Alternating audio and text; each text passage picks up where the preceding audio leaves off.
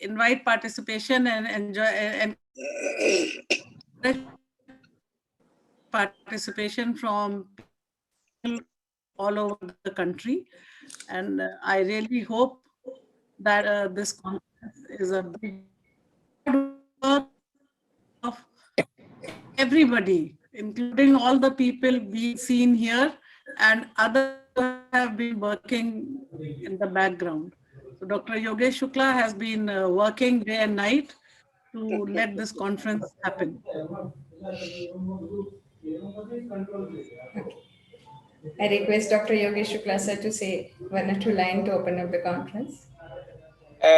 Yes, well, so it has been a really a long journey, because there have been a lot of ups and downs this year, and because of the COVID-19, we had a lot of shortcomings. Nobody was coming forward to take the conference, and I'm really thankful with my whole heart to Dr. Shreya and also Dr. Mehul, who volunteered to take this conference and doing this webinar in such a grand scale. I was not very sure that how this would come out, but what I am seeing that she has taken a lot of pains and a lot of effort actually to make this the webinar come live and come true and to our expectations, because we had done a wonderful midterm and now the annual has been very nice.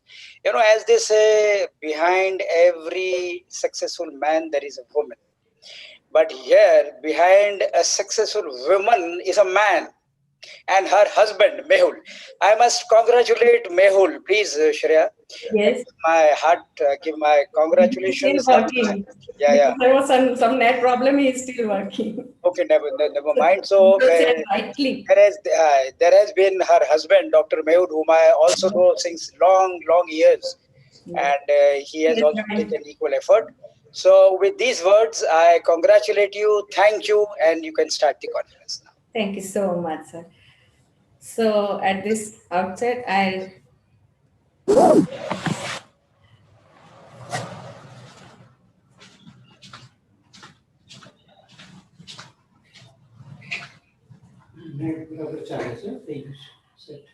Mr. Sai, you need to allow me to share my screen because there is an introduction of a chairperson now. Madam, screen sharing can be done by any screen. Okay, fine.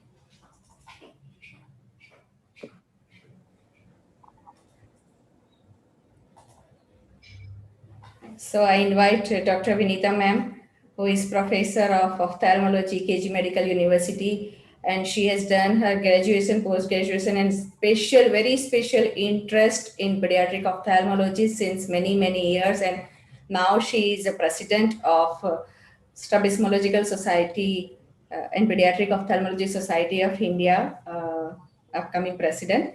And I request to chair this session to Vinita ma'am.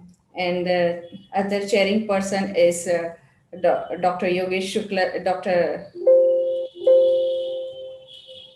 Subhas Dedia sir. He is really my personal guide also. He is a professor of ophthalmology at Guru Nanak Eye Center, Maulana Azad Medical College, and he's director there. He is a president of Delhi Ophthalmological Society at present, past president and secretary of SPOSI and secretary of SAO, POSA also.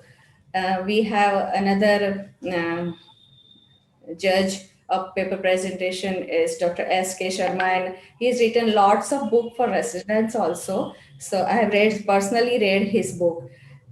Thank you so much. Thanks a lot. I just give this conference to Dr. Vinita ma'am, Dr. Dedia sir, and Dr. S.K. Sharma. So you can just take over. Thank you so much.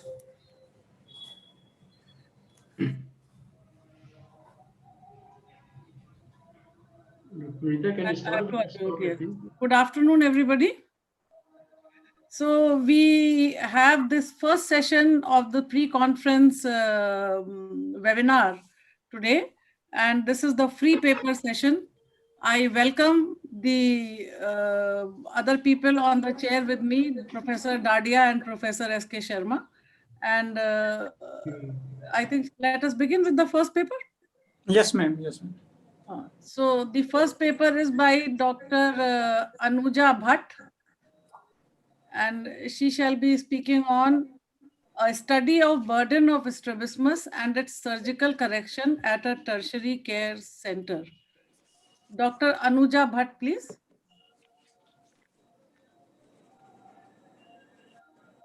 Dr. Anuja, can you hear us? Yes, hello. Can you hear Yeah, me? just share your screen and start.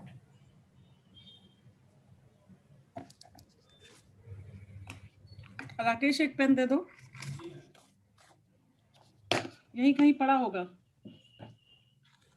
Good evening, everyone. Can I start? Yeah, you can start and it's time bound. Okay. My name is Dr. Anuja Bhatt. I am second year resident at Nagri Eye Hospital. My today's topic is a study of burden of strabismus and its surgical correction at a tertiary eye care center. Introduction. Strabismus are not infrequent causes of ocular morbidity in India. Generally affects children in early ages and can result in vision loss and impaired binocular function.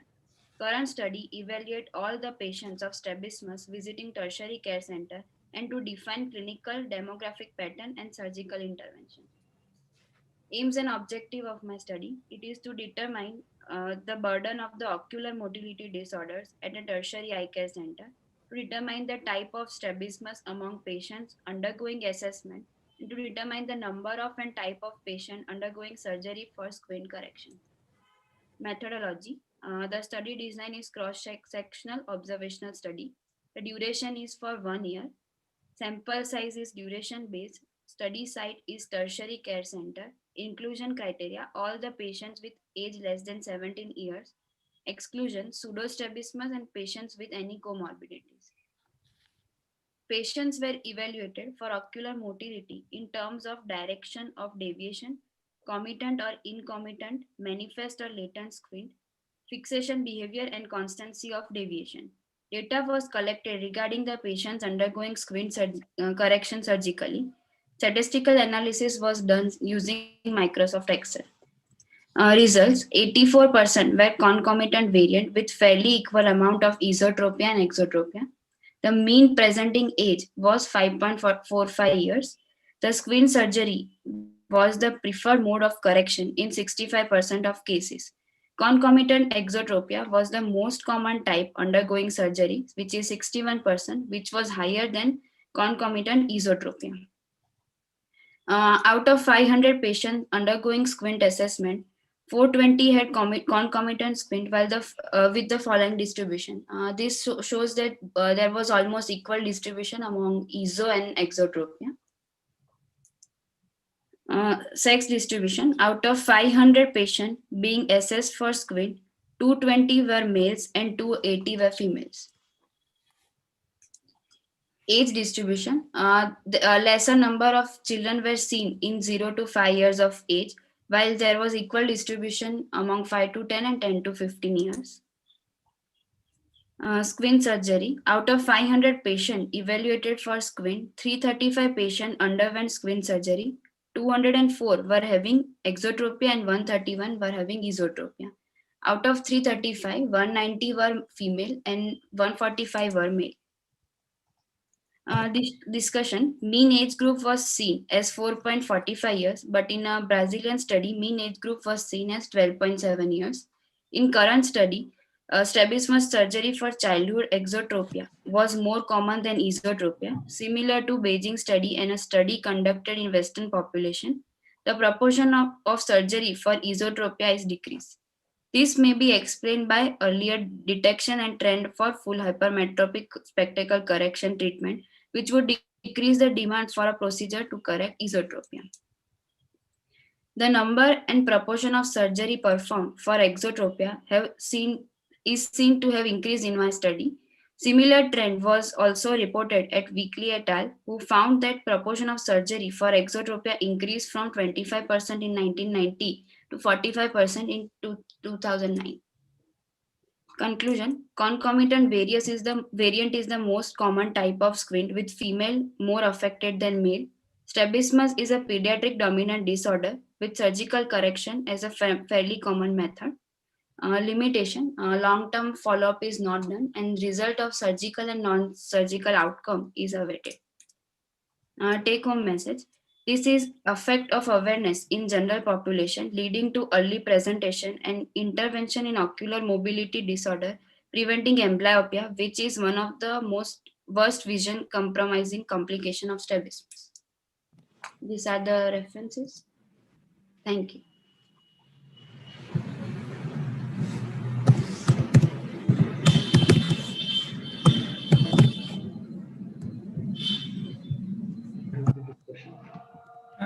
Dr. Anuja. Hello.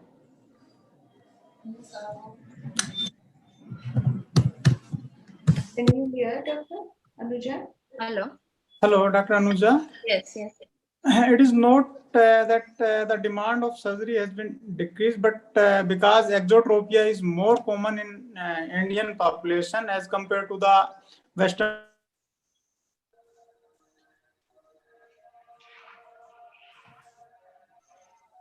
more common, number of surgeries will be more in exotropia. Okay. Okay. In the Western world, esotropia is more common, but in Indian circumstances, exotropia is more common. Okay.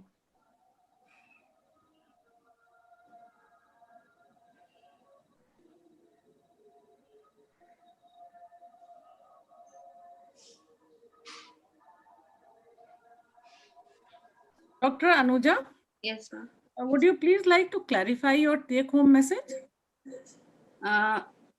Since in other studies, the mean age group was higher, it was 12 to 15 years. In my study, the mean age group was 5 years. So, this shows that there was the patients came earlier to the tertiary care center. So, with earlier intervention, we can help to prevent amblyopia. So you wish to emphasize the importance of community awareness regarding early treatment and early diagnosis. Yes, ma'am. Yes. Okay, thank you. Any questions? Dr. Sharma? Ma'am, actually, early detection, early awareness, but the parents is not there. Especially, I deal with the semi-urban and rural background people. To convince the parents that the child needs occlusion, needs amblyopia treatment, needs surgery after that, nobody bothers about it. Adult, on like she presented, that more people are getting operated later on in life. In our place, most of them are between 15 and 20 years of age, because that is the manageable time when they're looking for a partner. Then the neighbors and the family starts getting, so that's why exotropia probably is more commonly seen. One reason, glasses nobody wants to wear. Esotropia is mainly has a lot of hypermetropia in them. So that's the reason. But if you look practically, at least in this part of the country, I mean, eastern part of the Uttar Pradesh, I mean, Gorakhpur, we also do a lot of surgery for exotropias as compared to the tropias. But if you like the lower age group, 0 to 5 years, or let's say 1 to 5 years of age, then more of esotropias are being operated than the exotropes. That is seen everywhere else. So overall, we need to be a little more aggressive regarding motivation of patients and also our own colleagues who are seeing patients and referring to motivate the children a little more and their parents a little more aggressively regarding the complication of visual suppression and amblyopia and other developmental problems. If not, You said very rightly, even our ophthalmic colleagues tend to tell the patient, "बड़ा हो जाएगा तब operation कराइएगा, मत कराइए." I don't know what is the rationale. Yeah, but it's a good presentation. Thank you very much. so let Dr. Sharma please invite the next person. Yeah. Can we have the next speaker? Next speaker on the list is Dr. Diksha. Deepika Dr. Right after business surgery performed at Pediatric Ophthalmological Services. That's my pet topic. Here, please go ahead, Dr. Deepika. Hello, am I audible? Yeah.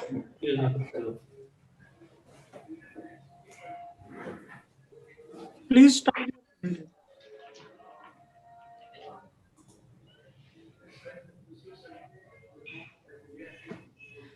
Okay. A very good afternoon to one and all. My name is Dr. Diksha Thorat, and today I'm going to be talking on profile of strabismus surgery in pediatric ophthalmology services. I would like to express my gratitude towards my institute Drashti Netralaya, Dahod, Gujarat, and my mentors Dr. Shreya Shah ma'am and Dr. Mehul Shah sir. There are no financial disclosures. So before we talk about strabismus surgery, here's a little sneak peek into the history of strabismus surgery. So John Taylor, an oculist in 18th century, first suggested that conjunctival resection would denervate the muscle. But after operating one eye, he would patch the other eye. So people would think that squint has been treated, only to realize that once the bandage was off, the squint would return. But by that time, John Taylor would move to another village. Anyway, that didn't work, but it definitely pointed out that myotomy could be the future of strabismus surgery. So after multiple trial and error and valuable contributions by multiple oculists, the primary goal of strabismus surgery today is to successfully eliminate the relative deviation of the visual axis. Surgery is performed for functional reasons to create comfortable single binocular vision and to re-establish a normal facial configuration. The aim was to study the demographic and clinical profile of strabismus treated surgically by tertiary care pediatric ophthalmology unit. So data was collected retrospectively from the EMR and non-randomized analysis was done for 1,090 patients between the age 0 to 18 years after permission from the ethical committee. All the patients in the study underwent a thorough strabismus evaluation followed by surgery. The data was collected in a pre-tested format and analyzed using cross-tabulation. The examination had a thorough history taking followed by vision testing, preoperative squint evaluation and measurements, followed by anterior segment slit lamp examination and cycloplegic refraction and fundus examination. All patients of age 0 to 18 who underwent strabismus surgery between 2014 and 2018 were included, whereas patients operated after December 2018 with procedures like muscle plication, etc., were not included. So this data was broadly divided into three categories.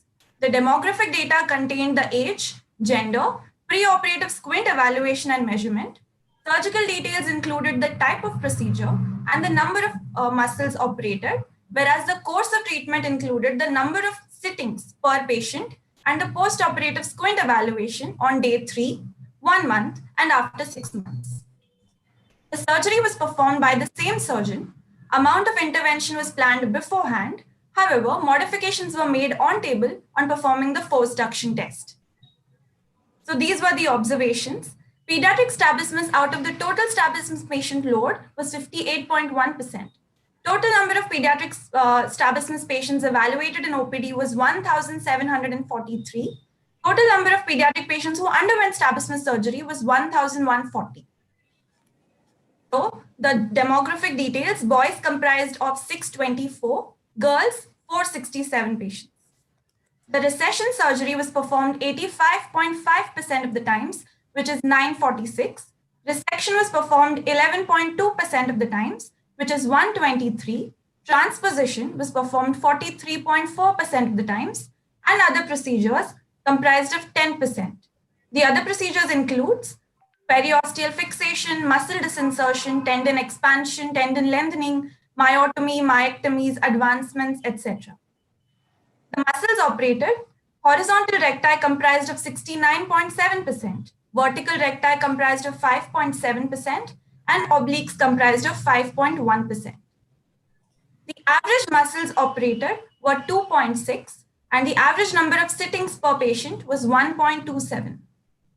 So the conclusion, the result of strabismus surgery are not precisely predictable in terms of prism diopters correction per millimeter of recession or resection. Even though it may eventually be possible to standardize most of these aspects, there are certain additional like sensory status, muscle stiffness, tendency to form adhesions, conjunctival elasticity, and anatomical variation that may come out as surgical surprise. Therefore, Each surgeon must establish through periodic review of surgical outcomes the approximate effectiveness of the procedure he or she routinely employs for certain condition and modify the accustomed dosage whenever so dictated by this learning experience. A Drashti Netralaya presentation. Thank you for your patient listening. Last slide was very good.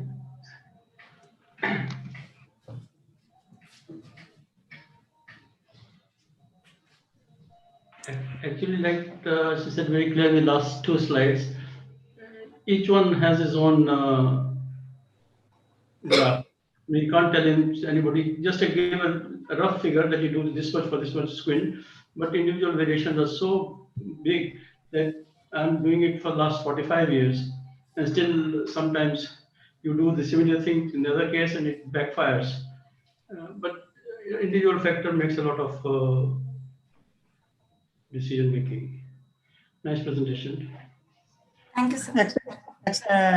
Dr. Diksha, excellent presentation, but basically it is known fact that each patients behave differently. The same principles might not, which are good for one patient, might not be good for another patient. So basically we have to keep that factor in mind.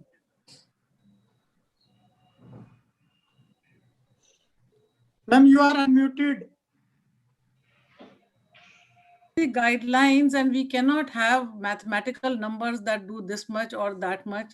And besides the element of anatomy, there is also a functional element to it of the individual's mindset, his muscle tone, his capability to adapt. So these are the variables because of which we have never been able to answer this question in a foolproof manner. Nice presentation. Thank you, ma'am. So, Dr. Subhash, please, will you call the next? So, Dr. Dharma is the next speaker. Dr. Dharma, please. Yes. Very interesting topic. Good afternoon, sir. I am too small to screen me. Screen me on time. Yeah.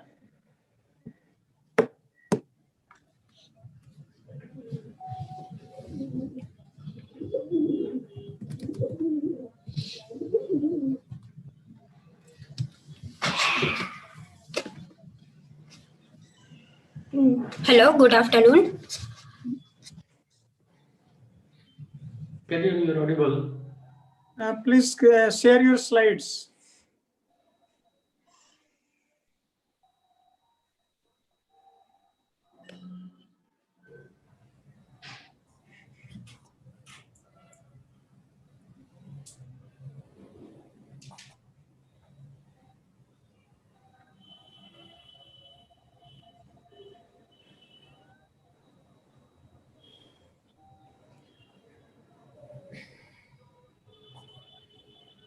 Okay.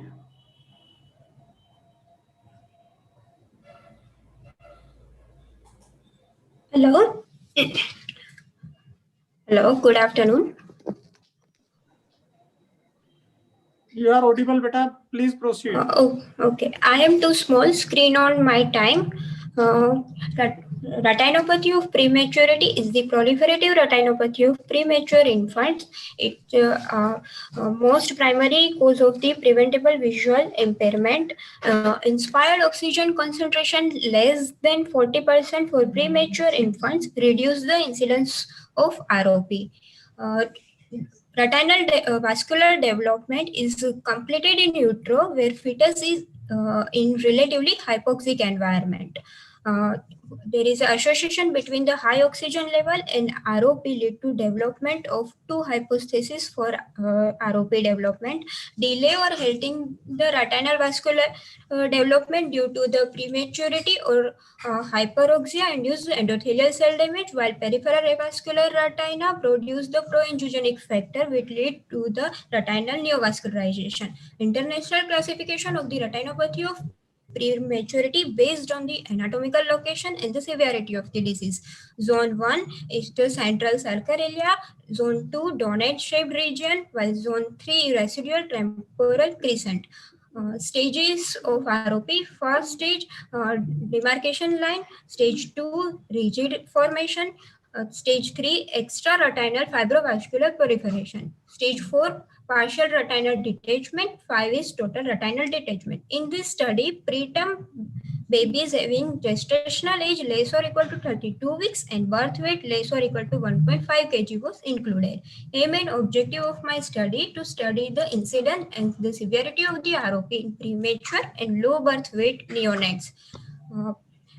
It is the cross-sectional observational study. Sample size 1000 neonates. Out of them, 300 premature neonates with low birth weight less or equal to 1.5 kg and gestational age group less or equal to 32 weeks were screened for the ROP. After pupillary dilatation, a topical anesthesia was applied. For fundus examination was performed with the binocular indirect ophthalmoscope, 28 diopter lens and lead speculum. For nasal and temporal retinal examination, scleral depressor were used. Uh, uh, Out of in present study, 30% premature neonates with birth weight less or equal to 1.5 kg and gestational age group less or equal to 32 weeks were screened for ROP. 16% neonate were developed ROP. 16.27% were males, 15.67% were females. 29.17% had stage 1 ROP, 35.42% had stage 2 ROP, 27.08% had stage 3 ROP, 8.33% had retinal detachment. 57.33 were given oxygen. Among them, 80.60% developed ROP. Most common cause of the ROP are premature birth and low birth weight. Incidence of the ROP increased with the lower gestational age. Incidence of the ROP in present study was found to be 60% lower than Vision 2020 e-resources. Stage 2 was most common in present study. Stage 1 was in RECA and other studies. High level of the oxygenation increased the mortality of the ROP. In present study, 80.60% developed the ROP with oxygen therapy. Increasing the concentration of the oxygen delivery carries the significant risk for development of ROP. We could not document this concentration. Conclusion of these studies: there is a significant incidence of the ROP in premature neonates with low birth weight, lower gestational age group. The rate of ROP in premature infants have been decreased with the better care in neonatal intensive care unit. Early examination was associated with the early detection of ROP. Take-home message of this study: screening of all vulnerable neonates can reduce the ocular morbidity due to ROP. Telemedicine approach is newer strategy to identify the neonate at greater risk of developing severe ROP, especially those in remote area. ROP 30 days to light. It is the window period for screening and offering a treatment. Limitation of this study: there is no association between the incidence of the ROP and how much amount of the oxygen saturation was given is not included in this study. Thank you.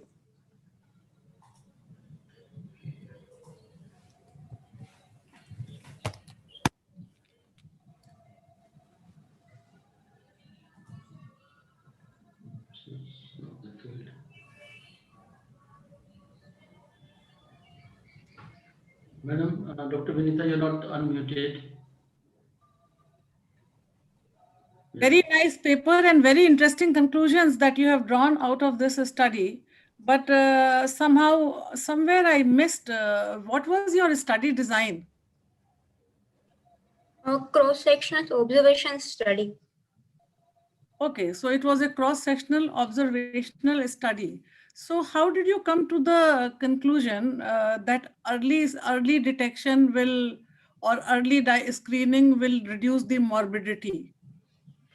If we diagnose earlier stage of ROP, then treatment is easier to given. In stage 1 and stage 2, we can prevent the disease, while higher the stage 3, 4 and 5, morbidity of visual impairment is higher.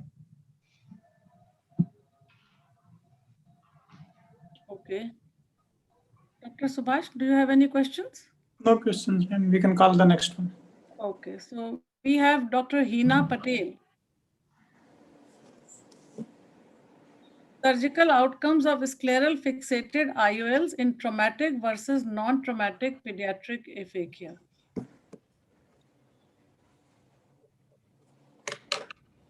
Dr. Sharma, you want to make any comments on the or your Not my field. that was just presented? It's not my field. Squint is enough. We can't see the next speaker, can we?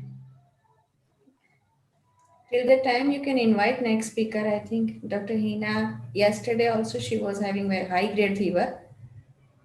Okay. The next speaker is Dr. Meenakshi.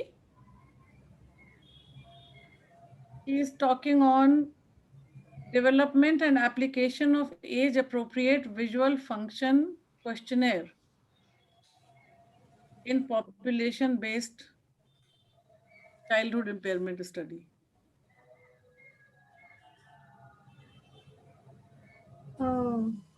Good afternoon, everyone. Am I audible? Yeah, you are. You're showing the last slide.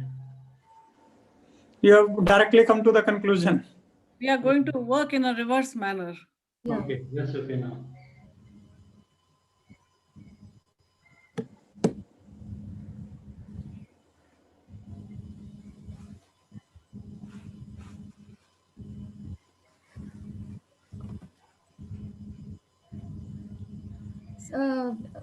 Good afternoon, everyone. My dear respected faculty members, I'm going to present my PhD thesis work, which was conducted in RP Center, AIMS.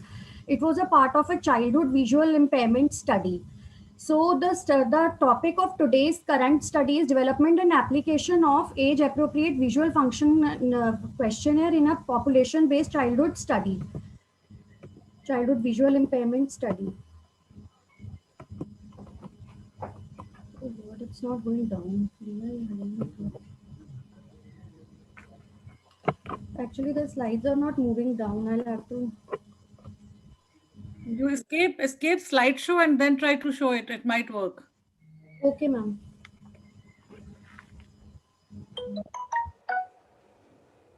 That better?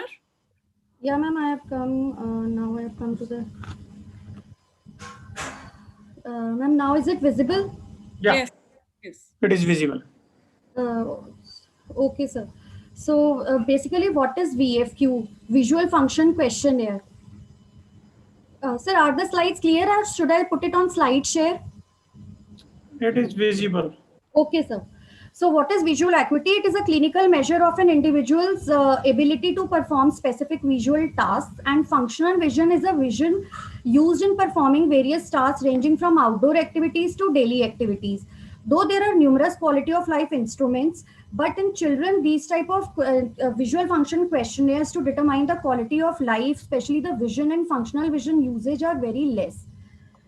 The previously different VFQs available are in the literature were cardiovisual acuity, Indian visual impairment of visual function questionnaire, and LVPI questionnaire, and children visual function questionnaire. And all these were also designed by either by self-reporting from the children or by using the parents as a proxy. And the concept measured was to understand the visual related quality of life. So the purpose of the study, which was a visual impairment study done in a community-based setting in Delhi, was to determine the prevalence as well as to develop a visual function questionnaire. In this objective, we used two questionnaires. One was IND-VFQ and the other was LVPI.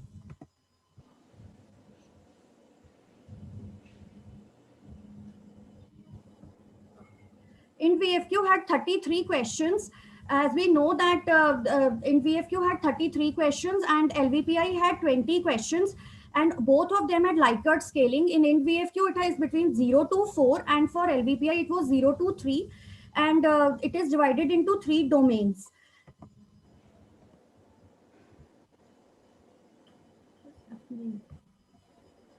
So we basically now moving on to the methodology. It consisted of 4 steps.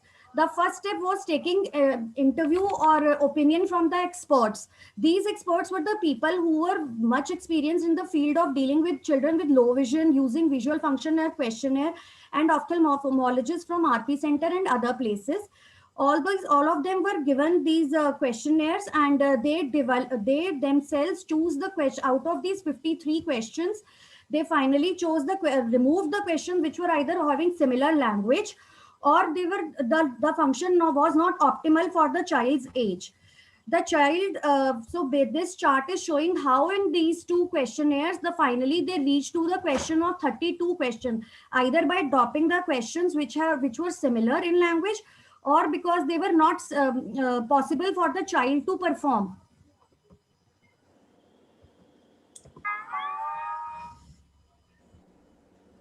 So in the step 2, what we did is that finally, when these 32 questions were subjected to factor analysis, the experts decided that the children should be divided into two age groups, one in 5 to 9 years and another 10 to 15 years. In 5 to 9 years, the parents were asked the question for these questionnaire, and in the elderly group, the children themselves were asked the questionnaire.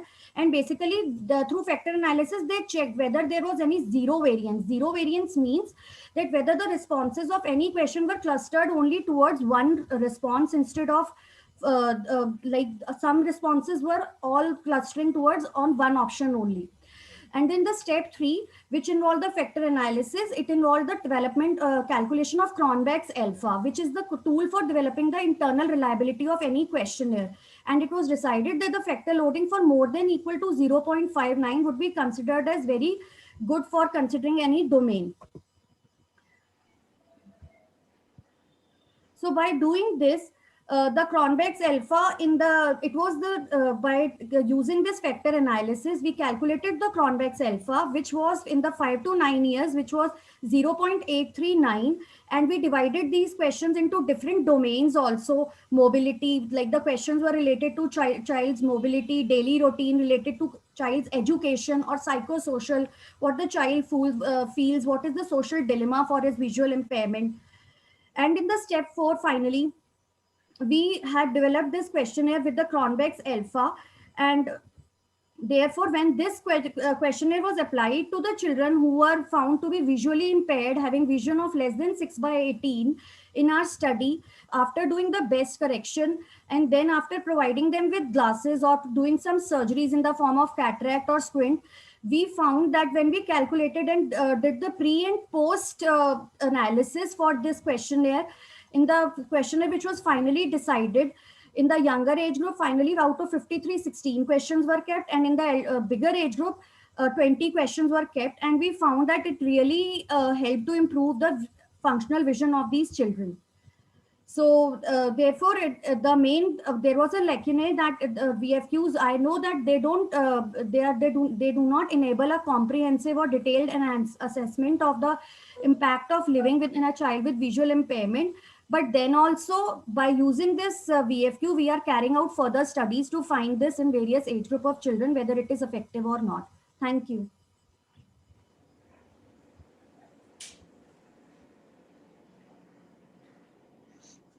Dr. Meenakshi, it was a nice presentation and good idea to develop such sort of questionnaires affecting the visual quality in the children's. So overall good presentation. Thank you. Dr. Vinita, ma'am. Yes, visual function questionnaires is actually very much needed, and maybe you may have to work a little more on the questionnaire that you have prepared so that you are able to come up with more concrete questions and guidelines for others to follow, and we are able to have a better assessment and understanding of visual impairment in children. It's a complex subject, but very good effort. Thank you, ma'am. Dr. Sharma, will you please invite the next speaker? Yeah, we have the next speaker, Dr. Nirav Deria, congenital cryptophthalmos case report, right?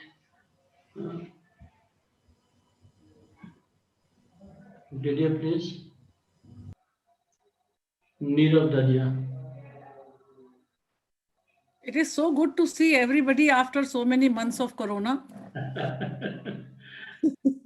आप तो बहुत पास में आ जाइए हमारे शहर में, spacing करेंगे, mask लगाएंगे, फिर भी आपको सुनेंगे. Do we have the next speaker? I don't see Dr. Neerav anywhere. Oh, is there? He is.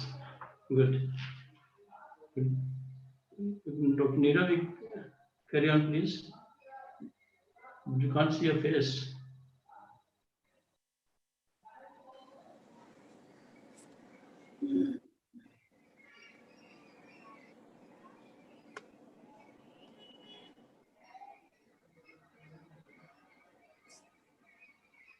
Dr. Neerav, you are not audible. Not visible, not audible. Only slides can be seen.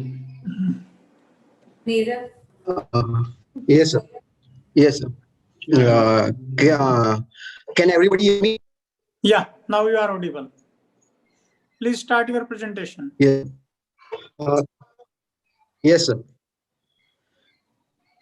Good afternoon, everybody. I am Dr. Neerav Daria, fellow in pediatric ophthalmology from Dusty Netralay. First of all, before starting, I would be grateful and I would express my gratitude to my institute, Dusty Netralay, and to my co-authors, Dr. Shreya ma'am and Dr. Mehul Shah sir. My today's case, I'm going to present a case that is congenital cryptophthalmos can be treated successfully by surgical treatment. I have no financial interest, and there was no financial help obtained for this study by the institute. So basically, cryptophthalmos in Greek, cryptos means hidden and ophthalmos means eye. So it is a rare congenital anomaly in which the skin is continuous over the eyeball with absence of eyelids. And it is classified into three types: complete, incomplete, and abortive. Complete, in which there is a complete cover of the skin over the eyeball. I mean, there is eyeballs are not visible at all, and there is a continuous layer of the skin. No lids are seen. In incomplete, there is a partial. The skin is abnormally developed with rudimentary lids, and conjunctival sac is placed laterally. Nasal aspect of the lid is incompletely developed, while laterally it is there are lashes, and it is lateral portion of the lid normal. And the third abortive type, the lead from the frontonasal part is not developed at all, while from the lead which is developed from the maxillary part is developed completely. It is associated with maldevelopment of the underlying cornea and microphthalmia. The ocular content is rudimentary, and sometimes it is usually associated with a Fraser syndrome, that is cryptophthalmos, along with syndactyly and abnormal development of the genitals and urinary tract.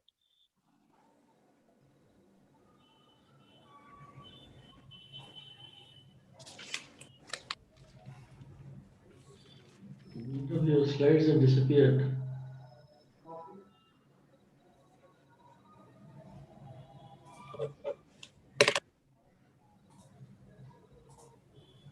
Dr. Neerav, are you still there? We've lost you.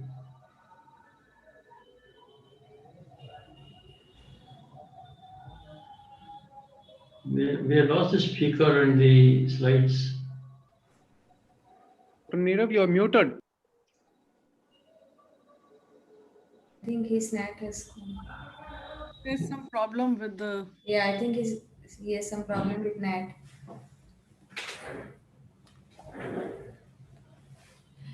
We can proceed to next. I think so. Let us proceed Yeah. to next. Are my slides visible now? No, not yet. We can see you, but not your slides. Okay.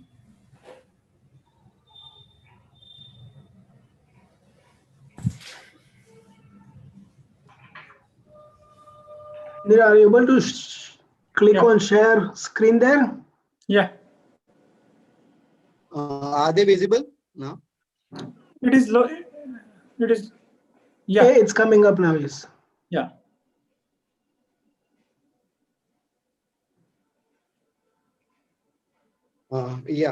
Sorry for the interruption. There was some net issue. On the similar lines, we had one case of a 2-month-old girl which was brought to us with abnormality in her left eye since birth. Her birth history was normal as she was having a spontaneous vaginal delivery after the full-term gestation. Antenatal history was unremarkable. There was no history of consanguineous marriages in the family. Ocular examination did not reveal any abnormality in the right eye. Vision was good. The lower in the left eye, the lower lid, except in the lateral 4 mm portion, which had a lid margin and eyelashes, was replaced by a fold of skin. And patient was having rudimentary eyeball and rudimentary tarsal plate, which was confirmed on ultra B scan, puncta without canalized lacrimal system.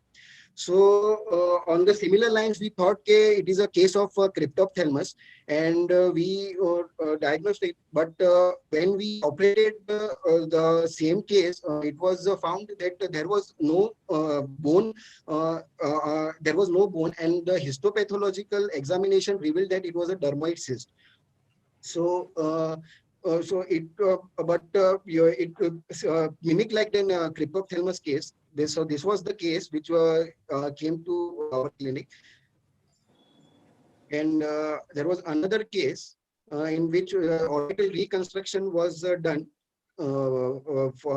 which is followed by skin grafting and fitted artificial eye. So I'm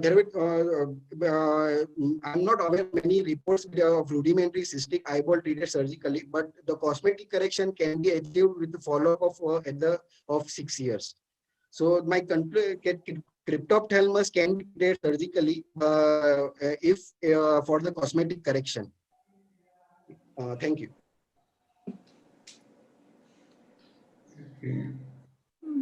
Thank you.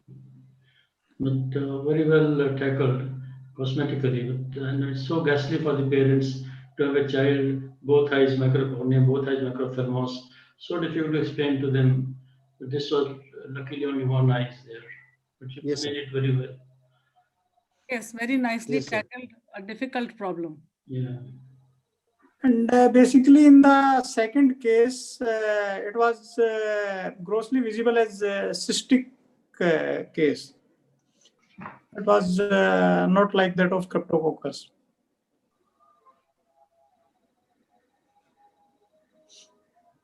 So we proceed to the next speaker. Is that right? Yes, ma'am. Dr. Subhash, will you invite? Just, ma'am, I am inviting. Okay. The next speaker is Dr. Pankiti Shah. She will be speaking on study of ocular alignment in early post-operative period in strabismus surgeries in tertiary care centers. Dr. Pankiti, please.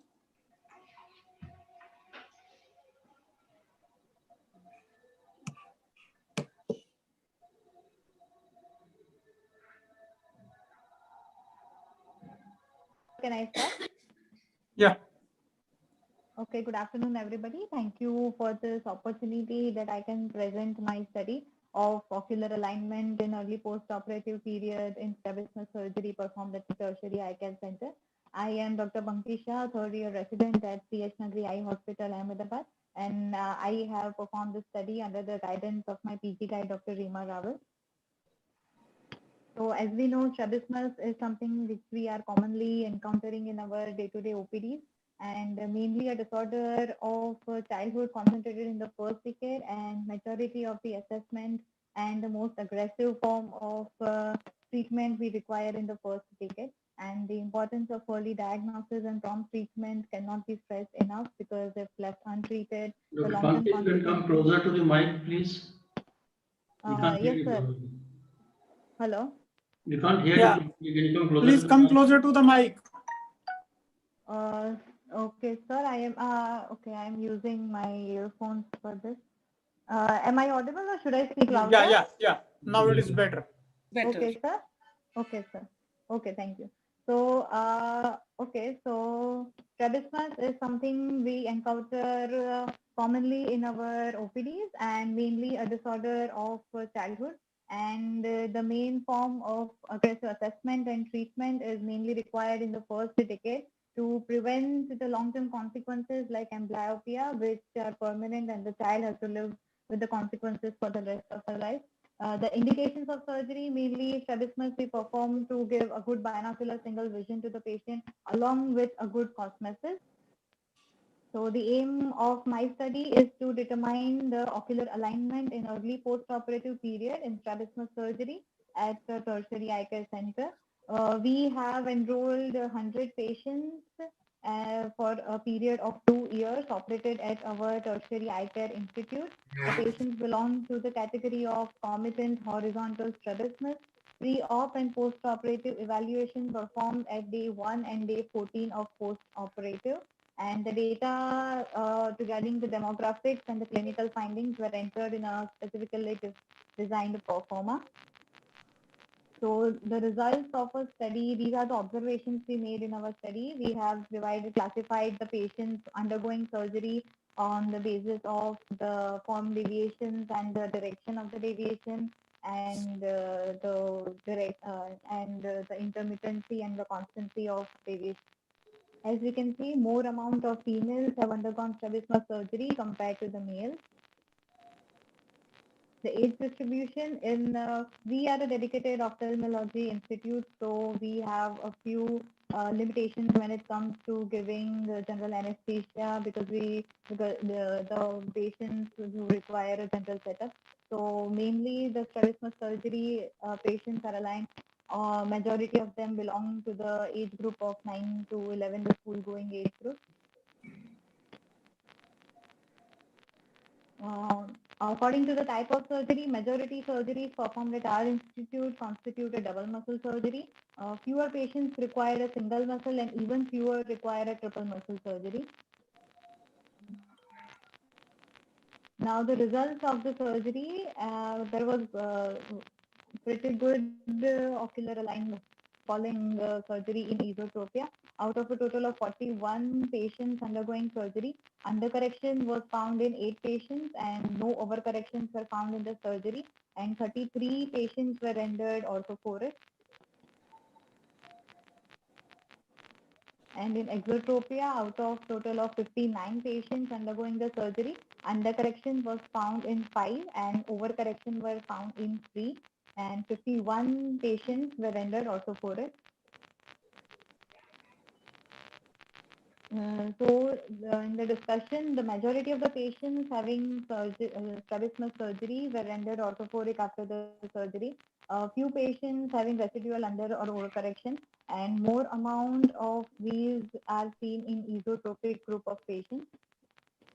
So the conclusion is strabismus surgery gives good results in ocular alignment. All type of horizontal squint can be corrected adequately by surgery.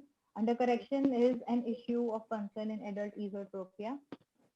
And the take-home message is early surgical correction should be encouraged in comitant strabismus, especially horizontal, as good correction can be obtained, and family physicians can play an important role in early referrals and counseling. The limitation of the study is sensory evaluation we have not taken into consideration in this study, and the lack of long-term follow-up. Thank you for your patient listening. So, Dr. Pankiti, you have already mentioned that long-term follow-up was limitation of your study. So basically in this sort of patients, the ocular alignment with the effect of ocular alignment decreases with the time. So in early period, success rate of 80 to 90% is a good result, but once we see 3 months, 6 months, or 1 year follow-up, the success rate decreases with time. So, I will take it as a future scope for the study. See, the ocular alignment does change with time, and besides what I was seeing, your figures of orthophoria are very high. Probably with by orthophoria, you mean certain amount of phoria which is compensating and becoming straight. Because you see, even some amount of exo or esophoria which has binocular single vision is taken as a very good correction. It need not necessarily be orthophoria. right? So you need to look into that. And besides, you see, this thing I am seeing repeatedly with our PGs, that your aims and objectives of the study is something else and your conclusion is something else. So you must be really aware of what was your aim in the beginning of the study. Your aim was to study the outcome of early postoperative strabismus surgery, right? And after that, you cannot have a conclusion that we must do early surgery, right? So that is the take-home message. The conclusion is just yeah, that that take-home message is it is there a even without your study. You see, we have to take the take-home message from your study. So that is just a right. point that I want to repeatedly bring to the notice of our postgraduate. Right, very nice Right. paper and a very good exhaustive follow-up, whatever you have done of your patients. It is not easy to see them pre-operatively and see them post-operatively, even if it was not a long-term follow-up. Well Thank you, done. ma'am. Thank you so much. So we have the next speaker.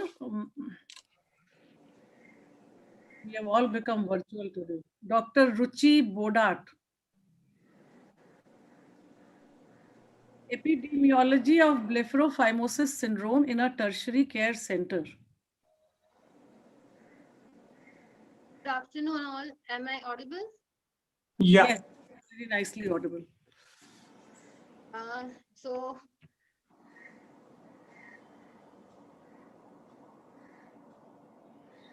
my presentation is visible.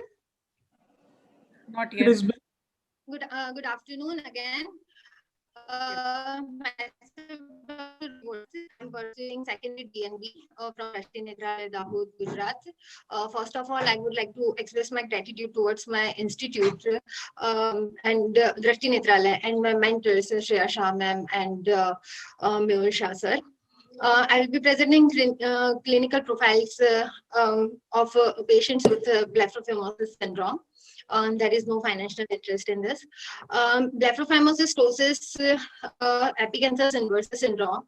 It is the uncommon inherited dysmorphic syndrome with primarily affecting the soft tissue of the midface.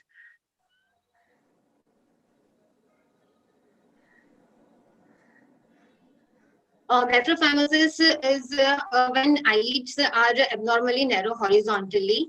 Horizontal palpebral fissure gets narrower than less than 22 millimeter, and drooping of the upper eyelid because of bilateral dysplasia of LPS muscle that resulting in ptosis and narrowing of the vertical palpebral fissure as well. Epicanthus inversus is a skin fold arising from the medial lower eyelid and ascending to upper eyelid.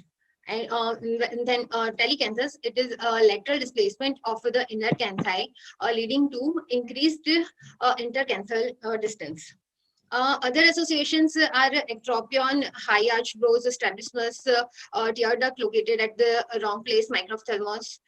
There is increased risk of developing refractive error and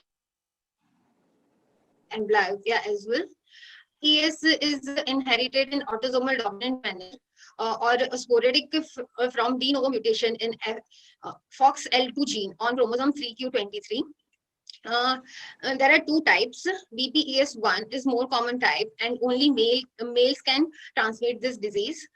Females affected are infertile with primary ovarian insufficiency. BPES2 is less common type, and both males and females can transmit this disease, and not associated with female infertility. My objective of study is to study the epidemiology and the clinical profile of the patient with blepharophimosis syndrome. This is retrospective study at the tertiary eye care center. All data was documented in pre-tested format, exported from EMR, descriptive and cross-tabulation method used and analyzed with SPSS 22. Prevalence, worldwide birth prevalence of BPES is unknown, hence not reported in majority of the literatures. At the Rashtriya Netralaya, being a tertiary eye care center, we got a prevalence of 0.006%. We found 29 patients with blepharophimosis syndrome, out of which 23 were children and 6 were adults. Specifically, 25 were males and 4 were females.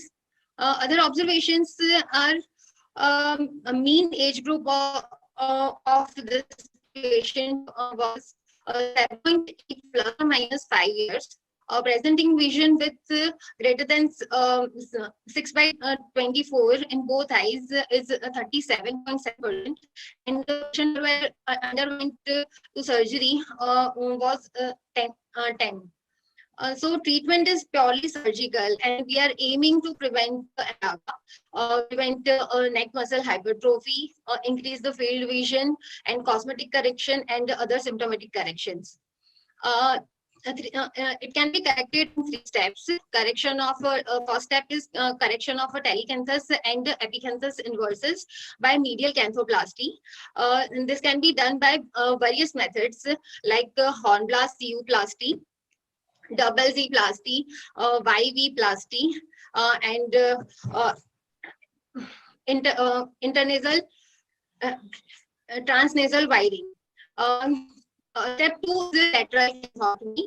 This can give us a widening of 6 to 8 millimeter of horizontal palpebral fissure. And step 3 is the ptosis correction. And this can be done by bro suspension method in majority of the cases. So these are pictures showing medial canthoplasty followed by the ptosis correction. There can be complications like infection and scar formation. And conclusion of my study is blepharophimosis ptosis epicanthus inversus syndrome is relatively rare condition and mostly have a familial tendency. Meticulous pre-operative evaluation and accurate measurements with staged surgical technique can lead to a correction of this congenital disorder with satisfactory osmosis and can improve the visual function. Thank you.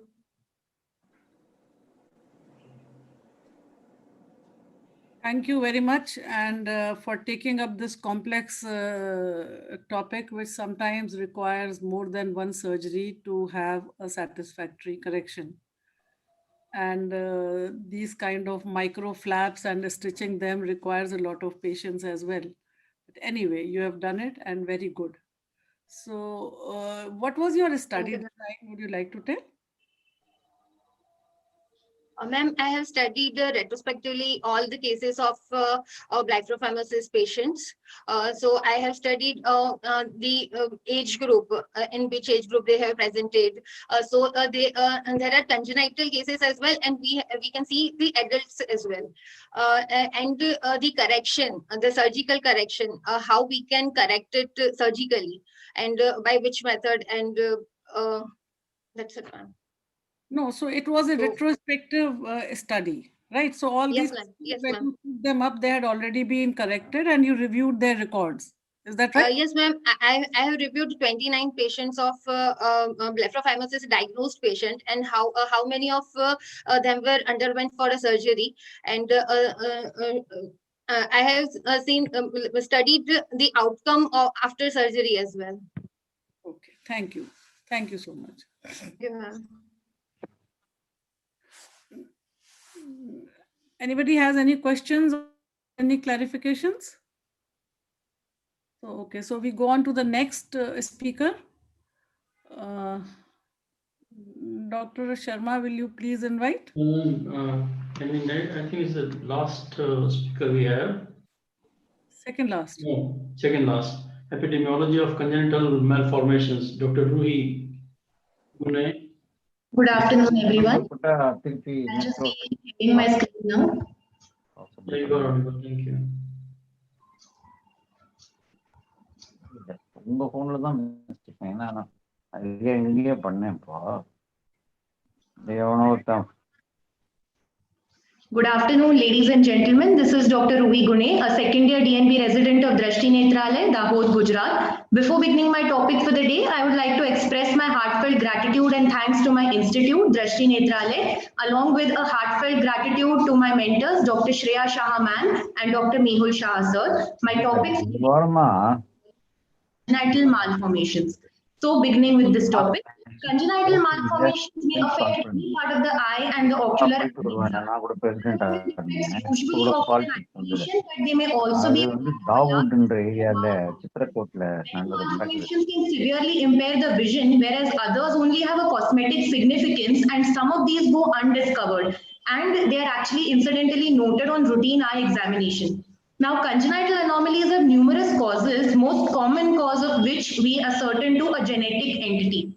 The genetic basis of the congenital eye and orbit anomalies is just beginning to be delineated, and future research on the subject will undoubtedly broaden the understanding of the developmental etiology along with the pathogenesis of the disease. Congenital malformations of the eye is an important cause of childhood blindness, and this is precisely why we've targeted the topic for the day. Blindness in children causes a deep impact when you see it psychologically, emotionally, and also a socio-economic growth of the family, that as well. It has been observed that unlike adult blindness, which is 80% avoidable, in children less than 50% of the causes are preventable, only less than 50% compared to the adult value of 80%. The prevalence globally has been reported to be as high as 1.5 per 1,000 children, in contrast to high socioeconomic countries where it is only 0.3 per 1,000. Now, as the prevalence of blindness in children is relatively lower compared to adults, a large sample size is usually required to give a very accurate data on the topic. The current rate is around about 0.8 per 1,000. The studies from India have shown that there have been an overall increase in the congenital globe anomalies over the past 2 decades. And most of these causes show that 40% of all causes attribute to congenital blindness. To tackle the current causes of ocular morbidity attributed to the whole globe and retinal abnormalities, we need a careful genetic counseling of the same. Now, the objective of my study under subject is that to know the incidence and distribution of congenital malformation. The method is, after taking due permission from the ethical committee, we retrieve data from our EMR system for the past 5 years using a specific format, and we analyzed with SPSS 22. A descriptive and cross-tabulation analysis was used in this study, and the p-value of less than 0.005 was considered statistically significant. Our results consisted of a cohort of 1435 patients, wherein the mean age was around about 22 years, out of which 56% of them were males and 45% of them were females. We came to the conclusion that the intraocular rates, the stats, came out to be 92.5%, which was the majority, whereas extraocular were only 5% and ocular came out to be 2.4%. Out of which microcornea contributed to be the maximum variant, 32.1%, followed by iris and lens scolioma, which came out to be 29.5%, followed by retinitis pigmentosa and other anomalies. Now, the more common types of associated anomalies is, other than the eye malformations, were club feet, microcephaly, hydrocephaly, and facial dysmorphia. These were actually seen in such children with eye anomalies. At birth, these children were smaller, they weighed less, and their head circumference was also lower than the normal parameters. The placental weight was lower in such patients. Pregnancies with eye malformations were more often complicated by threatened abortion or oligo or a polyhydramniotic condition. Now, mothers of children with congenital eye anomalies most commonly gave a history of taking certain drugs during pregnancy. Fathers of children with these malformations were more often exposed to occupational health hazards. There was a significant association between eye malformation and consanguinity of parents. First degree relatives were roundabout found to be 3 times more prevalent than the other variants, and these came in concordance with the genetic counseling. The conclusion of the study under subject is that these congenital eye anomalies may significantly impact the visual function, either involving the globe or systemic diseases. Thank you.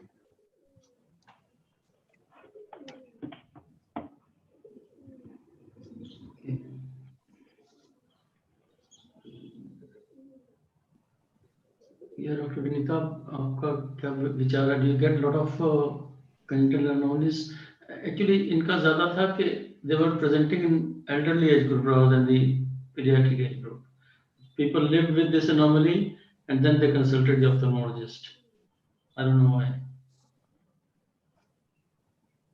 The prevalence of congenital abnormalities is fairly high. It is not as low as we sometimes think that there are. And prevention is, of course, at this present time, at a very primitive stage. The only thing remains with us is an early diagnosis and treatment, whatever is possible. Yes. Right? And in these sort of patients, we must rule out systemic associations in some sort of patients. And the genetics and genetic counseling, those are at the moment not very robust in our patients. Yes, ma'am. Either they're not available and people are not even aware of it. Yes, they are not available in most of the places. There are very, very few places where they are available, and at times at very exorbitant prices. Exactly. So we have the last speaker. Will you come back? Dr. Rushil Ambani. Is that right? Yeah.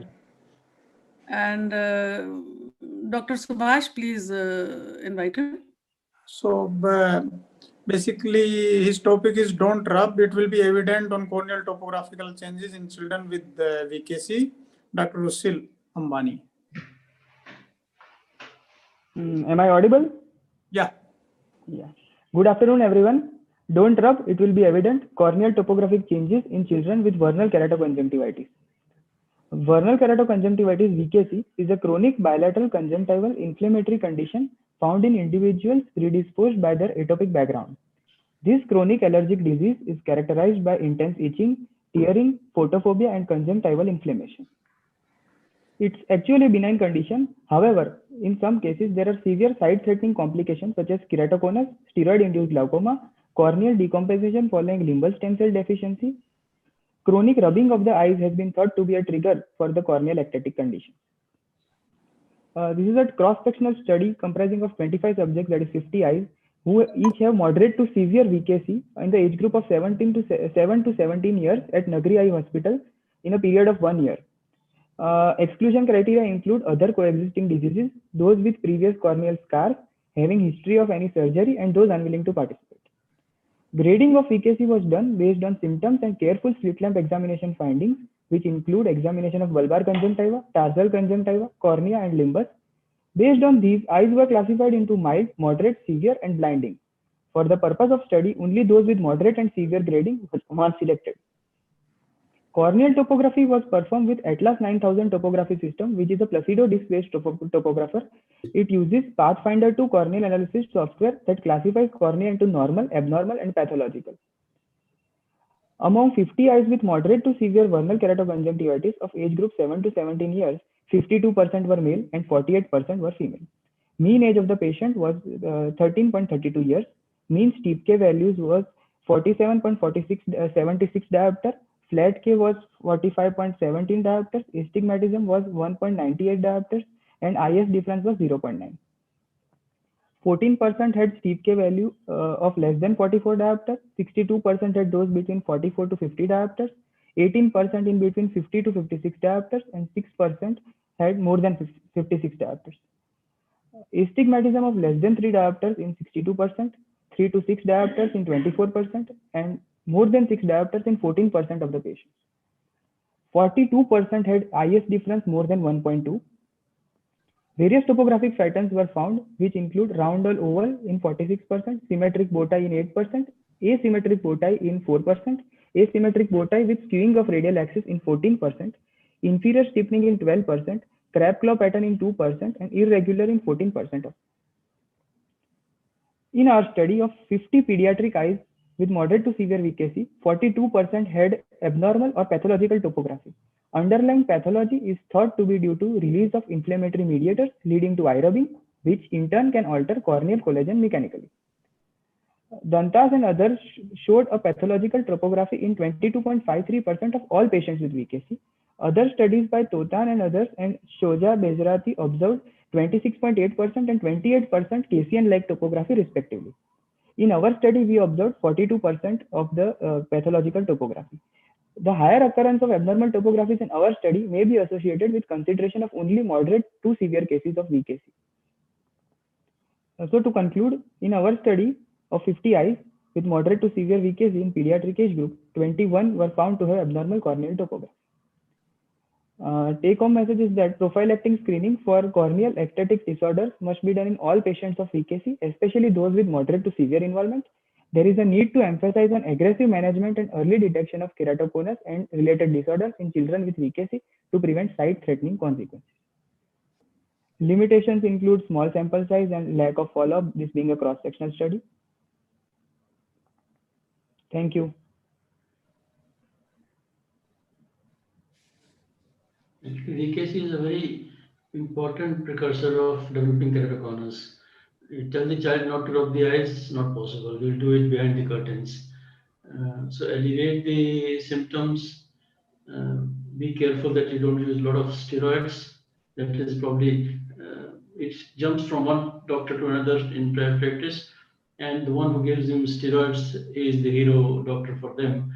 But ultimately, a lot of other complications take place. It's a good study, the small study, but needs more elaboration, I think. It's a very good study, and we all know that VKC is a very chronic, sometimes very troublesome in some children, and you do whatever, and it's something that just goes on and on. But at the same time, a lot of counseling and spending time with the children and the parents, that it is the nature of the disease is such, and they should not be rushing from one doctor to the other, as Dr. Sharma said. And ultimately, the one who prescribes them steroids is the best doctor. Yeah, but I've seen a lot of many cases I can remember who ended up with non-treatable glaucomas because of overuse of steroids. And corneal topography changes are also very, very important. We must be aware of them. The children, the parents must be made aware of them. And we have to detect them early, if at all, and go ahead. Right? Basically, in this sort of patients, I think corneal topography should be done in each and every case. Sharon, we missed one speaker. Has he come back, or do we finish it off? No, she did not come. I think she has got a high grade fever, sir. It's difficult to evaluate because if we leave that, unless we fill the marks, we can't go to the next speaker. Sir, you put one in all and So ignore that, okay? Which was that? That was Dr. Dr. Hina Patel. Yeah. Okay, so At least for me, it has been a great honor to share the dais with the two stalwarts in strabismology, Professor Vinita Singh and Professor Hridaya, and I have a very close contact with them. कोई stalwart नहीं है. We are all one. Shreya, thank you very much for with giving all us the same for problems. sharing with these two stalwarts. So we must actually congratulate Shreya, Dr. Mehul, all of us and the speakers that for a change, we are only 4 minutes late in ending this session. Yes, ma'am. That can happen when chairperson like all three can be there, like you. Like you see, most of the times we are always saying we are short of time. Now you please. Here we are not saying that. We are in time, on time. Very well in time. So we go on to the next session. Yes, I'm grateful to Dr. Vinita ma'am, Dr. Subhas Dedia sir, and Dr. S.K. Sharma sir to lead the session wonderfully, and all our students and all of us learned so many things from all of you three. It was a very great discussion, and I'm really, really grateful to all three. And the most important, I said, we are in time. I still feel, Shreya, that study methodology, and research methodology is something which is very close to my heart. But every time I enter into a discussion, I land up in blind alleys while discussing with people. So that is one thing which we must really focus on while our PG. Absolutely right, ma'am. Yes. Thank you so much.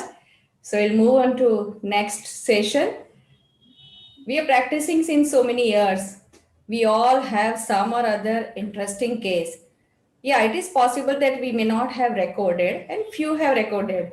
Even we may not have recorded when we listen somebody, when we hear somebody speaking about interesting case and we come to know, oh, I also had the same case. So let's learn from the experts and people who are doing so many surgeries, OPDs since so many years. So it is a good, great academic session of interesting cases. I'll request, I'll just share my screen.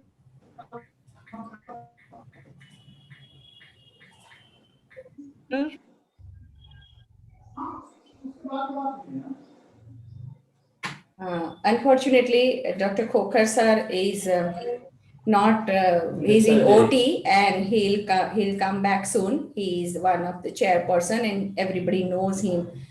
Dr. Eki Khurana sir has joined. Sir, have you joined? I couldn't see you, sir. So Dr. A.K. Khurana sir is a person, and here also Dr. Vinita Singh ma'am is chairing the session, and she is a professor head of KG Medical University at present, and she has got lots and lots of teaching experience, and we have already listening her since 1 hour and how her heart drives to the research and technology. Thank you so much, Dr. Vinita ma'am. I request Dr. Professor Kamlesh sir has joined and Dr. Subhas Dedia sir. Dr. P.K. Pandey sir has joined. I have joined Dr. Khurana. Yes, sir. Yes, sir. I'm so grateful to you. You agreed to at last moment, and because Dr. A.K. Khurana sir is not able to come. Yeah, he was a bit busy, so he requested me in the morning. And I am sorry, I saw your sale about 2:25 right now. I could not be there with you, you said, for the inaugural part. Thank you so Yeah, much. I just saw it now. Yeah, Professor P.K. Pandey sir is now taking up the charge as a secretary SPOSI also. He has ex-director of Guru Nanak Eye Institute and presently he is with ESI Medical College, Faridabad. He has a great experience of working since 30 years and he has got lots of publication, 50 publication on his name.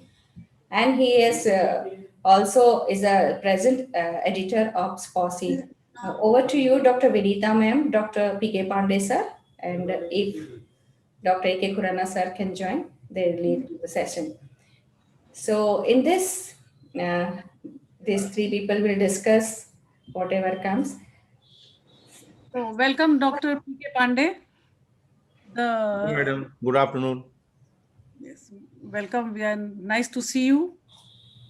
So we thank you, Shreya, for the invitation, and let us proceed without delay so that we can praise ourselves at the end of the session. Yes. So our first speaker is Dr. Leila Mohan. She is really a very good friend of mine also. She is head of the pediatric ophthalmology in the strabismus department at Comsted Eye Hospital. And she is working as a pediatric ophthalmologist since 20 years, long years. And she has done her observership and pediatric, her fellowship also in the pediatric ophthalmology. She's got great interest in pediatric glaucoma too. And she has presented lots of papers in national and international conferences. So over to you, Chairperson, for discussion, and Dr. Leila Mohan, I invite you to speak.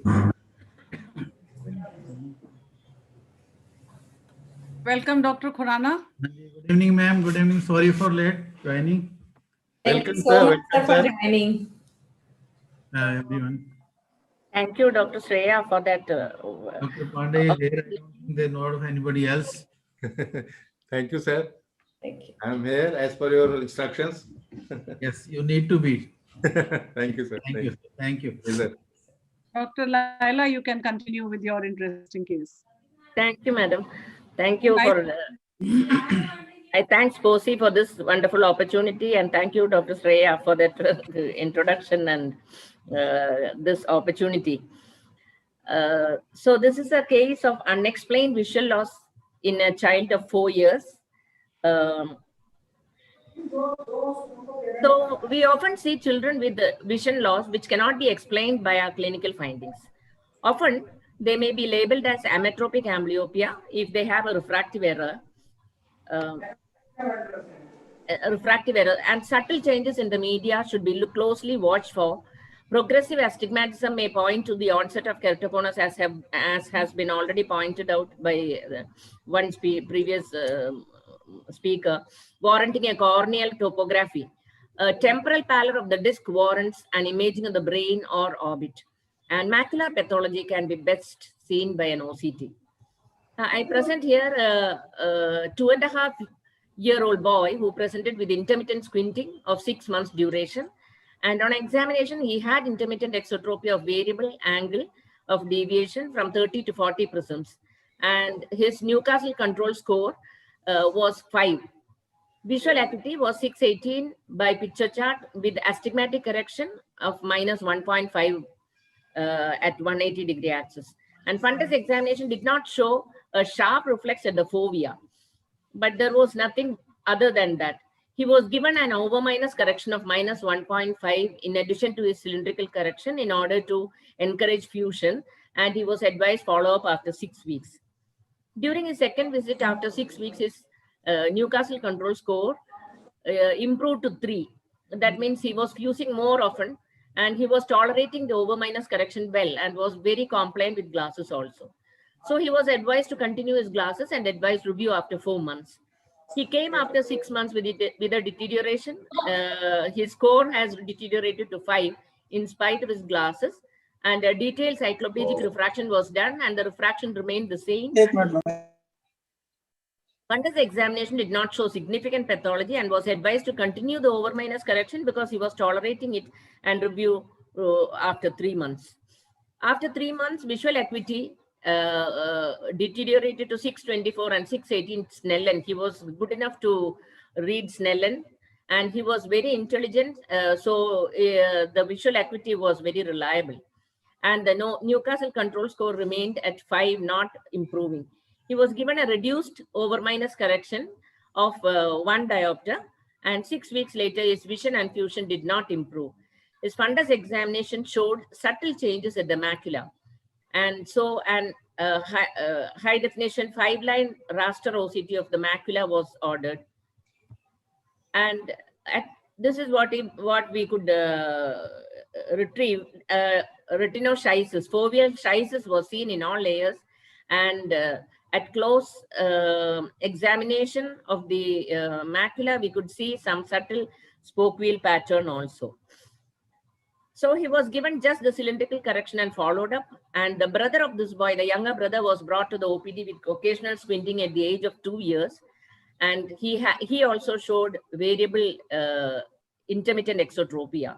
And the fundus showed dull foveal reflex, and he had a myopic astigmatism similar to this boy.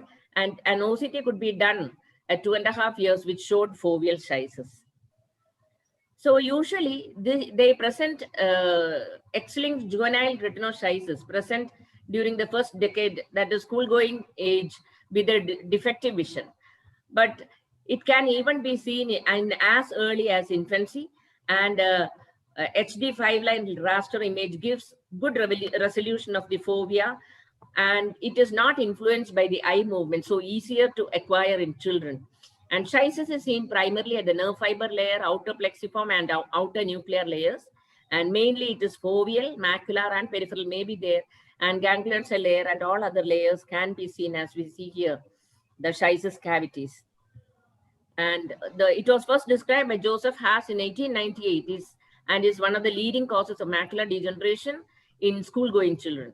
And in 1997, the positional cloning showed mutations in RS1 gene located on the short arm of X chromosome XP22, which encodes retinoschisin, which is a protein which functions in cell-to-cell additions. And in 2004, Erickson showed the role of OCT in diagnosing the cystic cavities.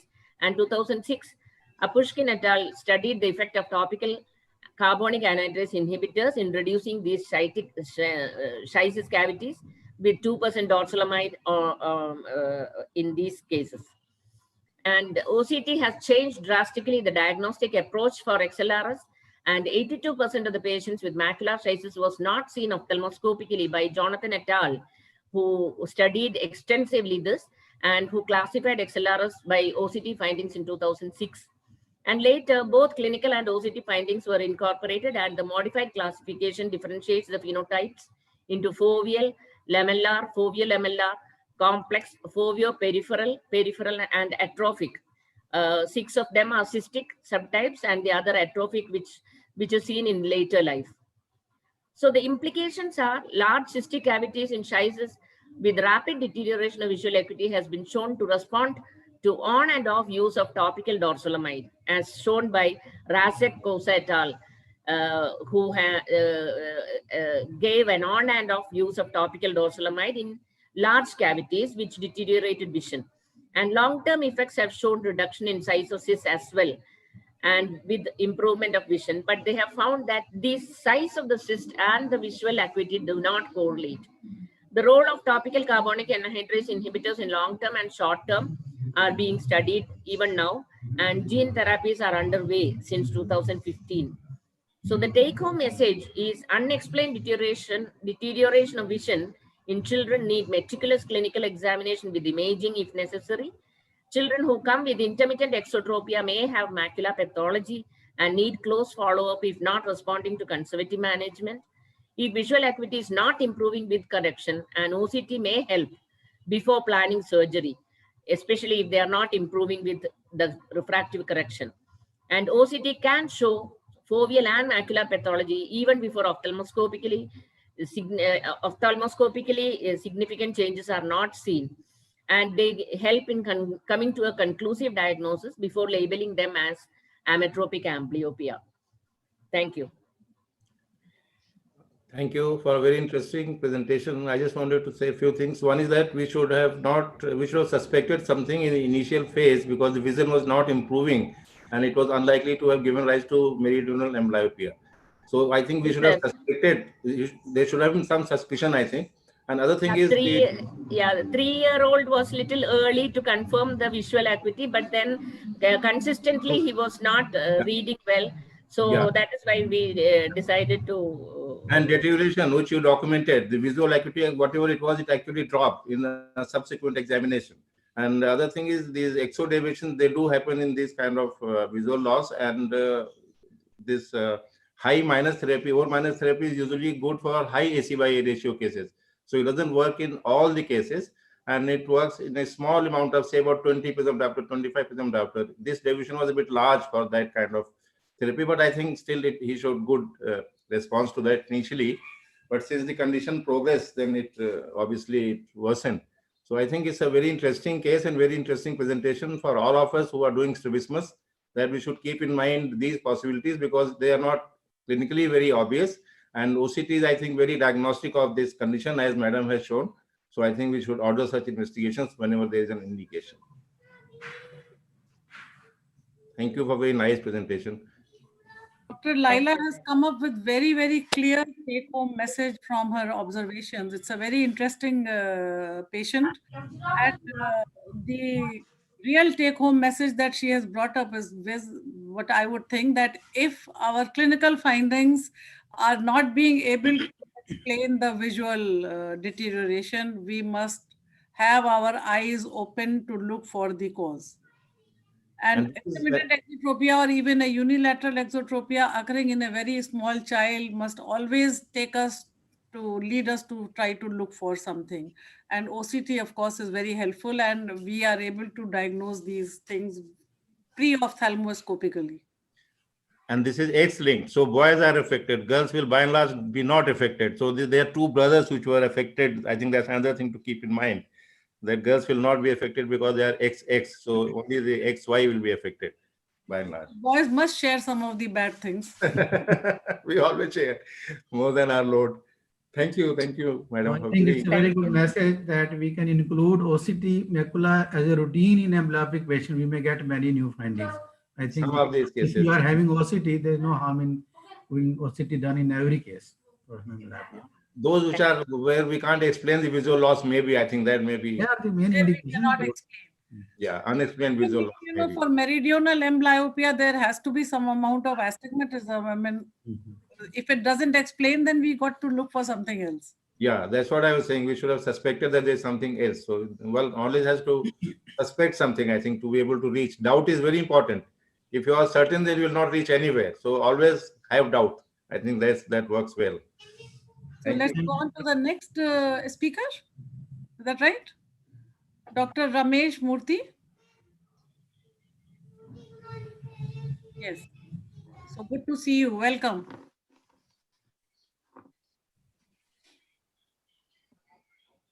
Shreya, would you like to introduce him? Is he there? I think I saw in that. Dr. Shreya, you're on mute right now, I think. Yes. Is Dr. Ramesh Murthy there? Because I saw in one flyer that he's not there. He'll not be presenting, is it?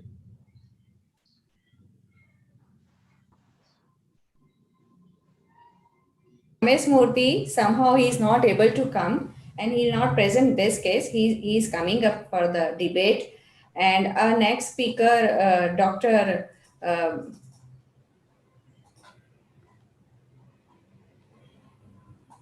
Is Dr. Raleigh, because Dr. Magdalene also had a problem at her home and she has to rush fast to save somebody.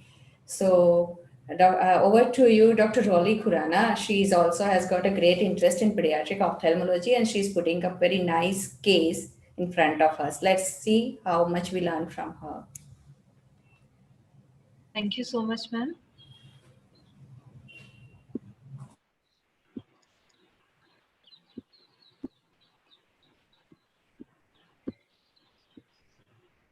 Is my screen visible? Yeah. Dr. Raleigh is major. Yes. At the offset, I would like to thank Dr. Shreya for giving me this opportunity. And I would also like to mention that I'm really honored to present this case in this session where the chair is my mentor herself, Dr. Vinita Singh. She's the one because of which I got interested in squint in the very beginning. So with that, I would like to start my case. I'm presenting a case of Apert syndrome. So there was a 1.5-year-old male with complaints of incomplete closure of the eyes, right more than left, with watering and discharge. Recurrent eversion of the right lower lid was seen. Whitish discoloration in the central clear part of both the eyes was seen, as can be seen in the lower picture. And the last complaint was that of a squint. On taking a detailed history, there were multiple positive findings like gestational diabetes mellitus, polyhydramnios, even a suspicion of transposition of Gait arteries, for which a fetal CT scan was done, but Apert was missed at the time. But the positive findings correlating to our case was an increased paternal age, which is a known risk factor for Apert syndrome. Also, he had already undergone an craniotomy surgery at 9 months of age, and they had recurrent episodes of microbial keratitis since 15 days of age. Proptosis, according to the parents, had improved after cranial surgery. So on general examination, we could see an acrocephaly and marked proptosis was there. There was a prominent forehead with irregularity. A cleft palate was there with dental anomalies, and syndactyly confirmed the diagnosis of Apert syndrome since it is absent in Pfeiffer's and in the Cruzen syndrome. On ocular examination, the child was fixing and following well uniocularly as well as binocularly with a central steady maintained fixation, though he had a poor attention span. Down slanting palpebral fissures were there, a small cylindrical refractive error was there, ectropion more laterally on both the eyes could be seen, and a lower fornix prolapse with chemosis kept occurring again and again, and exposure keratopathy of both the eyes was seen. A head posture of a left head tilt with a chin up was noted. On orthoptic evaluation, we took the head posture only as a chin up because the child had orthovision and orthotropia in down gaze, and he also on MRI showed fused cervical vertebrae, which was probably the cause of the head tilt, as the head tilt was maintained even when the child was sleeping. So he had a large left exotropia with a right eye fixation preference, and no excyclotorsion on the fundus was seen, and there was no evidence of disc pallor. So at this stage, we advised right eye patching to bring him to an alternate fixation. Antibiotics and lubricants was given for the corneal exposure, and hypertonic saline was used to correct the fornix prolapse. Vertical taping and regular follow-up was done. Also, we went and checked the old photographs of the patient, and at the time of birth, there was no proptosis at all, and the squint increased after the craniotomy surgery. And at the time of presentation, the proptosis had also progressed in spite of the surgery. So when we checked literature, proptosis usually doesn't immediately present at birth, but it is progressive and is likely to develop within the first few years of life. While the child was patching, we decided to observe him for a year or so. There was recurrent troublesome chemosis, which was corrected again by the same treatment as mentioned above. However, exposure keratopathy had now resolved with a residual scar, and it was not there in the visual axis. On pre-op evaluation, primary gaze, now he was alternating, was 70 to 80 prisms of exotropia with a 5 to 10 prisms of right hypertropia. There was elevation and adduction in both dextro and levo gazes. There was an ortho in down gaze, and also I could feel that there was some kind of a superior oblique underaction in the levo version gaze. However, I felt that it could be a pseudo superior oblique underaction due to the excyclorotated orbits. So an diagnosis of exotropia with V pattern with elevation and adduction with excyclorotated orbits was made. We went ahead and checked literature.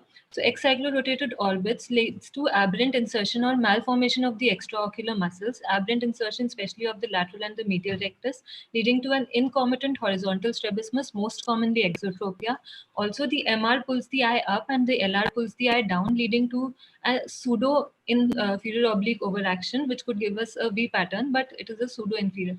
However, there could be a true inferior oblique overaction because there is lack of support to the inferior oblique muscle because of the orbital floor recession and mid-facial hypoplasia, leading to this V pattern. Another hypothesis is that the desagittalization of the muscle because of the shallow orbit, leading to the angle of superior oblique not being 54 degrees anymore, could also lead to a true superior oblique underaction and thus a secondary inferior oblique overaction. So we went into literature and checked what would be the likely surgery to benefit the child. And most papers said that dealing with the inferior oblique would be the more corrective procedure. Vertical offset of the horizontal muscles can be supportive but not effective alone, was said by one study. The other study said that vertical offset of horizontal muscles showed no improvement at all. However, one case report said that superior shift of the lateral recti with fixation suture at 18 millimeters from the limbus did show correction. So also we checked literature for the timing of surgery. One study said that 6 months to 1 year after cranial surgery and midfacial surgery is okay because it allows the changes in the orbit to occur. But there was another study saying that only 9 out of 140 cases showed changes in squint after the cranial surgery. Thus, an early surgery to restore binocularity is the way to go. However, another study said that proptosis increases with age and the squint pattern also changes with age, and hence we should wait till later, as it was seen in our case also. Another study said that just by 1.5 years to 2 years of age is the adequate time when we should go ahead with the surgery. Now, with all these studies in mind, we went ahead and did the imaging of the MRI orbit and brain and checked the position of the muscles or any aberrant insertion or absence of any muscles. However, all muscles were present. The lateral recti and the medial recti were quite in position, but the inferior recti seemed to be slightly nasally shifted. So we went ahead and did a bilateral lateral rectus recession, 9 millimeters in both the eyes, with a half muscle width upshift with bilateral inferior oblique recession. Since it was a right over R by L, we did a 4:1 and 3:2 respectively. And then we had to do a second stage surgery, which could not be done because of repeated URTI infections, and it is still, and then COVID happened. So it is still pending. So we plan to operate for the residual exotropia since bilateral LR would not correct around 70 to 80. And then we might revisit the IO or the MR downshift if required. Also with that, we will also do a medial or a lateral tarsorrhaphy and ectropion surgery if required so that the recurrent chemosis is correct. It doesn't have to be treated again and again. So 2 months post-operatively, the child was doing well. There was a small residual XT, and we advised him to continue alternate patching at this stage.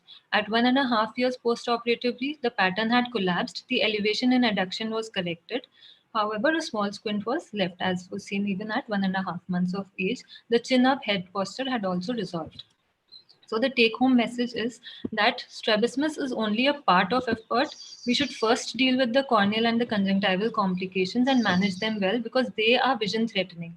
And also to manage to decide which surgery to do, imaging is a must. We should rule out the absence or aberrant insertion of the muscles, check the positioning of all the recti, and surgery should preferably be done after an early craniotomy surgery. So if a craniotomy surgery is done well in time, it gives us time for the squint pattern to change, and then we can do an early surgery at least 6 months after the craniotomy surgery, so that we can handle both, we can get a good binocular result also. Thank you so much.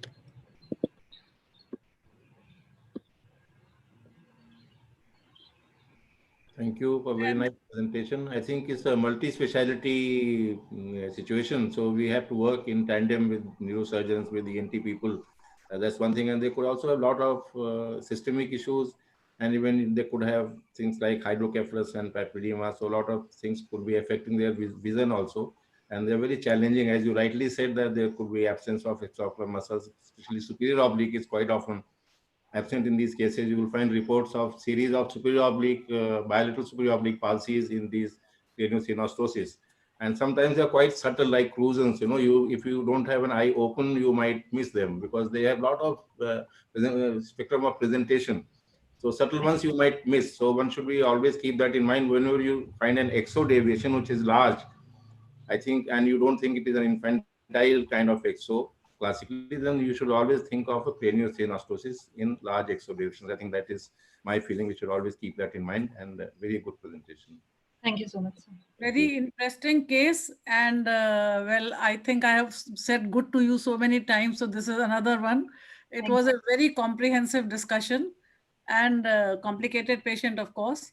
And above all, you see, your discussion and review of literature was very well done. And after, despite so many reviews and, you know, every different views, above all, you have to use your own common sense and certain principles that apply.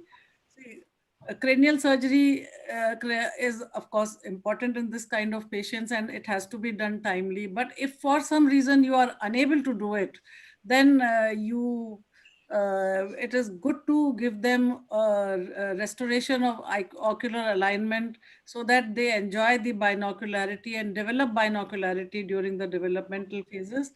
And later on, corrective surgeries may be required. I mean, after the cranial surgery or the growth of the child is there. But at the crucial time, we have to ensure the vision and, if possible, the binocularity. Very well done, Roli. Thank you so much, Ran. Dr. Khurana, we would like to have your comments.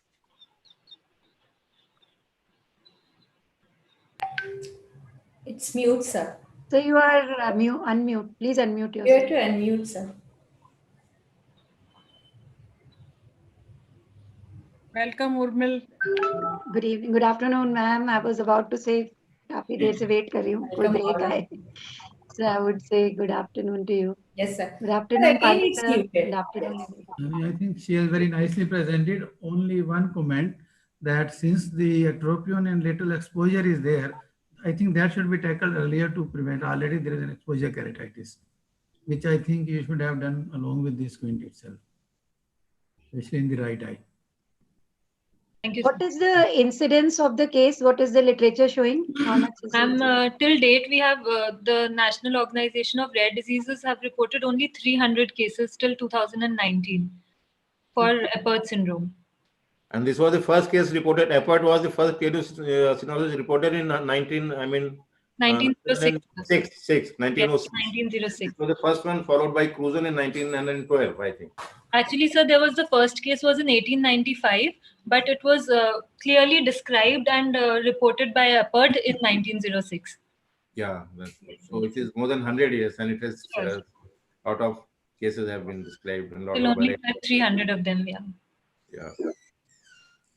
Thank you, Dr. Roli. And our next speaker is Dr. Reema Rawal, and she is Associate Professor and Head of Strabismus and Squint Department at CH Nagari Eye Hospital. She has authored many books, many chapters in so many books. And also, in addition to that, she's principal of Nagar School of Optometry also. She's very good teacher, friend of mine, and she has got great academic things with her, and we can learn from her interesting case too. Over to you, Dr. Reema.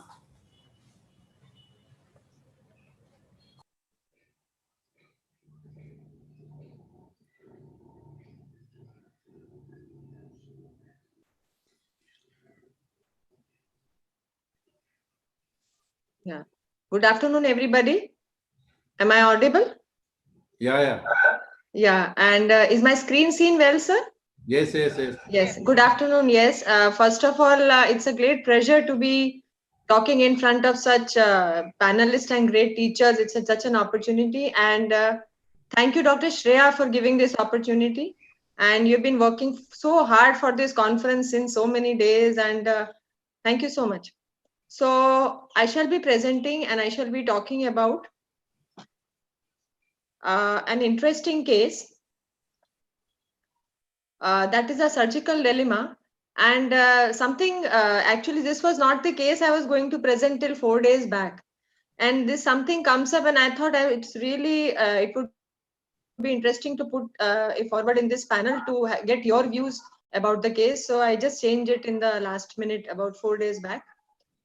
We had this patient of alternate exotropia a few months back, a girl of marriageable age from the neighboring state, presenting with a large angle exotropia with a good visual acuity, and obviously stressed due to her appearance, but she was very little more anxious about her exotropia than even normal patients of squint. So we had to counsel her that this will be fine after surgery, and things were okay, like our routine patients. Large angle, though she had a large angle of 70 prism diopters, but there was good alternation with good visual acuities, anisometropia with right eye high myopia, but the fundus was normal, and the left eye show suppression. So we could almost, kind of promised an excellent results that this is a simple case and you don't have to worry. This was exactly in the 3rd week of March. And then by the time she was ready for the surgery, we had this COVID panic in the last week of March. In our city was like there's virus everywhere, and there was an acute COVID panic. The planned surgeries were being deferred. I think it must have been same with the hospital in more or less the same time. And we had to, by the time she was ready for the surgery, we deferred the surgery. After 2 to 3 months, as she was from an outstate, she couldn't come and travel due to lockdown. So further delay of the surgery. But all the time we had in mind that, okay, she has good vision and large exo, so maybe we can afford to wait for some time. In October, again, there was a second spike. Now I was home quarantined. So this went on and on. This has to be talked about because so many patients have suffered in this COVID and the surgeries have been deferred. You must be having your own experiences. Now we call her finally at the beginning of this month and plan the surgery in the next OT last week. This happened last week. But we were shocked to see her as she arrives for the preoperative workup. Now she has developed this upper eyelid retraction in the left eye with elevation deficit, and along with the exotropia, which continues to be the same, a large angle exotropia alternating, but she has definitely had this elevation deficit and upper lid retraction. So again, now we started the drill, ruled out detailed history of course, trauma was ruled out from the history and myasthenia gravis was ruled out. And next in the armamentarium, mostly as we were suspecting by the clinical examination, the next list of examination was done. And she was found to be of subclinical hypothyroidism, which was again confirmed by the endocrinologist with a goiter of grade 2. So here we were probably dealing with a thyroid eye disease of mild type and with TSH being borderline raised. Her FDT was positive and the ultrasound showed inferior rectus thickening with the other muscles being luckily normal. And we also confirmed the findings of the MRI to look for the muscle status as well as the status of the orbit in terms of early signs of inflammation, but only the inferior rectus was found to be thickened, with rest of the orbit very fortunately normal. And according to the clinical activity score, the visa score, vision was normal, no signs of inflammation. So somewhere 3 to 4 was the strabismus score, and because she had a scleral show, so the score is somewhere 4 to 5. So here we are dealing with this thyroid eye disease, which we all know is an autoimmune inflammation of the ocular and the orbital tissues in patients, and generally also affected by the autoimmune dysthyroidism. And we all have to accept it that despite 2 centuries have passed since the first description of thyroid eye disease, the management of strabismus still remains a challenge. It's not simple flowchart or a thumb rule which goes on with these patients. Why inferior rectus is most commonly affected? because the inferior rectus is the bulkiest and the most tonically active extraocular muscle. And that may be the reason, the degree of muscle activity and hence the blood supply being a factor, that it is many times it is the only muscle which is involved, which may be unilateral or bilateral. So what happens to the muscle here, as we all know, that the Graves' disease related autoantibodies inside the orbital fibroblast which differentiate variably into myofibroblast and lipofibroblast, and along with deposition of the glycosaminoglycans, and these bind to water and lead to tissue swelling and fat expansion, which after healing in the quiescent stage would lead to changes of fibrosis. But very fortunately or surprisingly, this patient did not show the signs of inflammation or proptosis. Now they can be variable presentations in that. The risk factors have been said to be genetic, environmental, stress. We did all the while we did realize this girl was under stress, severe stress because of her ocular condition, and immunological could be a risk factor. And we all know that in these patients of thyroid eye disease, most of them are found to be hyperthyroid, but 5% may be euthyroid and 5% hypothyroid, as agreed commonly with most of our studies. And the Rundle's curve talks about the pattern of the disease, where the plot of the orbital disease severity against the timeline phase, where the inflammatory phase may last any time from 6 to 18 months, with orbital or periorbital signs which are not there in this patient, except for the lid retraction. The static phase with decrease in the inflammatory phase and minimal improvement, and the quiescent stage where there will be gradual improvement with improved motility and the retraction of the muscles. And the surgical advices are mostly in the quiescent stage if the patient can wait for that long.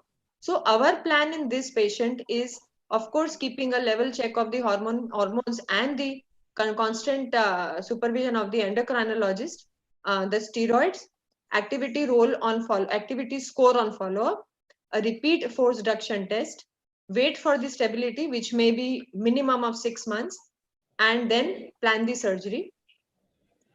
But what next? Here I would like to ask to the panel, because the patient is really insisting for the early surgery as her marriage is on cards and she has been waiting for the beginning of the year for this strabismus. And the role of steroids, because she doesn't have much of inflammatory signs, how long to wait for this surgery, and the sequence of the muscles to be handled, most important. And I would really like the panelists to please guide me on this for this. And these are my references, and I put my case to rest, and I ask for your opinion. Thank you. Very interesting case. I think only thing is there was only one muscle affected in this case. Only Yes, one sir. inferior rectus. Yes, sir. So that's it can happen, but it's not a very common presentation. Exactly, And, sir. Yes, and it's sir. a very young girl, I think. How Yes, old sir. is she? Sir, she is 26-year-old. 26, okay. Yes, So I sir. think Yes. part of this management would go to physicians, internists, and we will be there. But I think those hormonal aspects they will have to Yes, sir. look into. And this thickening, we also should think of. I'm talking otherwise, like cysticercus can also affect one single muscle and may present. But Yes, of course, sir. presentation here was more Okay, suggestive sir. of Yes, thyroid sir. problem. Yes, sir. Yes, Definitely sir. lid retraction and all that. Yes, sir. So it's a very interesting and rare presentation, and I think we'll have to take into account internists and how they want to manage it. And of course, her marriage can wait, because we should not be doing unethical things just because she wants to get married. So Yes, sir. Yes, sir. that should not be reason should guide us, but we should always wait 6 months. Yeah. Whenever we are treating these patients, they should be stable for 6 months before we do surgery on these cases. And surgery in these cases is quite difficult because these muscles are quite tight. Exactly, And sir. the results are not very good. So one has to be a bit guarded in whatever surgery we are doing. We should have Yes, clarity what we want to do. Yes, One sir. thing, Thank one you, thing sir. unusual, one thing unusual about this patient is that Yes, ma'am. before she showed us signs of thyroid eye disease, the Hmm. lid retraction and the limitation or restriction in elevation. We talked about that. Yes, Even ma'am. before she showed us that, she presented to us as a plain and simple case of Absolutely. alternating exotropia. Yes, ma'am. And I'm sure we have a detailed clinical examination at that time. Yes, ma'am. We will have to go back to that as to what was the duration of the strabismus and what was the behavior of that exotropia prior to development of this lid retraction and the signs of thyroid eye disease. Okay, ma'am. One more thing, I'm sorry for interrupting. One more thing I want to say, that did she have diplopia? Because if this No, was sir. No, sir. She had, when she came earlier, when I'm speaking of March, yeah. she had a large alternate exotropia with left eye suppression. Actually, and she did not have diplopia, sir. This was even after asking a leading question. Could that be because of her deep suppression, long-standing suppression, sir? She didn't have diplopia, sir. No, I'm talking of when she came last time. Very much. When we knew that IR is thickened, at that time, did she have diplopia? Did she No, have, sir. No, sir. She didn't have diplopia. She didn't have, sir. probably because of the large exo and Large exo and suppression, sir. That is the only thing I can answer this, why she didn't have diplopia, yeah, sir. that could be one reason. But Yes, if sir. you put in prisms, then probably she, as if you are able to bring the images closer, Yes, sir. maybe she would complain. Sir, she is still with us. As I told you, she came just last week. So we are going to, because then her systemic examination and CT scans and everything. But when she comes in the follow-up, definitely, sir, we'll do it at the prisms and confirm it again, sir. So it was likely intermittent exotropia and superadded thyroid eye disease. I think there are two conditions which we are dealing with Yes, here. sir. So we have Yes, to sir. Yes. I think, Dr. Gina, we must congratulate you for a real wonderful presentation. Thank you, sir. And here I will just like to mention that you are lucky that you not already operated her for exotropia. Exactly, sir. Exactly. That is what Many I was times about to say. you operate the patient and the patient will always say it is because of you that you operated Because of my you. eye because of and I COVID. have got this disease. Because of COVID. Yes, sir. After surgery, anything that happens to the patient is because of the surgeon. Absolutely. COVID has been lucky. This case, you know. Because we have seen many cases like this. They are implicating the doctors for all things what is happening. Yeah. Absolutely, sir. And needless to Absolutely. say that she has absolutely rightly pointed out that first we need to control her thyroid status and the inflammatory part. And of course, after that, we need to tackle the surgery. Yes, sir. And that has to be decided how much you need to do for exotropia separately. You can't do 3 muscles even at No, one sir. time. Yes, sir. It has to be phased. And for lead retraction also, if it doesn't improve, you need to do either the LPS recession or even sometime they do respond even with the through subconjunctival route if we inject timestone into the LPS muscle also. Okay, sir. So Okay, COVID saved you. Yes, COVID saved. Yes, sir. Thank you so much, Absolutely. Dr. Rima, for wonderful, excellent Thank you, ma'am. case. And Very nice presentation, things ma'am. from you. Very nice. Thank you so And much. from our seniors also. Very unusual. Thank you, ma'am. So next speaker, keynote address by Dr. Helena Hurirai, and she is from Brunei. And I'm so grateful that within short period of time, she just agreed to speak on a very important topic also. She's been members of many societies, including Asia Pacific Academy of Ophthalmology. And also she is a president and founder member of Brunei Ophthalmology Society. She's got membership of British Els Pediatric Ophthalmology and so many others. She's received so many awards, including US Asian Fulbright Visiting Scholar Awards and the Commonwealth Points of Light Awards and YASCA Award. And that is a long list of awards she has received. She is still into administrative services. She has established many projects in her country, and she has got an international role as reviewer, examiner, and researchers. She is an excellent teacher and she loves teaching and training. She has got lots and lots of students with her. And I really looking forward to learn something from her. Over to you, Dr. Helena. We are here to hear from you. Thank you so much. Thank you. Good evening from Brunei, everybody. It's such a pleasure to meet you all. And thank you so much, Shreya, for the excellent communication. I'm going to miss your emails. So just to introduce myself, I am Helena. Hello. And actually, my colleague, a pediatric ophthalmologist here, knows many of you. His name is Mr. Mohan Ramalingam, and he conveys his regards to everybody.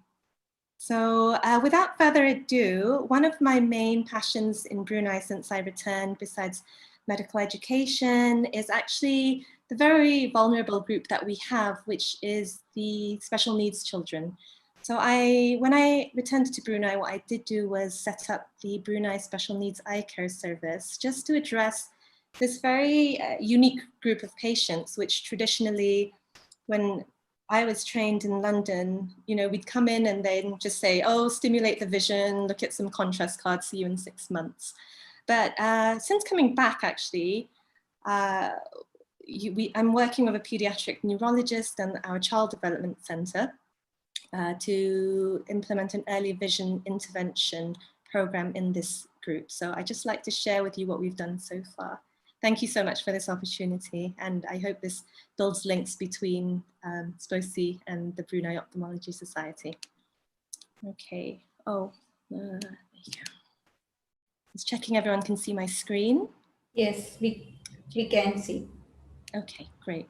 So the title of my talk today is Early Vision Intervention in High-Risk Children and the Practical Considerations. Now, many of you work in a private setting, but for ourselves, we work in a public setting. Research is something that still needs to be improved within our service. So what we know so far now about vision, and since coming back, I've realized is that we need to do away with this traditional, what we call bottom-up approach, where we say that everything is a feed-forward neuronal event, whereas now a lot of the neuroscience evidence seems to suggest that neurons are far more adaptive than we originally perceived. Now, this suggests that for each feed-forward neuronal event, this is matched by a feedback or reentrant connection in a higher to lower order cortical sequence. Hello. Which is why it's called top-down. हाँ बेटा कैसा है? And for each child and each brain injury, each special needs case that we see, they each have their own individual vision potential.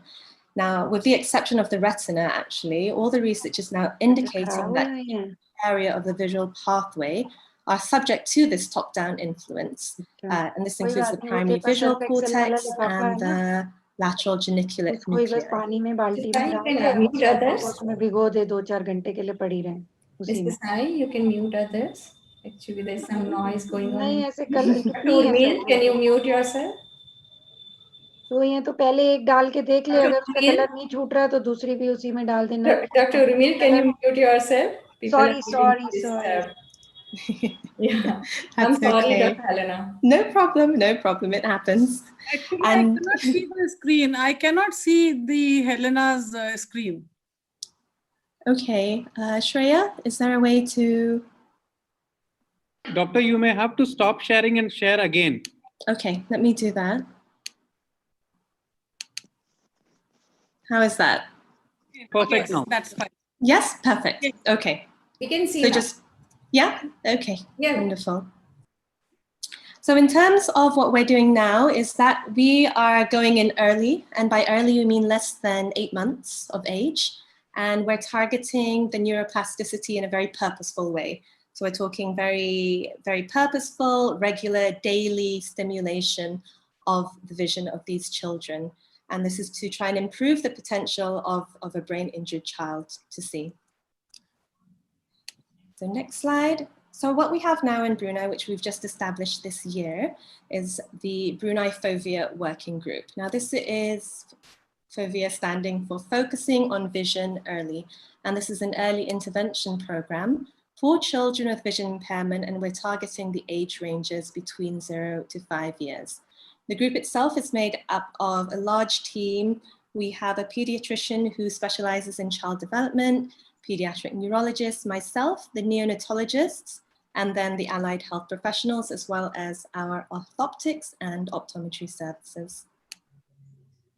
So in terms of my role and your role as well, for those of you who do deal with this vulnerable patient group, so all the SCUBU and NICU patients, as well as CDC, which is our Child Development Center registered patients, we make sure that they are assessed within the first 4 months of life. They have an orthoptics and refractive examination. Usually we use the teller acuity cards or preferential looking. And then in terms of keeping a registry as well as keeping track of their subjective changes in vision, we use the Hoyt visual level. And that was a retrospective study which he carried out in, I think, in 2003, as well as full cyclopedic refraction. They undergo a comprehensive ophthalmic examination, and we unfortunately don't have a very comprehensive sort of electrodiagnostic service here, but we do ask for help from the neurologist for this. In terms of the MDT input, we get neuroimaging. In terms of genetic testing, this goes to Singapore because we're a very small population. We're only 400,000 here in Brunei. And then we involve the allied health professionals and then the parents as well. Most importantly, really in this case, is the parents. So this is our program. It was designed to be parent and patient-centered, and it's adapted from the Malkovich rehabilitation of CVI in children. So what we do is that we teach the parents about light stimulation and location in the first 2 months of life. So we give them a pen torch, they take it home, and they shine the light. This is more so for the level 1 vision, where they're just, you can tell they're perceiving light, but not fixing and following or able to focus. And we ask patients to shine the light in the children's eyes 5 seconds in one eye, 5 seconds in the other, just for light stimulation. And then we ask them in 2 months whether they feel the patients are starting to focus or starting to follow a small light target. We also give them checkerboards to try and stimulate probably more the bottom up visual processing reaction. And so the parents take those cards home and show them to the patients for about 10 minutes a day. And then as they progress, as they get older, because this program, we are aiming to be about 18 to 24 months in total for each child, then you do want to incorporate the top-down influence with these contrast cards. So you get a bit more of complex images, and then we can move on into increasing detail with the rainbow sensory balls if the child is showing any improvement in vision. So it's just been implemented this year. So I'll be more than happy to share the results in about 2 years from now. But these are the challenges that we are encountering here in Brunei. Now, I know that Brunei has a misconception about being probably a country which is quite resource rich, but because we're a publicly funded health service, we are subject to exactly the same limitations of resources in a group that sometimes isn't considered as a priority. So the challenges that I'm encountering in terms of establishing an early vision stimulation program here is obviously financial resource allocation as well as manpower. So now we're turning more to a public-private partnership. I'm involving much more NGOs as well as looking for funding from elsewhere. And especially as we all know with the pandemic this year, funding has been cut all across the board. In terms of the training itself as well, it's rolling it out into our occupational therapists, our speech and language who are already overstretched, and then trying to teach them to incorporate this as well into their therapy sessions has been a challenge, but they are more than happy to take it on board. It's just time management and time constraints. And then obviously passing those skills on to the parents, because as we know, the children spend the most time at home with their parents, and any reports of improvement in vision really do have to come from them. As we know with this special patient group, they always have, especially if they have ocular involvement, more than likely they have neurological comorbidities, and sometimes those take precedence. Now, a literature review has shown that the most beneficial results in vision improvement is within the first 8 months. And we do worry about this missing the neuroplasticity window or the maximum time where we could get the most results, because then you don't really know whether the stimulation is just due to chance or is it due to our purposeful stimulation.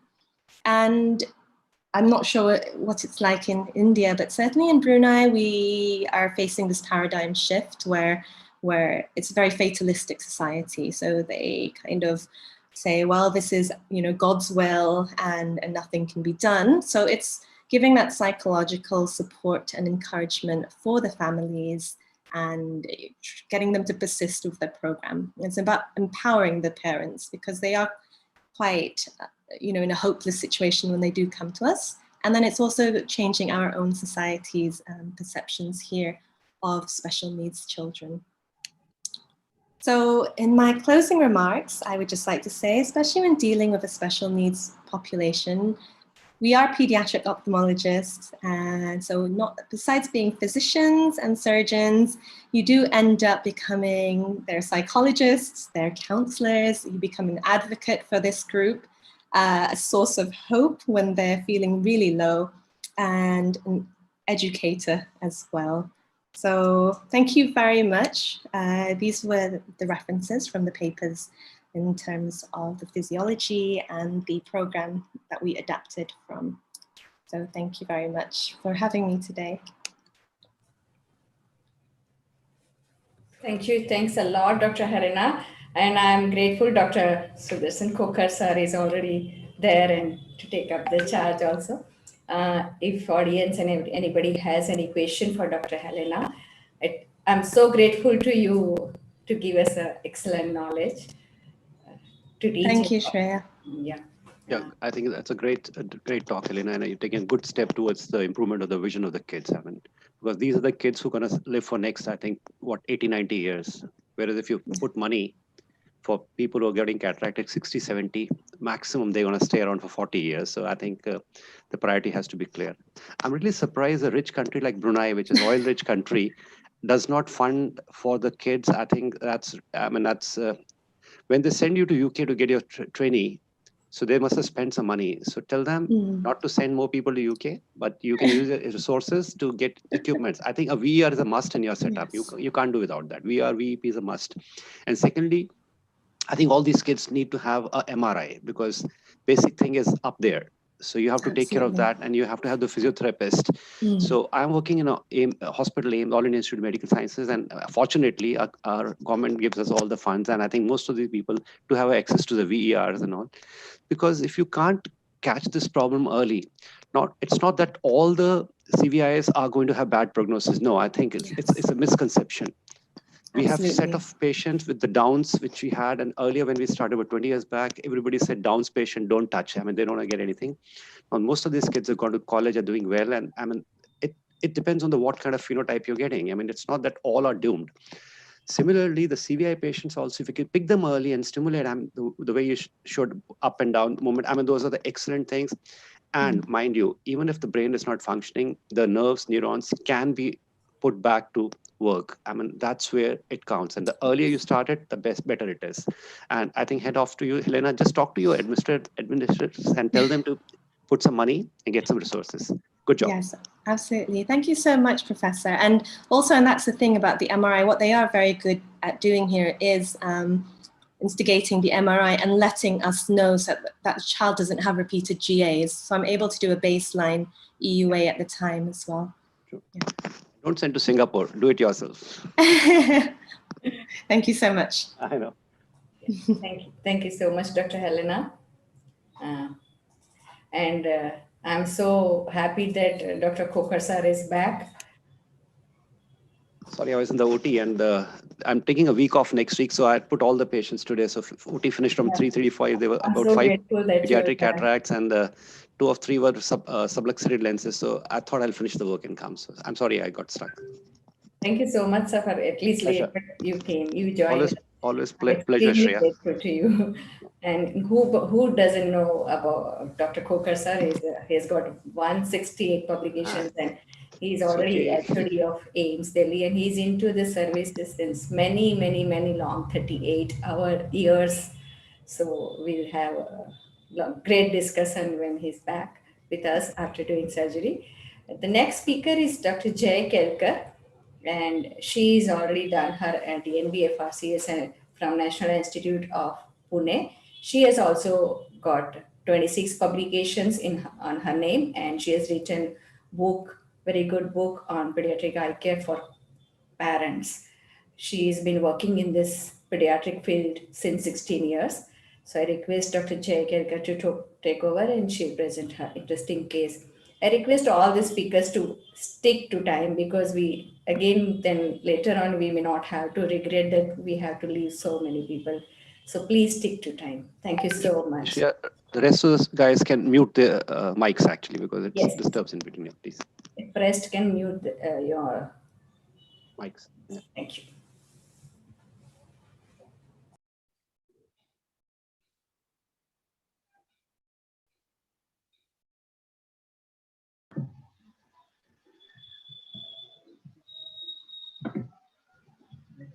Thank you very much, Shreya ma'am. It's indeed a pleasure to be talking in the SPOSI conference. The arrangements so far have been very good. I must congratulate you for that. I hope I'm audible. Yes, yes. So, we'll be presenting a case. This gentleman visited to us, and all his life he has been adopting this head posture. And this is how he looked like. In closer examination, when there was severe ptosis on the left eye. Here we are telling him to look to the right and to the left, but he's unable to move his eyes. So that's how his eyes were fixed in the abducted position. We ordered for an MRI just to see what the position of the muscles would be, and the position of the globe, everything, the position of the optic nerve. And this is a better picture, I guess. So both the eyeballs were abducted. The muscles were in place. The muscles were inserted exactly where they were supposed to be. Mr. Sai, you can mute others. Madam, it's muted, but I think so. The video's got some audio. The video has some background chatter. Okay, fine. Then it's okay. So after this, the MRI was taken up, done. We decided to take up the patient for surgery because main complaints were that he could see with only one eye. That also the visual acuity was very less, and he always had to walk with this head posture. And he was getting really tired of doing that. He's almost 30 years old now. So this is how he would be walking all the time. So we decided to plan a bilateral lateral rectus 14 millimeter resection with right eye medial rectus 10 millimeter resection after an FTT. And for the hypertropia, we planned a second stage surgery after about say 4 to 6 months to tackle the superior and the inferior rectus as the new. This is a short video demonstrating the procedure. His muscles were very fibrotic. It wasn't the spongy feel or the usual feel that you get when you're tackling the lateral rectus. It was more like operating upon a tendon. Also, the globe was fixed. The FDT was positive. The globe was fixed completely, just like a frozen globe. We did not use the regular vicryl sutures in this case because we feared that the sutures may just give way or slip through. So we used non-absorbable sutures. And we decided to do a hangback procedure. It was almost impossible to turn the globe to be able to fix the sutures on the sclera. So hangback surely helped because even 14 millimeters of such large amount of recession on such a globe was very difficult. Also, in these cases, you cannot exactly plan the surgery depending upon the amount of exotropia or depending upon the surgical tables that are prescribed.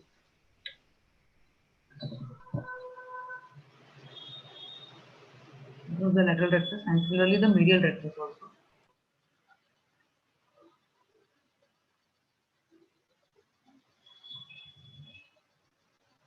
So medial rectus was quite thin and fibrotic again.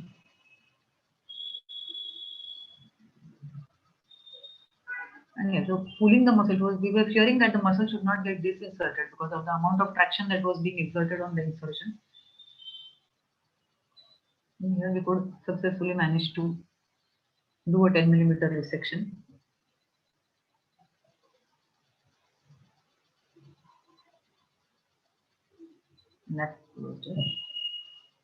So this is how we look pre-operatively. This is after the first stage of surgery. The patient was quite happy. So they decided to look up the literature. So I've added a few points that this disorder is included in the category of congenital cranial disinnervation syndrome, and it results from a defect in the development of both its superior and inferior branches of the third cranial nerve. The clinical presentation depends on the number of affected muscles and the degree of fibrosis. There are several other associated findings and systemic features also, such as optic nerve hypoplasia, globe retraction, microophthalmia, inophthalmos, oculocutaneous albinism, markers and jaw winking phenomenon, and cerebral, cortical, and basal ganglion maldevelopment. In the involved eye, predominantly the affected muscle behaves like a fibrous band, causing the loss of elasticity of the left eye. Our patient had a hypoplastic right optic nerve, and the left eye was very difficult to examine the fundus there. So here one cannot plan according to the standard surgical tables as the surgical anatomy is altered. So Daniel et al. Has described supramaximal horizontal research procedures with adducting traction sutures left in situ for 6 weeks to prevent the eye from getting abducted and thus reducing the chance of a post-operative exotropic drift. The hangback suture that we did, well, they provided a beneficial option instead of placing sutures on the globe. There have been problems with the hangback and people have reported that you require re-explorations and recessions. However, at the end, the result with hangback is quite good and so also has been reported in the literature.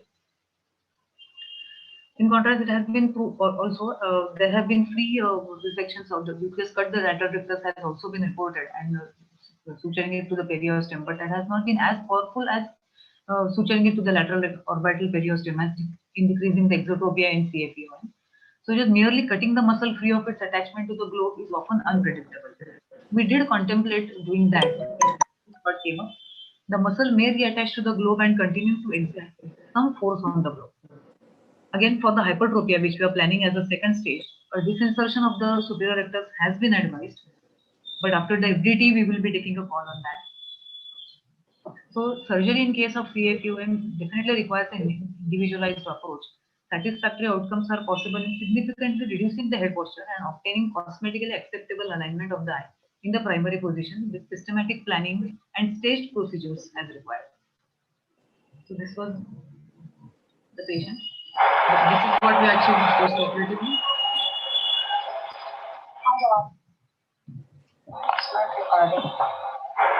That was the pre-op and this is the post.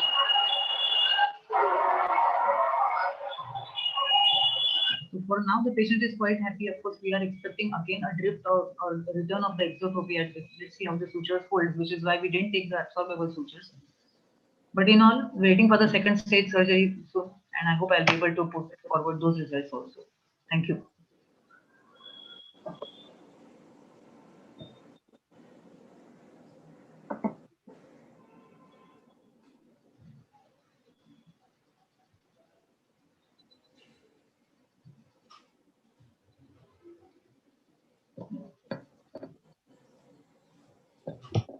Kokar sir, and Dr. Khurana sir, Dr. Pandey sir.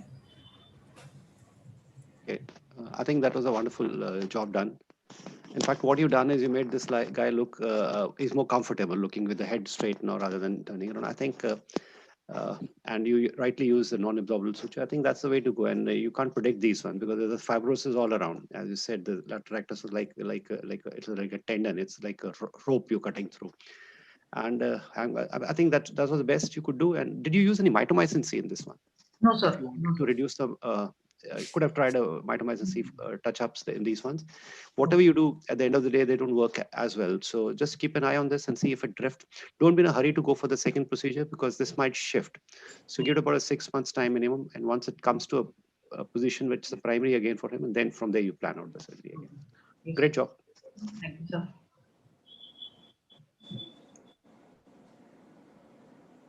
Actually, these CFEOMs, they pose a difficult problem, and there are situations when you have to limit your success to removing the head posture only. That's about it. So patient gets a comfortable head posture, and we all know we have to refrain from doing resection surgeries. And even hooking the muscles in these patients is sometimes so difficult. There is no place to pass the hook.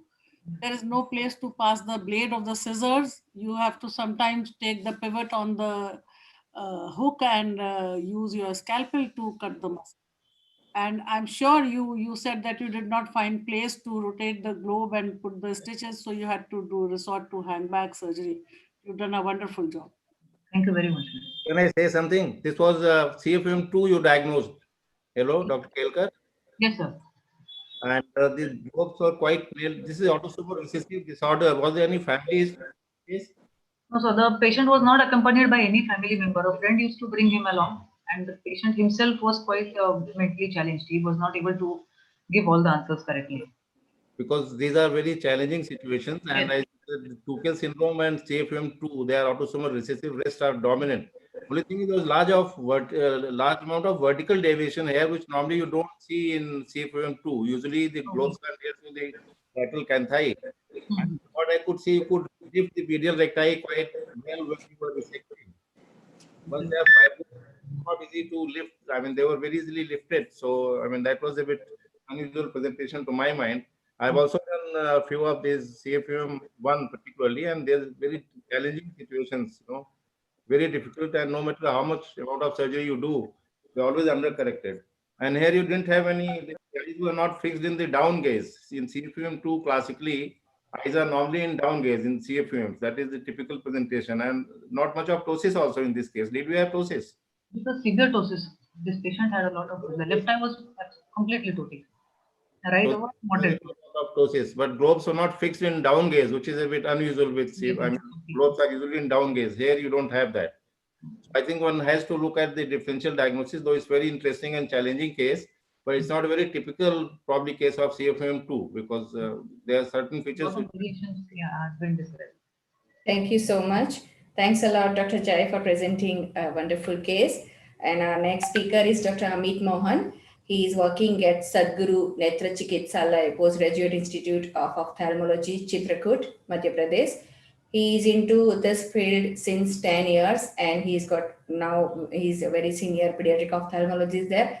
He has been awarded by certain FICO and AIOS subspecialty awards also. Over to you, Dr. Amit. I request all of you to stick to time because we have many sessions ahead. Thank you.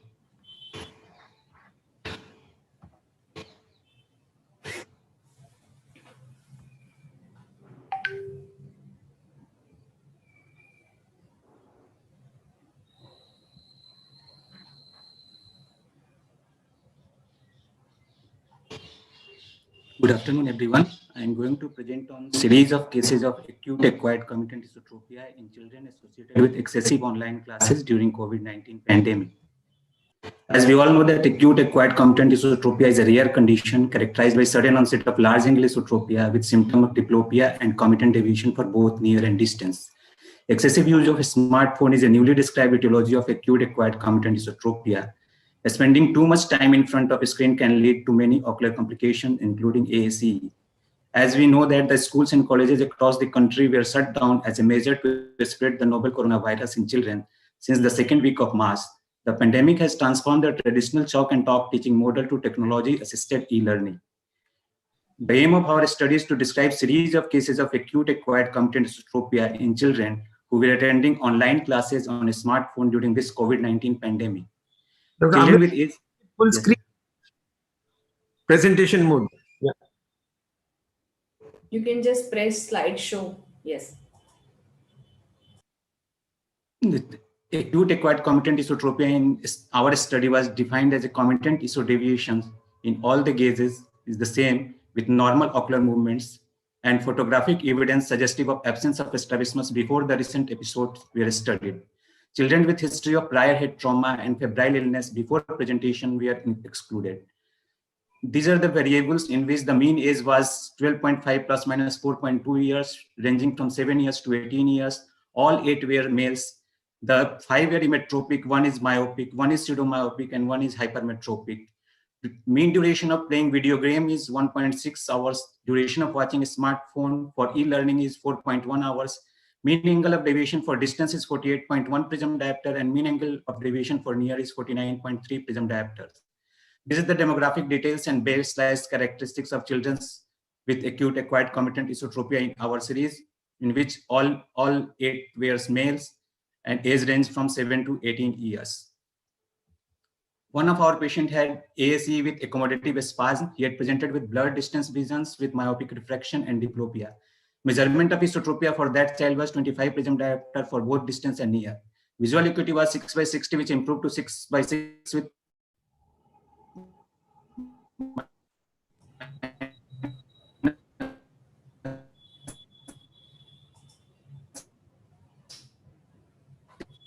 diopter sphere in both eyes in a follow-up, but not for deviation. Anterior segment examinations and fundus examination revealed normal findings in all children. Ocular movements were appeared to be full and painless in all gazes in either eye of all children. And neurological examination and CT scan of brain and orbit was normal in all patients. These are the 9 gaze photographs of our patients. This is the case 1. This is the photograph of case 2. This is the case 3. This is the photograph of case 4. This is the photograph of case 5. In all the children, there is a comitant esotropia with normal ocular movements. One of the children with a stable angle for 3 months was operated with both eye medial rectus recession with attainment of a stereopsis of 5/52 of R. This is the preoperative 9-gauge photographs of the child who was operated, who has the 40 prism diopter esotropia with normal ocular alignment, normal ocular movements. This is the preoperative Hess chart of that child. This is the diplopia chart of that child which shows the equal separation of images in all gazes. 1 week post-operative 9-gauge photograph shows of eyes straight with normal ocular movements and attainment of stereopsis of 5/52 of arcs. This is the post-operative Hess chart of that child. This is the post-operative diplopia chart of the dead child. So to discuss the acute acquired comitant esotropia is an uncommon presentation of esotropia in children. The etiopathogenesis of AAC in our series proposed to be due to excessive near work with development of increased tonus in the medial rectus muscle resulting in esotropia. It is very clear from our study that there was a single factor of a smartphone use as per history, which led to AAC in our series. A strong relationship between AAC and excessive smartphone use was proposed by Lee et al. In their patients who used a smartphone for more than 4 hours per day over a period of at least 4 months. In our series, all children were using a smartphone for online classes for more than 4 hours a day since month of April 2020. Surprisingly, we are seeing these types of patients after 4 months of lockdown, which is in favor of finding of Lee et al. To assess the digital eye strain in our series, we have done several studies on digital eye strain in kids during COVID pandemic, and the 2 studies have been accepted for publication as a desk study 1, which shows that there is increased prevalence of digital eye strain among children this COVID era, which is accepted for publication in the January issue of IZO. In the second study, desk 2, we have assessed the binocular accommodation and version dysfunctions, and we concluded that online classes more than 4 hours were more detrimental to abnormal binocular versions and accommodation parameters than online classes less than 4 hours. So to conclude, prolonged near work during a smartphone use for e-learning or while playing video games might lead to the development of AAC in patients with good corrected visual acuity and binocularity. Online classes more than 4 hours are more detrimental for AAC. Therefore, parents should be advised about restricted duration of digital device use by their children during e-learning. Thank you.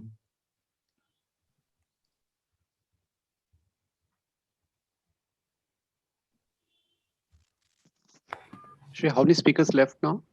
Only one. Only one. Okay. Yeah. So I think in this session, only one. Yeah. okay, this session, that's what I'm saying. So that's okay. I mean, so Amit, yeah, I think this is quite understandable, and you did a good cohort. You picked up the students, and I think majority of them were still paying the fees to the school and getting studied. The kids didn't like this at all. But yes, then when you're using the accommodation more, I mean, anything which you use in Exen body is not going to be working in your favor. So this is what's happening here also. So you said both the articles are published now, right? Amit? These are going to be published, sir. In the January issue, one in the ISO so they accepted actually. Accepted, yes, sir. Yeah. So what are the total range you got in these patients for the near point? I mean, any specific, did you use the RAF in these ones, or did you check the near point of accommodation for these kids?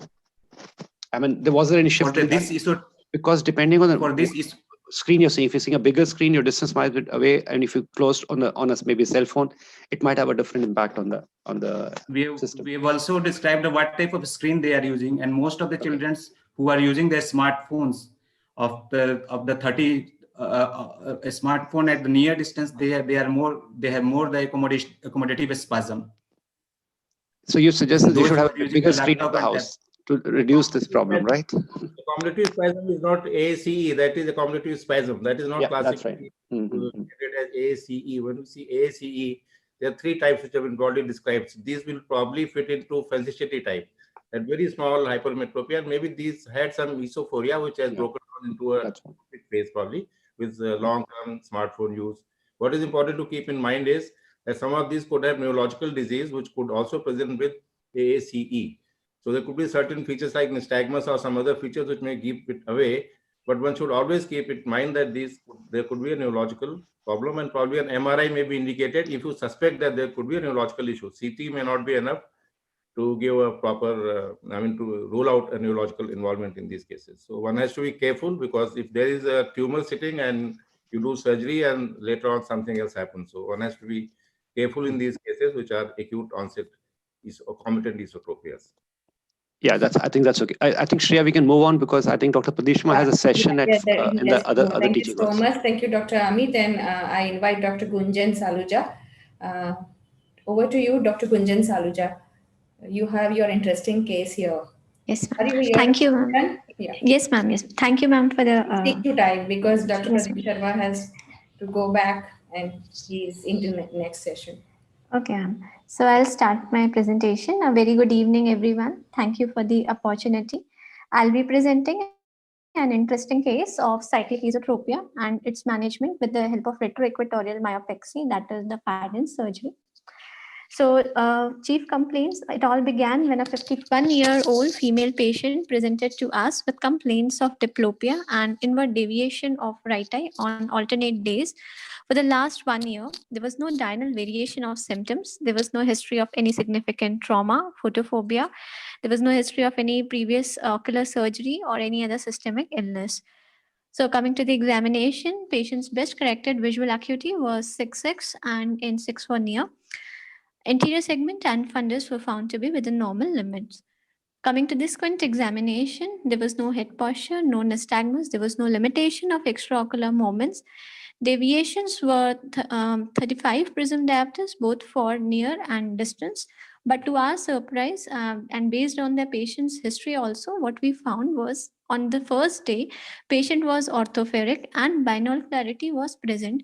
But on the very second day, patient had a ESO deviation of 35 for both near and distance, and binocularity was absent.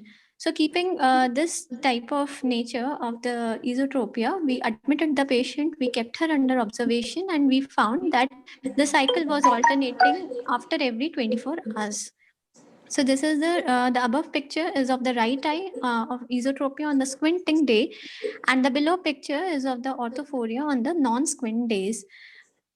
So our differential diagnosis mainly included ocular myasthenia gravis, because most of the patients might just have diplopia as an initial presentation of myasthenia.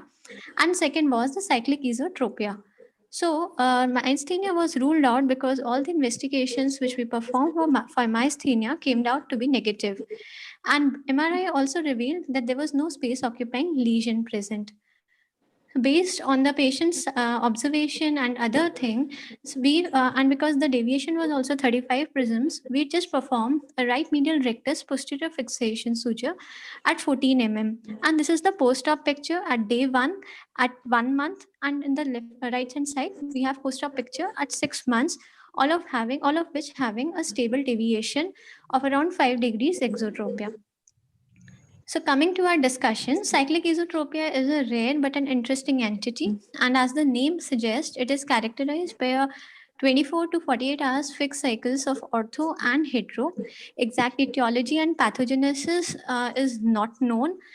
However, the various etiologies which have been reported include traumatic aphakia, retinitis pigmentosa, Graves' disease, ocular myositis, craniofacial surgeries, brachytherapy for intraocular tumors. The management is done according to the deviation on manifest days with recession and resection of the horizontal muscles. Surgery done corrects, it was the conventional belief that the surgery done corrects esotropia on manifest days, however does not result into exotropia on non-squint days. But the recent years, there have been case reports which have reported consecutive exotropia in the post-operative period on the non-squint days only. The management thus remains tricky. So, retroequatorial myopexy can be tried. It's a posterior fixation suture which is done with the help of a non-absorbable suture. It is reversible. It creates a new insertion without actual disinsertion of the muscle, and because it's just changing the torque and not changing the length tension curve, the position of the eye in the primary gaze is not going to be affected. It's only in the direction of action of the muscle that the muscle is going to get weakened. A similar case report was reported from our center a few years back, in which patient developed cyclic esotropia after retinal detachment surgery. And for cyclic esotropia, just like a conventional surgery, a lateral rectus recession of 6 mm and a medial rectus recession of 6 mm and lateral rectus resection of 8 mm was performed. Following that, patient developed cyclic exotropia. That means he developed cycles of exotropia, one day exotropia and the other day he developed esotropia. So for the correction of that, lateral rectus recession with Fadden of medial rectus was performed and patient fared well.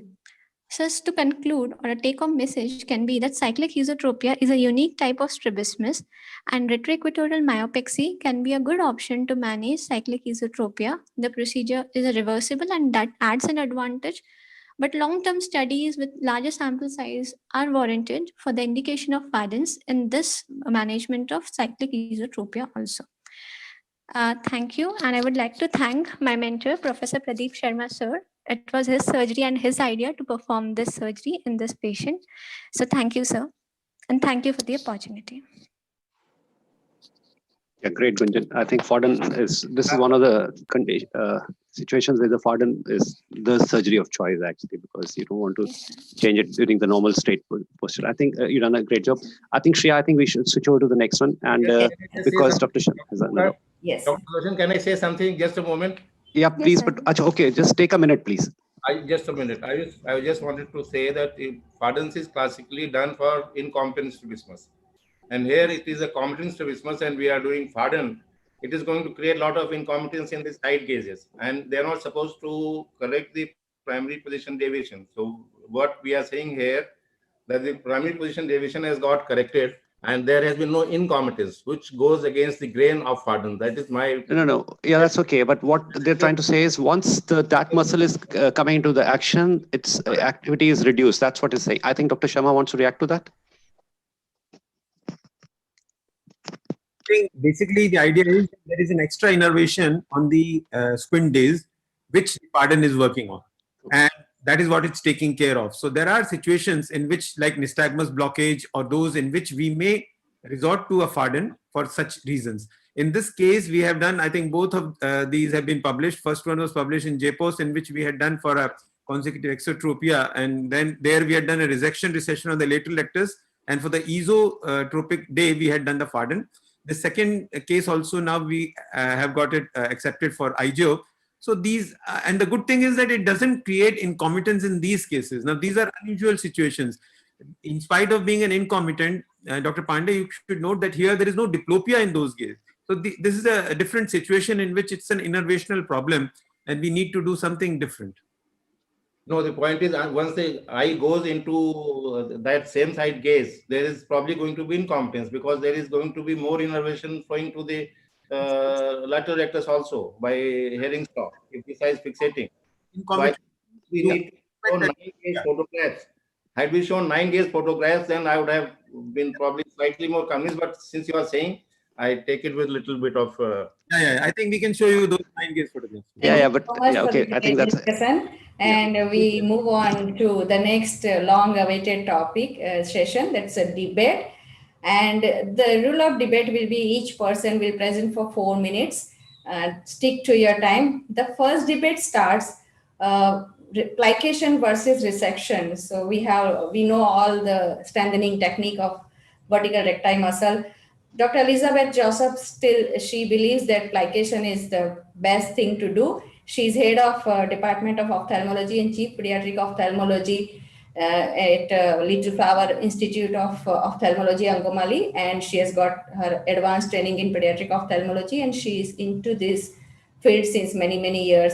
Opposite to her, Dr. Varsha Pandey will speak. She strongly believes that the resection is the best technique to do, and she's from Nagpur. She is director of Netra Sanjeevani Eye Hospital and Squint Center. She is into this field since 24 years, and she has been moderated many sessions in national and international events.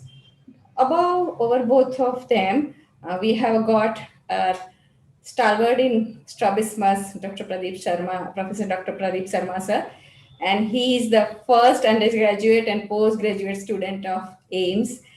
He is right now working at AIMS Delhi, and he's into this field since 38 years. He's carrying lots and lots of position in international pediatric ophthalmology as well as national pediatric ophthalmology, and so many students are his fan. So many students are reading the books. So let's see what is happening in this debate. Over to you, Dr. Elizabeth Joshua. Shreya, just time them yourself and inform them at 4 minutes, please. Yes.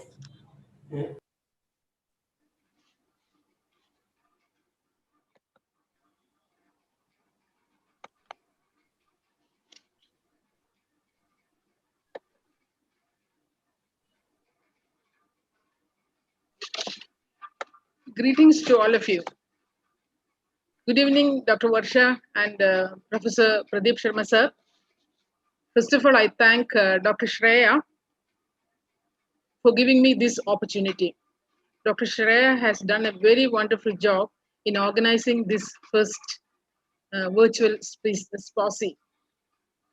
I'm into a debate, and in this debate of plication versus resection, I am going to talk in favor of plication. Actually, plication is a time-old procedure, but in between it had become a little disreputed because of post-operative muscle slack. But nowadays, a new modification of plication have come, and with this modified plication, results both long-term and short-term are very good. See, this is a diagrammatic representation of resection and the standard plication and new modified plication. In modified plication, the anterior part of the muscle is sutured to the part of the sclera just in front of the muscle, whereas a standard or old plication, it was a muscle-to-muscle tuck. This modified plication was made popular by none other than Kenneth Wright. See, I'll show you the video. I'm doing a lateral medial rectus muscle plication. After putting the sutures, 6-0 sutures at the point of plication, it is brought forwards through the sclera just in front of the muscle insertion.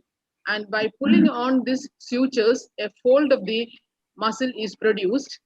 When you pull the sutures anteriorly, the muscle gets folded on itself, and you put adequate pulling pressure on the sutures, and then you pass the sutures through the partial thickness scleral bites, and then it can be knotted together. If you want, you can do multiple throws and make sure that it is strongly in position. And this can be done in all recti, and can be done through cul-de-sac incision or limbal incision, can be done even under topical anesthesia. Once the tuck is in position, put multiple knots, trim off the sutures, and then close the conjunctiva. That is the procedure in a nutshell. See, the main advantages of plication over resection is that during plication, producing less trauma to the anterior ciliary vessels on the rectus muscle. You all know that the anterior segment of the eye is getting blood supply from the anterior ciliary vessels, which travels over the recti muscles. So here we are not cutting those anterior ciliary vessels. So the ciliary circulation and the nerves are not affected, and the risk of anterior segment ischemia is almost nil. Since the muscle is not cut, there is less of postoperative pain, less bleeding, less surgical time, and there is no risk of things like a lost muscle or a slip muscle.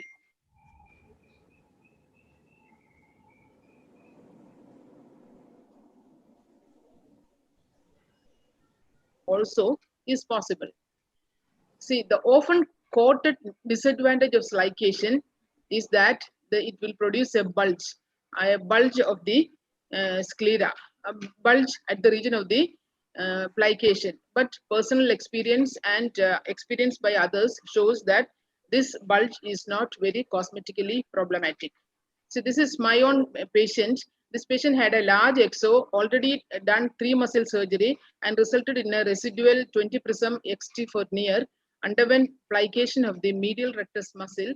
Postoperatively, there is orthotropia, and on abduction, there is a full movement on abduction, and there is no thickening seen at the site of the medial rectus.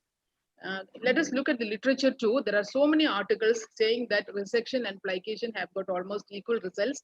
This is one article by Chowdhury Demer et al. They have studied more than 22 plications and 31 resections long term, and they say that plication is a potentially reversible vessel sparing alternative to resection, and the long term and the short term results are the same as resection. Again, another study by Sakuja et al. Published in JAPOS also says that the surgical results of plication and resection are almost okay. And some doubt whether adjustable suture surgery is possible or not. This also is cleared by Joseph Demer in his famous paper. He has shown how to put an adjustable suture in a plication. Just put a slip knot over the conjunctiva. So to conclude, plication is superior to resection, safer and faster, and is equally effective. Thank you.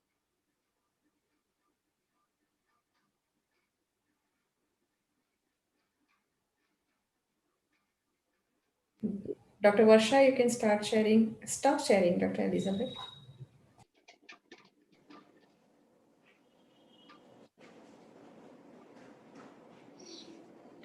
Dr. Elizabeth, you can stop sharing. Dr. Varsha, you can start your presentation.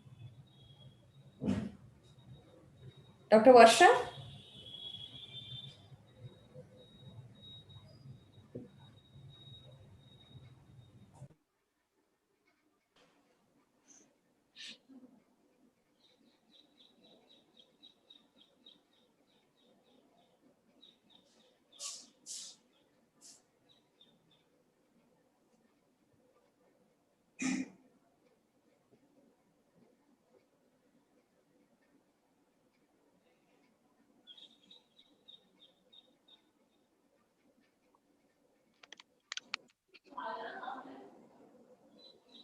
Yes, good evening, everybody. Dr. Sharma sir, Dr. Elizabeth, Dr. Shreya, thank you so much for the opportunity. Resections and plications, both muscle tightening procedures, debate is which is better and advisable. Definitely, of course, resection is better, and I'll talk for it. It is a traditional muscle strengthening procedure available for last 100 years, time tested and with good results. As against plication, which is comparatively a new procedure. The modification is new actually, though the procedure, as madam has said, is old, but the new modification is since 1991. I totally agree that one should develop new techniques and procedures, but should not follow blindly.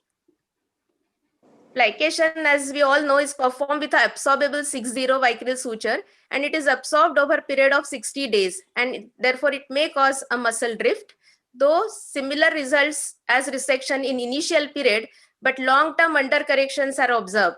And so sometimes we need to plan overcorrections initially, and that may be troublesome in immediate post-op period. As against this, resection is more effective because of the muscle is shortened and secured firmly to the sclera. It is maintained at that position, and thus it prevents long-term muscle drift. And so it is more effective with long-term good alignment. There are many comparative studies available, one by Pamela and Hudson. It has shown that the success rate is at 4 to 16 weeks for lateral rectus is similar, but for medial rectus plication, it was 77.4% as against resection was very high, success rate 96.6%. In another study by Boston surgeons, their results were similar up to 1 year, but long-term success rate was definitely higher in resection, which was quite high as 89% as against 59% with plication. Then another study, a systematic review by meta-analysis where 7 studies were included, and they have a follow-up period of 6 months. And in this, the success rate for plication was 66%, and the resection rate, success rate was marginally high, 68%. But the follow-up period was only for 6 months. So longer follow-up is needed to prove it more effective, plication, more effective. So we have to know it whether the plication really remains effective after 5 to 10 years. So resection is definitely better as long as the long-term alignment is observed. So initially it may be same. Then another important point discussed earlier, that plication spares anterior segment circulation. Yes, it is, but only if it is done correctly, because anterior ciliary artery is both superior to muscle and in the sclera, while passing suture may get damaged with plication also. There are studies which mentions that ischemic complications may arise even after successful microvascular dissection and even after doing vessel sparing surgeries. So plication may not be totally safe in such cases. We all are doing resections regularly. So how many cases of anterior segment ischemia we see after resection? It is, the incidence is very rare, 1 in 13,000 to 1 in 30,000. So plication may be needed. The resection may cause anterior segment ischemia in specific high-risk cases like multiple muscle surgeries, reoperations, or elderly patients with vascular diseases. So plication can be tried in these cases, but not required in all the 2 muscle routine surgeries. Then the incidence of lost or slipped muscle is also very rare, is very small with with resections. So it is about 0.067%. And that too is seen when the muscle is tight or in cases of restrictive strabismus. So it is, again, that means it is rare in routine resections, and it is definitely an avoidable complication. If we do it carefully, we can avoid this slipped muscle. Then better cosmosis in plication, I totally disagree. Madam has already shown the photograph which shows that there is a visible bump of tissue in immediate post-op period, and which may remain for 3 to 4 months. And resection, if carefully done, gives good cosmosis in 2 weeks. And the following photograph is showing that after 4 months, both the cases may look similar, but initially the bump may be problematic for the patient. Inflammation, tissue damage, hemorrhage may be a bit more in cases of resections, but it is seen only in early post-op period, and it usually resolves in 2 weeks. So this is not a major issue if we compare the good long-term alignment results with resections. Plication, Madam has said, is an easy surgery, but is it really? Because we all are doing resections since so many years, and I would like to ask all the strabismologists here, is resection a difficult surgery? As it is a basic surgery and taught to all PGs as they start strabismology training. So all trained surgeons would finish resection in few minutes. So I think resection is not time consuming or difficult, but a simple and fast surgery. And reversibility in plication as against resection, Dr. Wright, who has started this plication procedure, has cautioned that reversible, it is possible only within 3 days of surgery prior to muscle healing to the sclera, and it is not possible after 1 month. So there is no role of reversibility after 2 to 3 months. Whereas resection, reversibility is not possible, but long-term results are so good that it is not needed to reverse the procedure. And if required, we can do advancement to strengthen the resection effect. So, and disadvantage of plication, that we cannot use plicated muscle to shift to treat AV patterns or to treat the short vertical deviations by shifting horizontal muscles. And shifting of a muscle is easily possible with resection. So just to conclude, resection is a time-tested procedure with good long-term effects. Temporary hemorrhage, inflammation in early post-op period resolves completely to give long-term good alignment with good cosmosis. And complications like lost muscle can be avoided easily in resection by proper dissection. And plication can be done in specific conditions like multiple muscle surgeries, reoperations, but it is not needed in routine 2 muscle surgeries where resection will have a good long-term alignment. So I would say old is gold, and so resection is the procedure of choice in routine strabismus surgery. Thank you, Dr. Varsha. Dr. Sharma sir, would you like to know the audience poll before your comments, sir? Would be interesting, sure. Yeah, so they are just collecting the data. Till that time, everybody needs tea. And on virtual platform, we cannot provide tea. So let's have only 10-second fun. Nipa, whosoever will identify which is the song which is related with I. This is a music, that music will go on. And you have to identify the song. What is the song? It is really related with I only. So just raise the hand who is identifying. Nipam, stop sharing screen, Varsha. Yes, yes, yes. I'm allowing people to speak up freely. So whenever you guess it, just speak it Yeah, up. that's okay. Yeah, fine. All right. Is everyone ready? Yes. Till the time we'll get the result. Okay. Yeah. Okay. Can I get a big yes? Is everyone ready? Go ahead. Go ahead. Yes. Yes.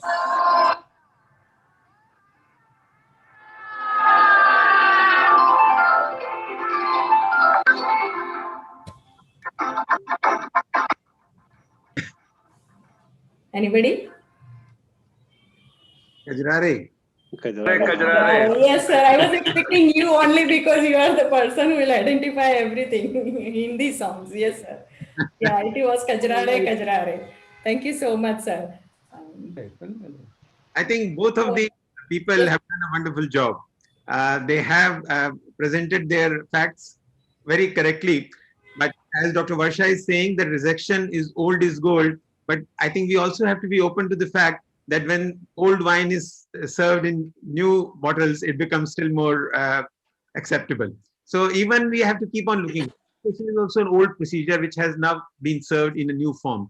And as Dr. Elizabeth was saying, that Wright reintroduced it. And there was a problem earlier that was muscle to muscle. So there was cheese wiring between the sutures. But with the Wright's procedure, it's a muscle to sclera, so it works better. But whatever people have said that there is a long-term problem, we have further modified it by using a reinforced suture. So now it becomes muscle, sclera, and muscle back. The suture technique, which we have shown in American Academy of Ophthalmology in 2018 and in APOS, Washington, DC, 2018, that we should suture muscle, sclera, and muscle. And now many people are doing that technique. And I think you can see that video on the net easily available. So with that, we have seen that even the long-term results with application are not any worse. And we are doing the same amounts of surgery for resection or application. People have said that there is a risk of anterior segment ischemia, which is correct. If you don't do it properly and you compromise the blood supply, it is possible. So you have to do the right technique of doing it. And in resection, obviously, you are cutting the muscle. So there is a risk of slippage, which is not there with the thing. And the lump is only for a week or 2 weeks. So the negative thing of plication is not there for long term. The shifting of the muscles vertically is definitely easier with resection, but it can be done with application also by tenting the muscle. So I think we need to keep on having different tools in our armamentarium. We are not losing doing resection when we get a new technique of plication. Plication has its own advantages. I think we need to have both Karan and Arjun with us to serve the purpose. Okay. I totally agree, sir, for application, but for debate, I have to say. Yeah, this is for debate only. Yeah. I totally agree. Yeah, most of the studies say that the results are equal. And many a time after doing convergent squint, going into exotropia later, most of the time it is due to slippage of the muscle after a resection. Most of the time I have found that it is due to little bit of muscle slippage. So that is completely avoided in application. The reinforced suture will help. So you can do a muscle sclera, muscle suture. Yeah, I said one more suture. Yes, you are absolutely right, sir. And the audience, Paul, so many people have registered, and there is a 50% says resection is good and 50% says, oh, that is good. So it's a tie between both of you. So thank you so much, Dr. Pradeep Sharma, sir, for guiding us. Our next debate topic is, it is on in-the-bag IOL versus optic capture. And the first speaker, who is Dr. Deepti Joshi, she has done her pediatric ophthalmology fellowships from Kids Hospital and MM Joshi, and she's still working with MM Joshi Eye Institute. She's already got the best paper for into AIOC in 2017, and she wants to speak in the bag IOL. Our next speaker, who wants to speak about optic capture for fixation of IOL after pediatric surgery is pediatric cataract surgery is Dr. Jaspreet Sukhija. He is also a neuro-ophthalmologist along with the pediatric ophthalmology, and he has got 100 publications in the peer-reviewed journal. So let's listen both of them, and the comment would be done by none other than our respected Professor Dr. S. Khokar sir, who is stalwart in pediatric cataract surgery in India. He has got 168 publications in peer-reviewed journal, and who doesn't know him? Everybody knows him. So it doesn't require much of an introduction. Everybody knows him. Let's move to topic. Dr. Deepti Joshi can start her presentation. Thank you. Yeah, is my presentation visible? Yes. Please go ahead. Yes. Hello, everyone. Thank you, Shreya ma'am, and hello to Dr. Jaspreet and Khokar sir. Well, the topic today is in the bag IOL versus posterior optic capture, and I would be talking for in the bag IOL. This is a video of primary intraocular lens implantation post PPCR in the bag IOL again, and this is a video of secondary IOL implantation where the Sommer-Ring's ring is being cleared, followed by that the AC and PCA are being separated, the bag is being opened, and the IOL is placed inside the bag. Now the question arises, why does the most of a pediatric ophthalmologist prefer to place the bag IOL in the bag? Well, the answer is very clear. The first and the foremost reason is the position. It is the most physiological position. The IOL comes close to the nodal point of your crystalline lens, so the vision is better, and that is what we actually want, having a better vision in every aspect to prevent the amblyopia of any sort. The next most thing which we worry about in any of the pediatric cataract is posterior capsular opacification. With the advent of PPCR and anterior vitrectomy with the IOL in the bag, the rate of PPCR has gone, the PCO has actually gone down to nearly 5 to 6%. And now, according to the studies, with the availability of the IOL factor, especially the hydrophobic IOL, the acrylic IOLs, the square edge, the heparin coated IOL, the PCO rates have reduced further. The most important question was about the anterior vitrectomy. Well, the anterior vitrectomy with the newer technologies of about 25 gauge vitrectomy, which we can perform through the side port, the low flow vacuum, high cut rate, and various modalities available to confirm the end point of the anterior vitrectomy, I think it is not really a challenge having a perfect outcome post anterior vitrectomy. And nothing is absolute in a pediatric cataract surgery. There may be cases where you don't want to do anterior vitrectomy, yet the hyaloid phase can get disrupted during PPCR. There may be a plaque which you have not actually planned, and an anterior vitrectomy has to be done. So we cannot actually get away with anterior vitrectomy. It is actually a part and parcel of our life. The second point of it causing glaucoma, well, there have been multiple studies where, especially the one I would like to quote is Trivedi et al. For 10 years long follow-up, they say the most important prognostic factor is the age of the surgery. Any surgery done in less than 9 years of age is what results in glaucoma. That's basically because of the aphakia, that is the aphakic glaucomas are more common than the pseudophakic. In fact, they say the IOL in any plane acts as a barrier for the developments. Other things are that eye abnormalities. Vitreous vitrectomy is a factor, but it is an inconsistent factor is what is being proposed. The bag in the lens, optic capture, there are other proposed mechanism according to the literature to reduce the PCO, but the crux, in addition to increased learning curve, the crux is a consistent PPCR, same size in bag in the lens, and about 1 to 1.5 millimeter size smaller than the optic in optic capture. Well, at least in my hand, all my days are not the same. I have large PPCR on some days, small PPCR on some days they are star shaped, some days they are some map shaped. So, well, in all of these cases, at least I go back and put the IOL in the bag. The crux is it is reproducible in every cases, whatever be the size or shape of my PPCR. And finally, the IOL. When I am placing the IOL in the bag, I have a platter of choice. 3-piece, single piece, plate haptic, loop haptic, whatever I want, I can select. And with the availability of the newer hydrophobic acrylic IOL single pieces, the haptic actually gets stuck to the PC and AC, forming a single loop. They become a single entity. So the amount of decentrations, the amount of the instabilities have actually gone down a lot. And what about the kids with astigmatism? If you want to place a toric IOL, I know it is not impossible, but still the best would be to place a toric IOL in the bag and go back and have a very good night's sleep. Finally, the in the bag IOL is a time tested procedure. Tomorrow, if my patient's parents come and ask me कि 20 साल बाद मेरे बच्चे का vision क्या होने वाला है, I think I can definitely answer, because most of the studies about optic capture have a follow-up of about 2 years to be precisely maximum. So with this, I would like to conclude. It's all about the bag. Anterior capsular access with a well-performed PPCR plus or minus anterior vitrectomy and in the bag IOL still remains the gold standard for any pediatric cataract patient. Thank you. Yeah, great. Jasprit, you can start sharing a screen.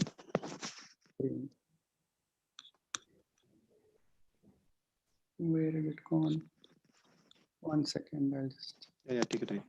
So let's see what's new now. Jasprit Sukija. Just finding where my. Yeah. It has to be on the screen only. Yeah, I mean. Yeah, take your time. share screen. Yeah, got it. Yeah. Yes. Yes, we can see your screen. Yes, first of all, thank you, Dr. Shreya. I mean, it's a wonderful, flawless program is going on, and congratulations to you and your team for this wonderful setup. After that presentation where in the bag was proposed, I would be presenting something different, something new which we worked on, and that is posterior optic capture of the intraocular lens. So these are all cases of congenital or developmental cataract. And what is the aim in pediatric cataract surgery? For anybody, I mean, you want to have a good visual axis, which is clear of all the opacification. And because these eyes are prone to inflammation, you want to decrease the inflammation as well. So with these two aims, what we've heard is that do a good anterior vitrectomy, a well-performed primary posterior capsulotomy, and an anterior capsular axis. But what happens now? What are our concerns? In conventional cataract surgery, which involves anterior capsular axis, primary posterior capsulotomy, anterior vitrectomy, and intraocular lens in the bag, your rhexis has to be exact, because what you have bothered about is visual axis opacification. If your anterior rhexis doesn't overlap the intraocular lens, probably you're going to have issues. But with a posterior optic capture, you're not bothered about this. Even in cases if you have a large anterior rhexis, I mean, what we are concerned is that the anterior and the posterior axis should just fibrose and join together. And once they're done, the bag is sealed. There is no place for opacification. So we do away with all these things, I mean, because anterior capsular axis is one of the most important thing. The size is very important. The visual axis opacification rate is close to 30 to 40% with a vitrectomy, all related to inflammation, the vitreous acting as a scaffold in conventional pediatric surgeries. Then when you do vitrectomy, no doubt, I mean, things have changed, but there are still issues. And those issues are what? Why do we want to keep the vitreous intact when we are doing an optic capture? When we perform an optic capture, we don't touch the vitreous. Why we don't want to touch the vitreous? Because it acts as a barrier between the anterior segment and the posterior segment. In the growing child, we are still not aware if disturbing it would have consequences later in life. How much vitrectomy is adequate? No doubt you stain it with the steroids Kenacort, but still it's not quantifiable, hence maybe subjective. Strands of vitreous still come into the anterior chamber and predispose to fibrinous complications. You could have enlargement of PPC at the time of vitrectomy, making it impossible to implant the IOL in the bag. And this has a study which has come up in the American Journal of Ophthalmology in 2019, where they showed that vitrectomy leads to a higher incidence of glaucoma. Because if you don't touch the vitreous, it creates a hypoxic environment. The moment you remove the vitreous, that hypoxic environment is gone, and these oxygen-free radicals in the anterior chamber in the angles lead to issues with glaucoma. So that's a very important thing, a very important study which came up. So I just want to just take you through what it involves, the posterior optic capture. So I won't be going into the details of what the exact details. The routine pediatric cataract surgery steps like an anterior capsular axis is performed after staining. And the important thing here is that when you're performing a primary posterior capsulotomy, it has to be larger. Yes, there is a learning curve, I agree. It has to be larger because your optic has to go through it. So you can see a large anterior axis and a fairly large posterior axis. And so when you implant the IOL in the bag, first, it has to go into the bag, and then you can see here it's gone behind the posterior capsule, the optics, and you have an oblong shaped posterior capsulotomy. So that signifies a posterior optic capture. We did not perform any anterior vitrectomy in this case. So this is one of the, we did a study here, a randomized prospective study, where we found that the results of visual axis obscuration are almost same if you do a conventional versus an optic capture. But yes, we did have lesser inflammation in children with optic capture. But there was still lens epithelial proliferation in those cases where we had implanted the IOL in the bag. So I would like to conclude here by saying that it's a promising alternative, the optic capture, to conventional pediatric cataract surgery. In our study, we found lesser inflammatory response. The most important thing is you have a sealed bag, so nothing can go out. No visual axis obscuration, no proliferation of the lens epithelial cells. The most important thing, no risk of geometric centration because you're locking the IOL in the posterior capsule. It avoids the ill effects of vitrectomy, no doubt. I mean, there are very few in children, but yes, there are. So why not avoid them? It has a shorter operating time and more relevant in the COVID era. You are avoiding the anterior vitrectomy, you're avoiding the aerosols, you're decreasing your duration of surgery. So it's fairly good. So I would just want to leave you with this to decide for yourself, what would you prefer if you have your own child? I mean, this is something which you would have in the left side is the picture where we performed a primary posterior capsulotomy. You can see the size, it's fairly good. The anterior capsular axis is covering the intraocular lens, but still after 2 years, you're having this florid epithelial cell proliferation. Whereas on the right side, it is the other eye of the same child, where you can see the visual axis is glistening clear. Everything what is there is sealed in the capsule and without an anterior vitrectomy. So I leave it open for the poll and the experts. What surgery would you prefer? I think that's great. So could you just go back a slide? The other eye with the lens in the bag in the lens, which is the lens you're using there? We are using a 3-piece hydrophobic acrylic. So both eyes have 3-piece lenses, right? Right. So I think that's why I think what you put, both of them have done a good job. The thing is, if it's a single piece lens you're putting, you just can't do a capture with that. Fine. Everybody knows about that. And what I think Dr. Joshi said was right. For the beginners and everybody, I think that's the way to go to be at the most physiological position. But once you've reached that stage, you want to make sure that there's no VO formation in these patients. For that, I think what Jaspreet is telling might make sense. But the debate at the end of the day is, what is the sizing of the lens we're using? The size we're using is the adult size in all these patients across the board. We don't have any smaller size. And if you use a 3-piece lens in the bag, it's not going to have as much clarity of the VO, the more chance of VO formation, because these lenses have an angulation. So in the bag, single piece versus a 3-piece capture at the back, I think both might fare equal as we are seeing. But if you're putting a 3-piece lens in the bag alone, that might not be a great idea, because these have an angulation and it might let the cells to proliferate from the side. Yes, but what Dr. Sakhuja is saying today is, about 3 years back, I think Dr. Vasavada told me that he started doing this without doing vitrectomy in the smaller kids. And he's shown me some fantastic videos and some pictures. I think that idea is great. And I think we look forward to that. And in case we can reduce the VO, why not? So what Jaspreet said is just about 2 years back now. Let's look ahead in the future.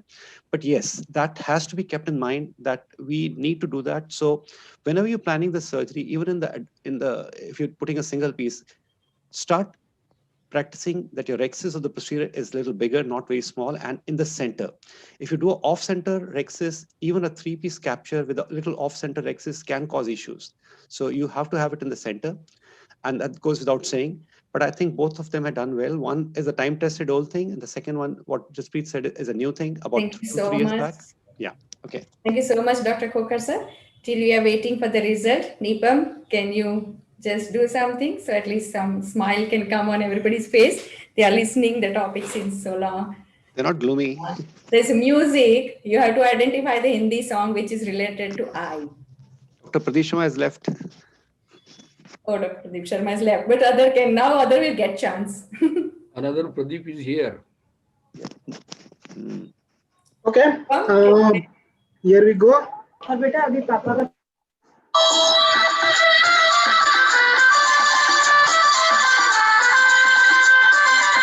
गुलाबी आंखें जो तेरी देखी, That's it. Thank you so much. So here, doctors are not only doctors; they can enjoy too.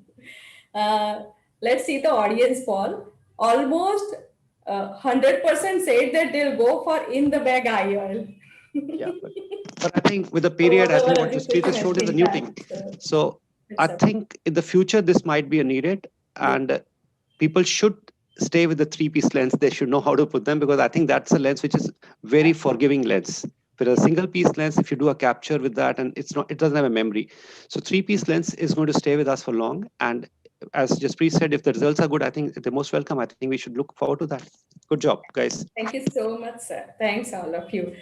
So our next our next topic is patch and games for the treatment of amblyopia. Dr. Ramesh Murthy, who is from Pune, is into this pediatric field since 16 years, is strongly believes that patch is the thing should be done. And next to him is Dr. Pradeep Deshpande, who believes that games are the best for the management of uh, amblyopia in children. He is also working in this field since 26 years, and he has also received many awards. Above all, Dr. Subhas Dedia, Professor Dr. Subhas Dedia, sir, he is director of Guru Nanak Eye Institute, and he is secretary of DOS, and he has done lots and lots of study on amblyopia management. So, who is the other person? Who can be the other person to comment other than Dr. Dedia, sir? Over to you all. Dr. Ramesh Murthy can share the screen and start.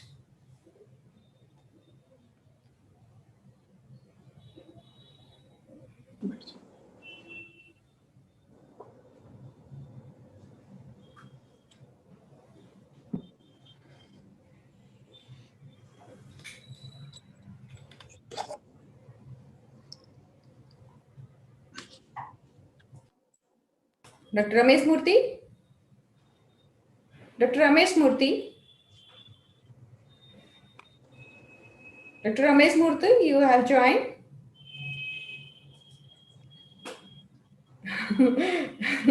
Dr. Ramesh Murthy? I think he is not joined. So Dr. Pradeep Deshpande, you can take over. Stick to 4 minutes, so at least they can, and Dr. Dedia sir also can comment on that. Till that time, he may come, Dr. Ramesh Murthy. So please, Dr. Pradeep Deshpande sir, share your screen. Yeah, sure.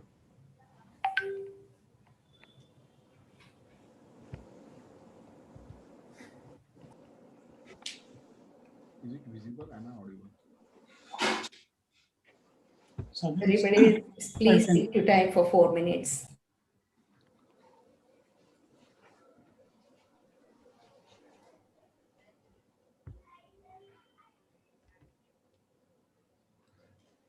Hello.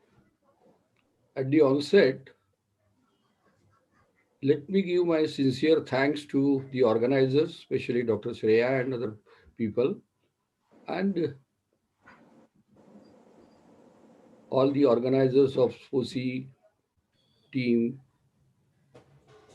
And throughout the day, today, you have exhibited the entire thing very nicely. I must congratulate Dr. Shreya and their team that they are really doing this virtual conference very nicely. I'm very much thankful, and thanks also for giving me opportunity to share my views on game platform. Well, considering the limitations of patching, including the allergic reactions, irritation, shabby looking patch over the face, tolerance, then that children, they have to tolerate the unpleasant comments. They refuses to mix up with their friends, relatives, and they usually run away when there is a group photograph of their family or their friends. Then there is no clear vision, no side vision, and is during their playful life, it's very difficult to wear a patch. You can see that photograph. If they do not use patch, they get a lot of scolding from their parents, warnings from doctors. This story continues for months together because it is a slow process. The improvement with patches is little bit slow, and almost there is no improvement in millennial amblyopia if it is well established after 7 years. In spite of all these, the regression of vision is also very common. Many people, they have quoted up to 25% if they do not perform the proper tapering of occlusion. The video game is an electronic game that involves the interaction with the user interface to generate visual feedback on a video device, maybe a TV screen, computer monitor, tab, or iPod, or like that. these images are either 2D or 3D. And now the different approaches, new approaches, they have come up in the market. First they have started with a monocular approach. That means these video games with the good eye patch with the aim to improving the vision. So it's an additional support to the patching because there was no good improvement. Then dioptic stimulation, where the game presents the same background to the both the eyes, but an enriched foreground is presented to the amblyoptic eye. The purpose is being anti-suppression, and the third is the video games that improves the stereoscopes, contrast sensitivity, and many other visual function deficits. And these are the different new concepts which I have started in my practice during last 15 years. I have started these preventive games, especially in cases of high-risk babies. And you can see these games, you can download these games on Vision Lazy Eye Master on Android Play Store, where there is a screen time restriction also. There is a auto lock arrangement after 30 minutes. Then the rainbow games, the games are designed as per the visual deficit. Then the special patented games on astigmatic axis video games. This is one of my paper in 2018 in IJO, where I used to stimulate the exact lazy neurons, and then I am getting a lot of good improvement in these meridian amblyopia cases. Then if there was one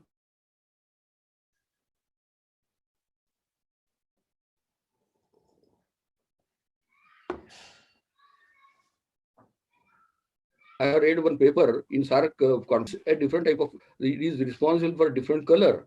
So after stimulation with multi-colored games, the improvement is faster. And coming back to the basic thing now, amblyopia is said to be unilateral or bilateral reduction in the base corrected visual acuity.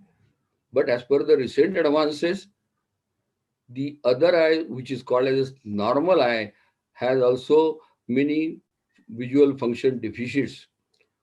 So it has many subclinical visual deficits. So it is better to call that better eye, call that eye, not normal, but as a better eye. In binocular, so it is a binocular dysfunction. Hence calls for binocular activation or binocular games.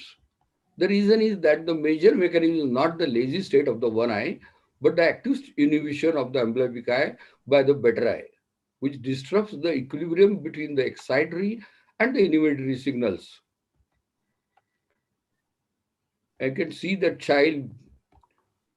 Here you can see the child is playing the games very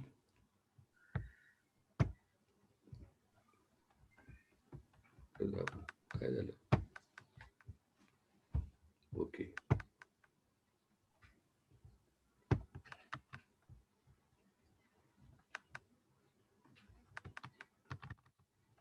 Anyway, go ahead.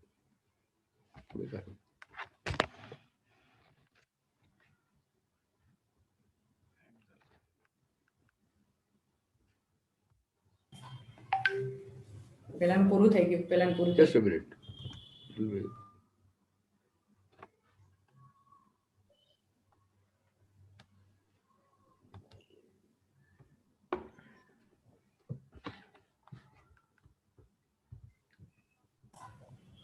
What happened? It's over. The 4 minutes are over. Mr. Sai, you have muted him. No, madam.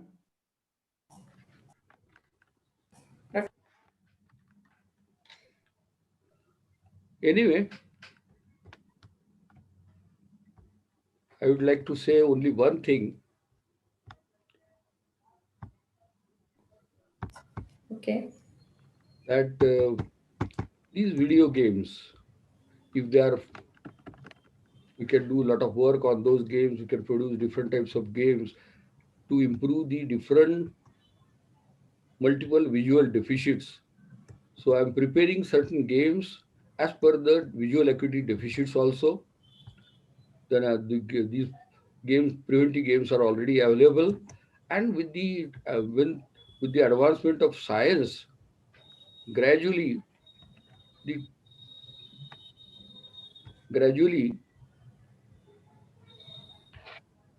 games will definitely take the complete place of the instead of patching.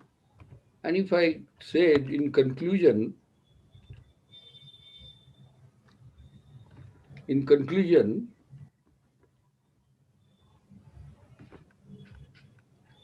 one of the important thing I would like to stress that to prevent the recurrence of the amblyopia, which happens with the patching, Yes. Hello. the video games by playing the video games, they act as a booster, so that the chances of regression is also minimum or almost negligible. Why it is stuck up? And many people, they have already done a lot of work on that.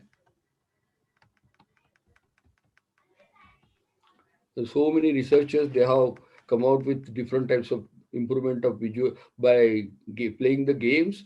And another important thing, that the visual recovery is also very fast. Some people say that 5 times, 6 times faster. In a short time, they get a good results, including our chairman of today's session has already presented two, 3 papers, especially on television video games, and he is also happy with that. And these are the even with time schedule, screen time guidelines. There is very easy to exhibit such type of pictures. It's just for marketing, but see what is the reality. And yes, thank you very much for giving me time and opportunity to share my views. Thank you.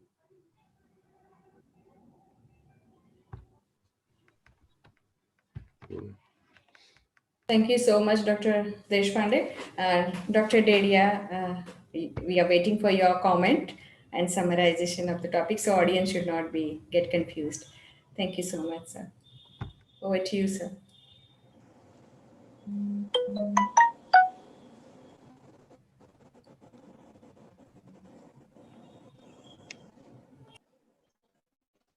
So, thank you, Dr. Shreya. Basically, I will be covering some part of the occlusion as Dr. Ramesh Murthy's note there. So basically, in nutshell, there is no shortcut or substitute for occlusion in amblyopia therapy. However, with advent of these amblyopia treatment studies, variability exists in number of hours prescribed to amblyopic patients. So what are the considerations in patching? Which type of occluder you should use? How many hours? What is the schedule? When to follow up? What to look for? How long? And when to stop? Total constant occlusion of the sound eye. Full-time occlusion of the sound eye is the most effective method. It forces the patient to use amblyopic eye. It inhibits inhibitory impulses arising from the sound eye, and it is best instituted in early infancy. Various type of occluders, they are available, but perfect, preferable, and advisable is direct skin patch. Various occlusion schedules are being used, but we use according to the age. So suppose child is 1 year of age, 1 day in the better eye, 1 day in the amblyopic eye, and so on and so on. So regarding duration of patching, ATS-2 was conducted, and in which full-time occlusion was compared with 6 hours of patching in severe amblyopia, and they concluded I've convinced Dr. Kote. Improvement is similar. Then in ATS-2B, 2 hours of the occlusion was compared with 6 hours of patching in moderate amblyopia, and it was concluded improvement is similar in both. Follow-up schedule, it has to be 1 week for each years of the age. We have to encourage the child for near exercises and recording of the visual acuity of both eyes with same chart and under similar physical conditions. And we have to give 5 to 10 minutes time to the occluded eye for acclimatization. We have to observe the vision, whether there is any improvement or worsening, is there any change in fixation pattern, and then what is the end point of therapy, that is free alteration or equalization of the vision. And if there is no improvement in the vision after 3 to 6 months of the proper occlusion, then you have to stop it. But occlusion is associated with various disadvantages like occlusion myopia, functional debilitations, cosmetic blemish, allergic skin rash, psychological problems, diplopia, constant manifest deviation, and increase in angle of the deviation.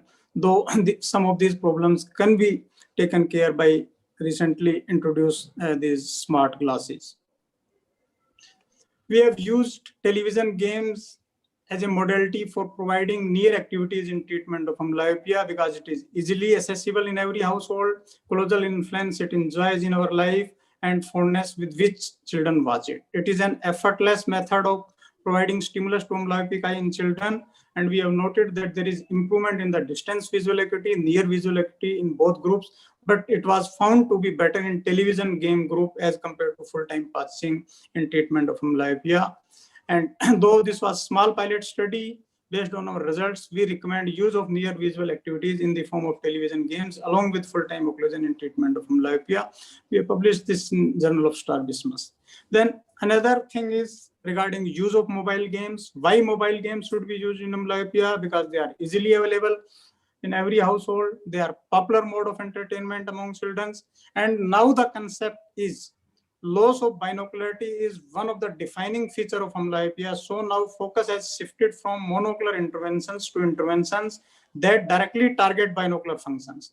This has led to increased interest in development of myopia treatment that directly address binocular dysfunction by promoting binocular vision and reducing the inhibitory interactions within the visual cortex, such as mobile games as a form of near visual activities. And we have concluded mobile game exercises as a form of near visual activities along with 2 hours of occlusion allowed improved visual acuity, which was maintained even after cessation of therapy. Thus, mobile game exercises can be used as an useful adjunct to occlusion therapy for myopia. So basically, in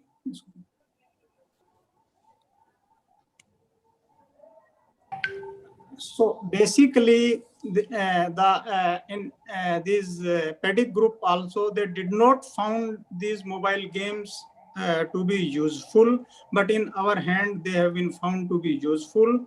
So, but they cannot supplant patching. So patching still remains treatment of choice in myopia, though the duration varies, but patching is still treatment of choice. It can be these video games, mobile games, they are the adjunct therapy in treatment of myopia, in my opinion. Thank you. Thank you so much, sir. Thanks a lot for your guidance, sir. Nipam, till the time we are waiting for the result, it's a fun time. Okay, let's play. There should be some smile on everybody's face. It's long time for people. Let's play the next set of music. This is going to be fun. Let's see.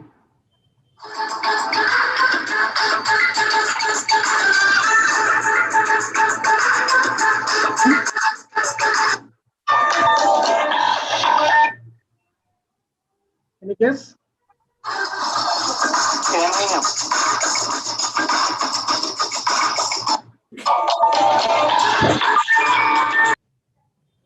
Nobody, Nipam, you only have to tell. Nobody is there to identify the song. Nipam, tell everybody. Play a little more. Let's try something else. Okay, do it. Dr. Sharma sir has written, Akhiyo se holi more. Akhiyo se goli mara. That's perfect. Yeah, you are up to the... Because we cannot miss him. He is fan of him in these songs. Yes. Thanks a lot. Yeah, finally he answered. Yeah. Yes, you are the winner, sir. Yeah. And the result says 83% of our audience wants to go for patch and 17% for the games. So that's the audience poll. Thank you so much, Dr. Deshpande sir and Dr. Dedia sir. So there is some little change in the program. Dr. Jethani has to go somewhere, so he's postponing his talk.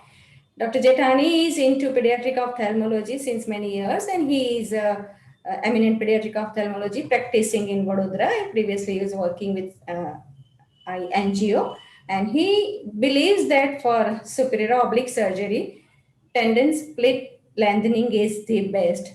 And against him is Dr. Rinkal Pushate. She is consultant pediatric ophthalmologist and strabismologist at Sarakshi Netralaya in Nagpur, and she is into this field since 10 years.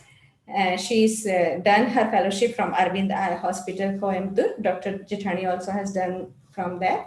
So let's see both of them what they say about superior oblique. Dr. Rinkal Pushate believes that superior oblique expander is the best. And when we talk about superior oblique, the friend of superior oblique and friend of mine too, Dr. Shubhangi Bhave is the best person to judge because she is doing lots and lots of superior oblique surgeries. She is into this field since 35 years. So she has got large experience, vast experience of doing superior oblique surgeries. So over to you, Dr. Jethani, you can start your presentation. Thank you so much, ma'am. You can, yeah. So at the outset, I would like to thank SPOSI and a special word of thanks to Dr. Shreya for the opportunity. And supraoblique split lengthening, I use it mainly for most of my supraoblique overactions. I picked up this surgery when I was working with Dr. Kushner. I think it's quite a good surgery when you compare this with tendon expander, and I would be showing a video of how this particular surgery is done, because I know that it is relatively uncommonly done surgery. Indications of supraoblique weakening, we all know that if there is overaction, we have to do a supraoblique weakening. Brown syndrome, presence of A pattern. And this brings us to the two procedures, to the head-to-head comparison of two procedures. Now, traditionally, silicone expander was described by Dr. Wright. It was not a procedure for simple overactions, but over a period of time, he did present his thesis for American Ophthalmological Society, where he showed that this was a procedure for simple overactions also. We will see that study because that was a very large cohort which he showed. Basically, what you do in a silicone expander is that you use a silicone band size 240, around 6 to 7 millimeters, but you can always titrate the size of the band for Brown syndrome. The major issue is that it is, it is a non-physiological thing. It is indeed a foreign body in the eye, and extrusion is quite common. We will see what APOS members, there was a survey conducted by Dr. Wright, who could show how much extrusion was common. Split lengthening, on the other hand, as you would see the video, it is it can be staged. You can use it according to your choice. You can do it from a nasal route, do it from a temporal route, but you have to use non-absorbable sutures. There is absolutely no chance of extrusion.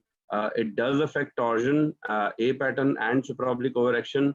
What we, in our experience, we have found that a minimum of 4 millimeters and a maximum of 7.5 millimeters is the range where it works well, because if you do a more than 7.5 millimeter lengthening, you may end up into doing a supraoblique paresis kind of thing, and under 2 or 4 millimeters it doesn't work. So here we have gone through a nasal route.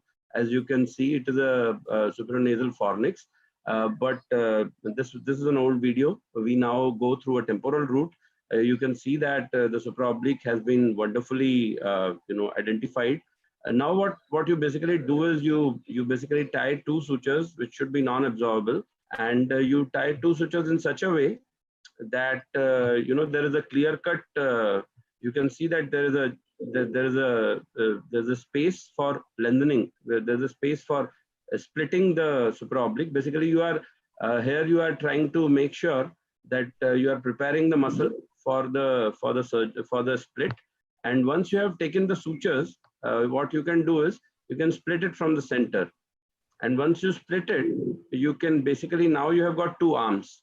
Now basically what you have to do is you have to anastomose these two arms. So basically you have split it from the center. You have taken one suture here, one suture here.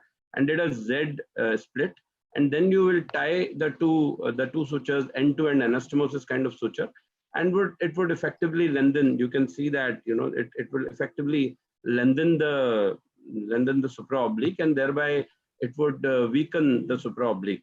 So this is you can see that we have tied the two ends, and you can see that this would give a effective lengthening of 5 millimeters, because so you can see that this is nice and quite I mean, there is some reservation that these sutures will give away. You can see the nicely dissected muscle. I don't think these sutures could give away ever. And this was a publication which we did with our postgraduates in 2016, where we could show that it affects both torsion and A pattern, and we could even find out that around 1 degree of intorsion will be reduced by supraoblique split lengthening. Now, head to head, what I'm basically trying to show here is this. I have taken directly from the Dr. Wright's thesis, which he presented in 1991 in American Ophthalmological Society, where he sent letters to APOS members, and he could find out that complications were recorded for 9 patients, so that is around 7.2% of extrusion rate, and scarring and restriction with removal of silicone implant in 4, and spontaneous extrusion in 5. Now, this is one of the most important points in my mind, why I avoid doing a band, because it is indeed a foreign body, and this can lead to extrusion. So that makes split lengthening a smart solution when an expansion of tendon would indeed work. So thank you very much. Thank you everybody for listening. Dr. Rinkal, you can start sharing your screen. Yes, ma'am.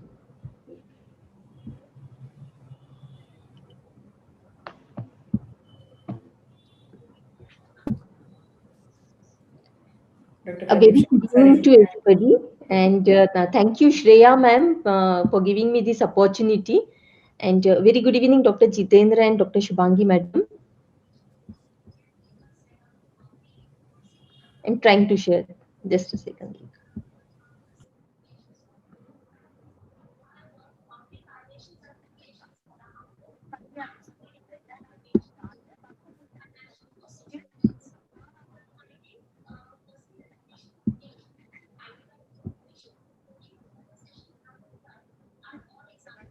Are you able to see my presentation, ma'am? No. We're not seeing. Yeah. Shall I help her? Madam, you haven't shared the presentation. Your presentation is open, could be open, but you haven't shared the screen yet. Just click share screen. Yes, I am clicking that, but it is not working. How is the internet connection at your place, madam? It's very good. It's very good. Yes. Madam, once you click on the share screen, you will find a window which will contain thumbnails of all the applications open. Do you see that? Yes. Just choose the PPT.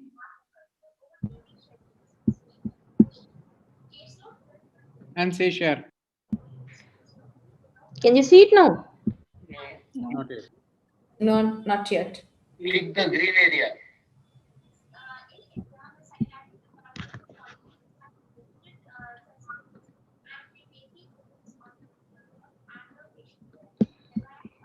Madam, have you clicked on the share screen button? Yes. Do you see a window which contains thumbnail of all the images, all the applications open? I think it will work now. Yes, I think it will work now. Yeah. But you have shared the Zoom screen. Now you can see? Madam, please stop sharing.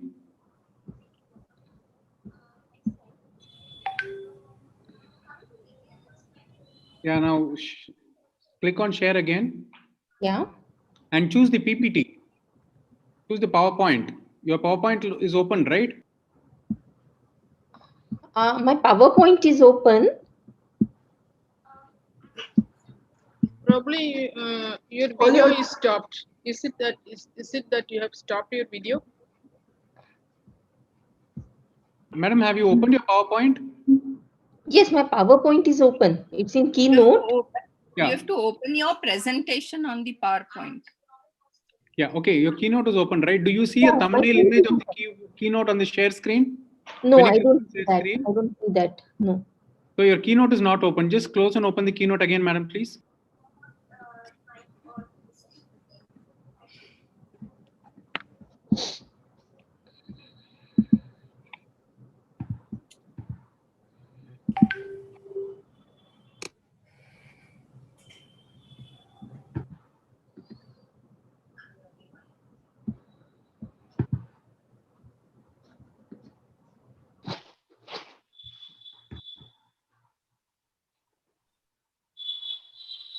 I'm really sorry, but it is not working. Yeah, I think it's very simple. Do one thing, click on your PowerPoint, bring it up, right? Now, do you see your Zoom screen? There is a share screen green button. Do you see that? Yeah. At the bottom. Yeah, when you click that, select the left topmost screen.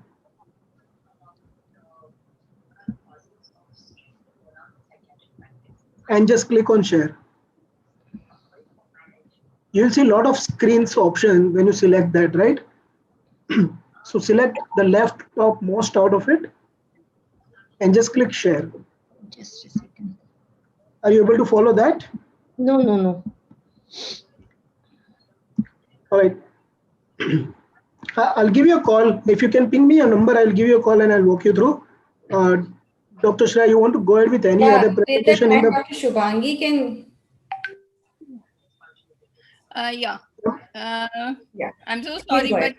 her presentation can't open. Since only one participant has made his presentation, and we were discussing about the effectivity of split tendon lengthening versus the silicone tendon expander. So to me, both the procedures are effective. If you consider the effectivity, maybe the silicone tendon expander would be slightly more effective, or in more severe restrictions, the silicone tendon expander would work better as compared to the split tendon lengthening, as it is a relatively new procedure and we haven't had many cases. I've made a small presentation. Can I share the presentation? Shreya, can I share?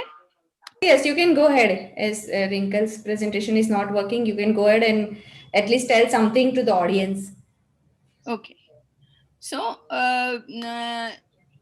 so I've just made a short comparative analysis of various weakening procedures on superior oblique muscles. As Jitendra has already told, we do it in A phenomena, Brown's, or any superior oblique overactions. I have divided the weakening procedures as non-graded, which is tenotomy and tenectomy, whereas the graded, which could be suture spacers, silicone tendon expanders, superior oblique slit tendon lengthening, or recessions. Now we just compare the effect of these procedures on correction of A pattern, vertical deviation in adduction or the superior oblique dysfunction, the intorsion correction, the ease of surgery, and possible complications. So A pattern correction, both the procedures, that is the graded as well as non-graded, correct the A pattern satisfactory. They correct up to 10 to 20 prism diopters of A pattern.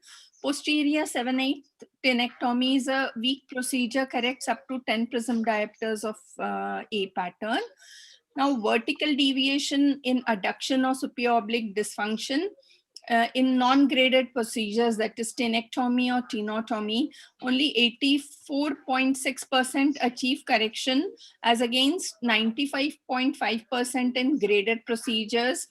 Zero superior oblique dysfunction was seen only in 54% of non-graded versus almost 82% of graded procedures.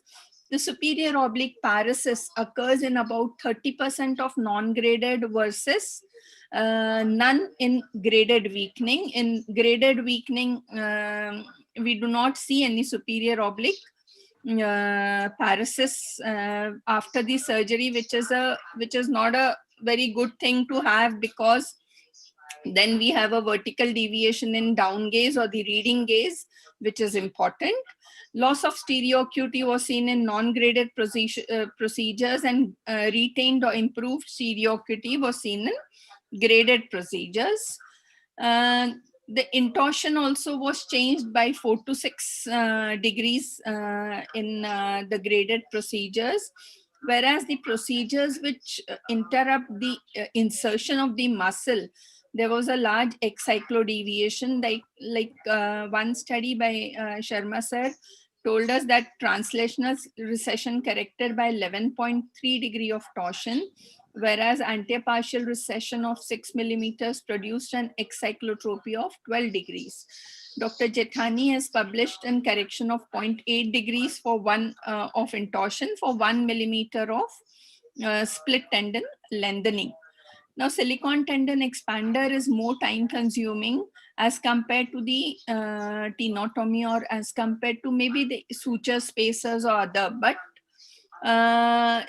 if a procedure is done well, then I have never had an extrusion of the expander if it is covered well with the muscle sheath and tenons. Reversibility is definitely better with a spacer. If we consider the complications, then superior oblique recession or tenotomy changes the insertion characteristics of the muscle, leading to complications. Silicon tendon expanders have a chance of extrusion, of course. Scarring and fibrosis can occur along suture spacer and leading to problems. So, as a take-home message, I would say that graded procedures are more precise and more controlled. Chances of having superior oblique paresis is very less with the graded procedure, and superior oblique requires some degree of surgical experience. Thanks for the patient listening. And I would just say that though I've just done 1 or 2 cases of split lengthening, seems an effective procedure without the aid of a foreign material. Since I've been used to doing a spacer, I feel the spacer also works good. Thank you. Thank you so much, Dr. Shubhangi and Dr. Jitendra. I would request people to stick in time. Dr. Shubhangi very well in time narrated everything and guided us what to do and what not to do. Till the time we get audience poll, Nipam, can you do something? Yes, absolutely.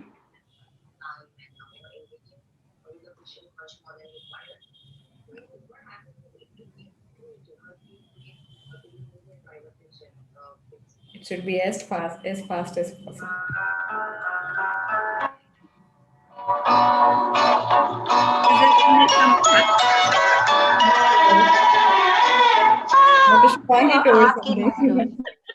That's why I was saying he should put some old songs. Thank you so much. It's nice. Okay, so audience say that only one person is with split lengthening, and rest all said about the silicone expander.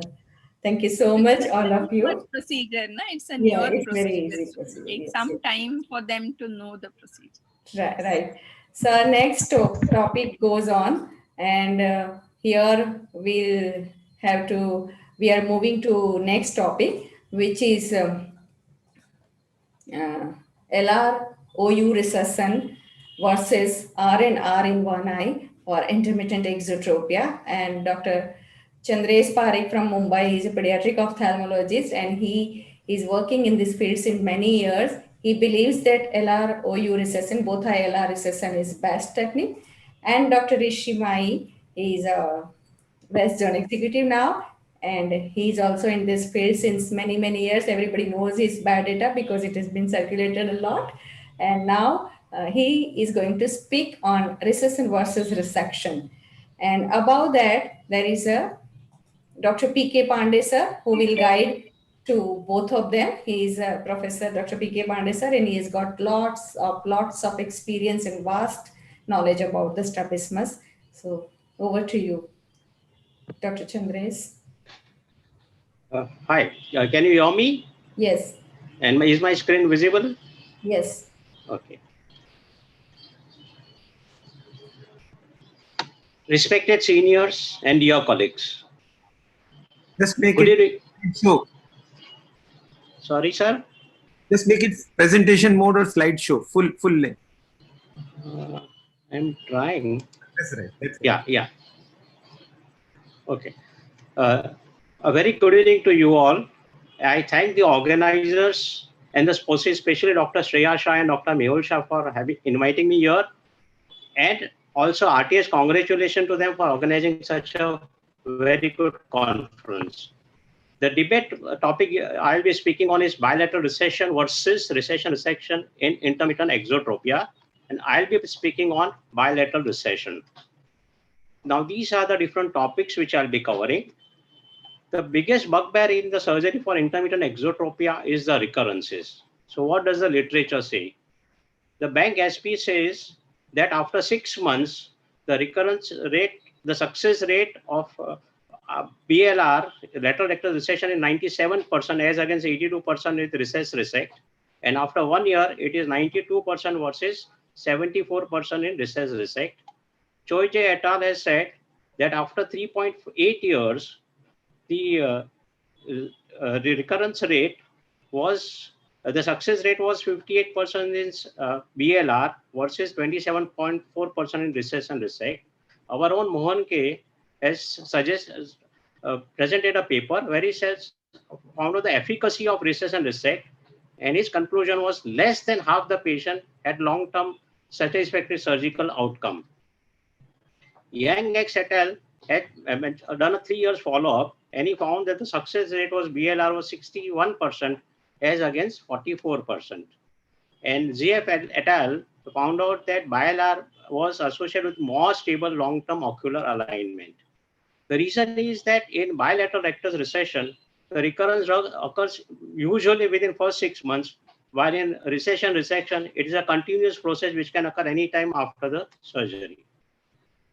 The goal of the squint treatment is to correct the squint at all different distances of fixation. Most of the cases of intermittent exotropia are divergence excess type. So if you do the bilateral lateral rectus recession, you are correcting preferably for the distance and far distance and less for the near. While if you do recess resect, you are correcting equally for all the distances. So there are very high chance of under correction, over correction occurring. The bilateral lateral rectus recession being a bilateral surgery, so the changes in the palpebral aperture size does not occur, and for a patient and the parents, this is more of a cosmetic surgery rather than a functional surgery, which occurs significantly in a unilateral recess and resect surgery. Recession causes less pain, less hemorrhage, less edema, less pain as versus resection. So in conclusion, recession versus resection debate is like a dispute in the marriage.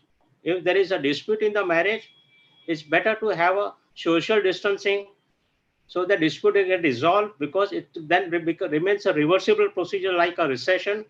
While if you go for a resection, it's like taking a divorce, which is a permanent irreversible procedure. So my favor is always for bilateral lateral rectus recession. Thank you so much.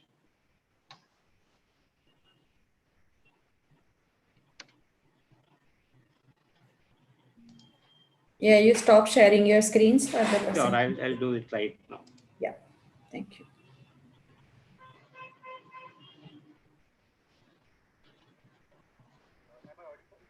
Dr. Rishi. Yeah.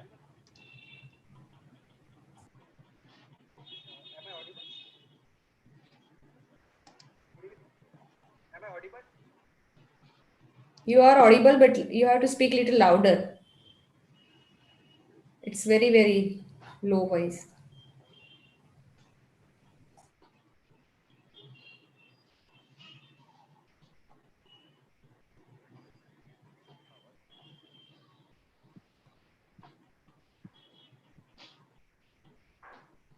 I think we are not able to hear anything.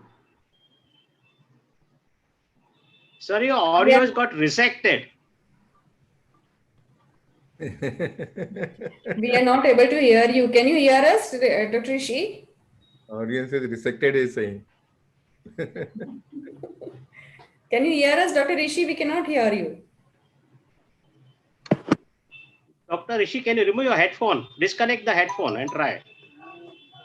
That's best.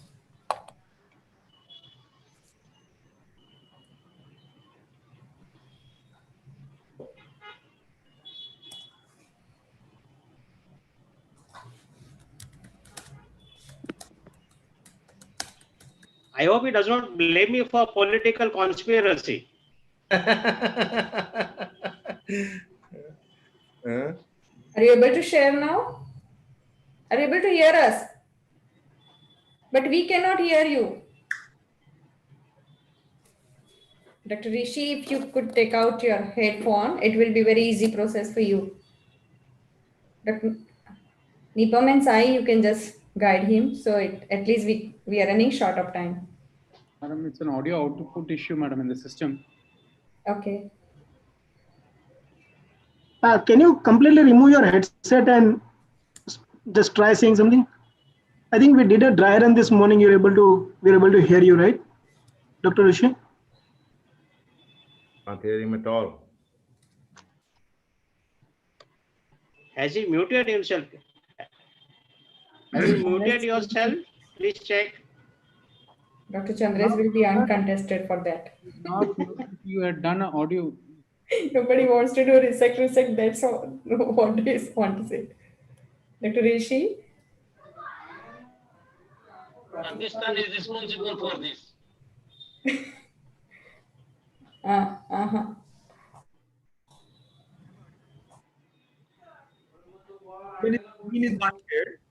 We cannot hear you.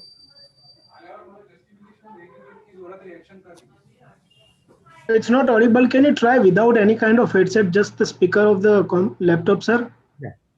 Unplug your headset.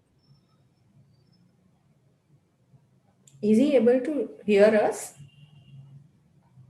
If it is Bluetooth, you have to stop Bluetooth.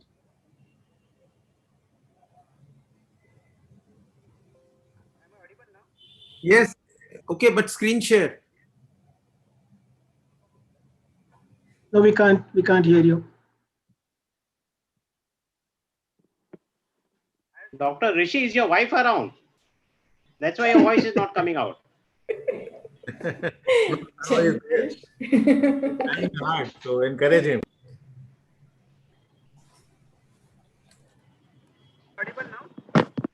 Yes, you'll have to speak up a bit. You're audible, but the voice is very feeble. You'll have to speak up a bit. You speak like the Arnab.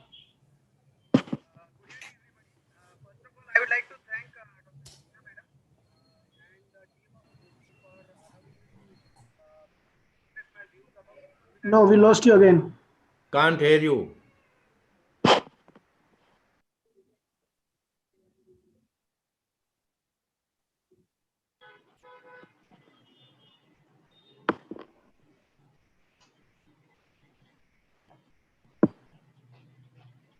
Is he in a need of runner?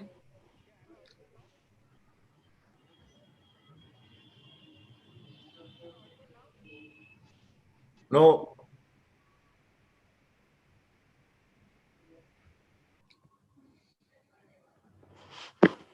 We can't hear you. You can just share your slides so at least Dr. PK Pandey sir can just comment. We are not able to hear you. Just share the slides. People will come to know what you mean by resect and resection and why are you with R&R.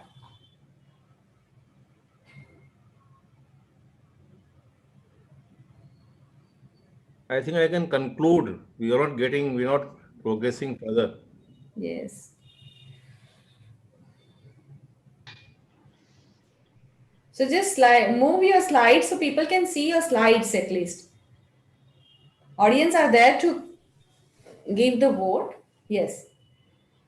Slowly you can move your slides. Yeah.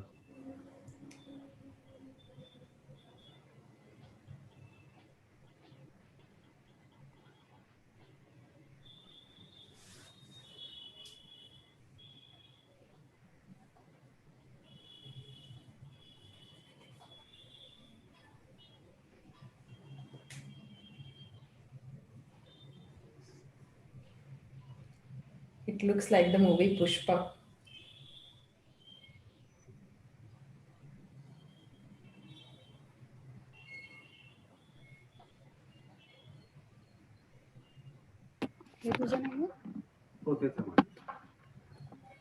This movie or slides? Hello. Am I audible now? Yes. Now you're audible. You can start through this slide.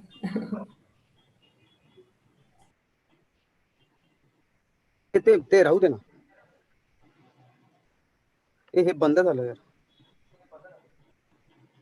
This proves my point that bilateral rectal recession is without any problem, goes smooth as against recess resect.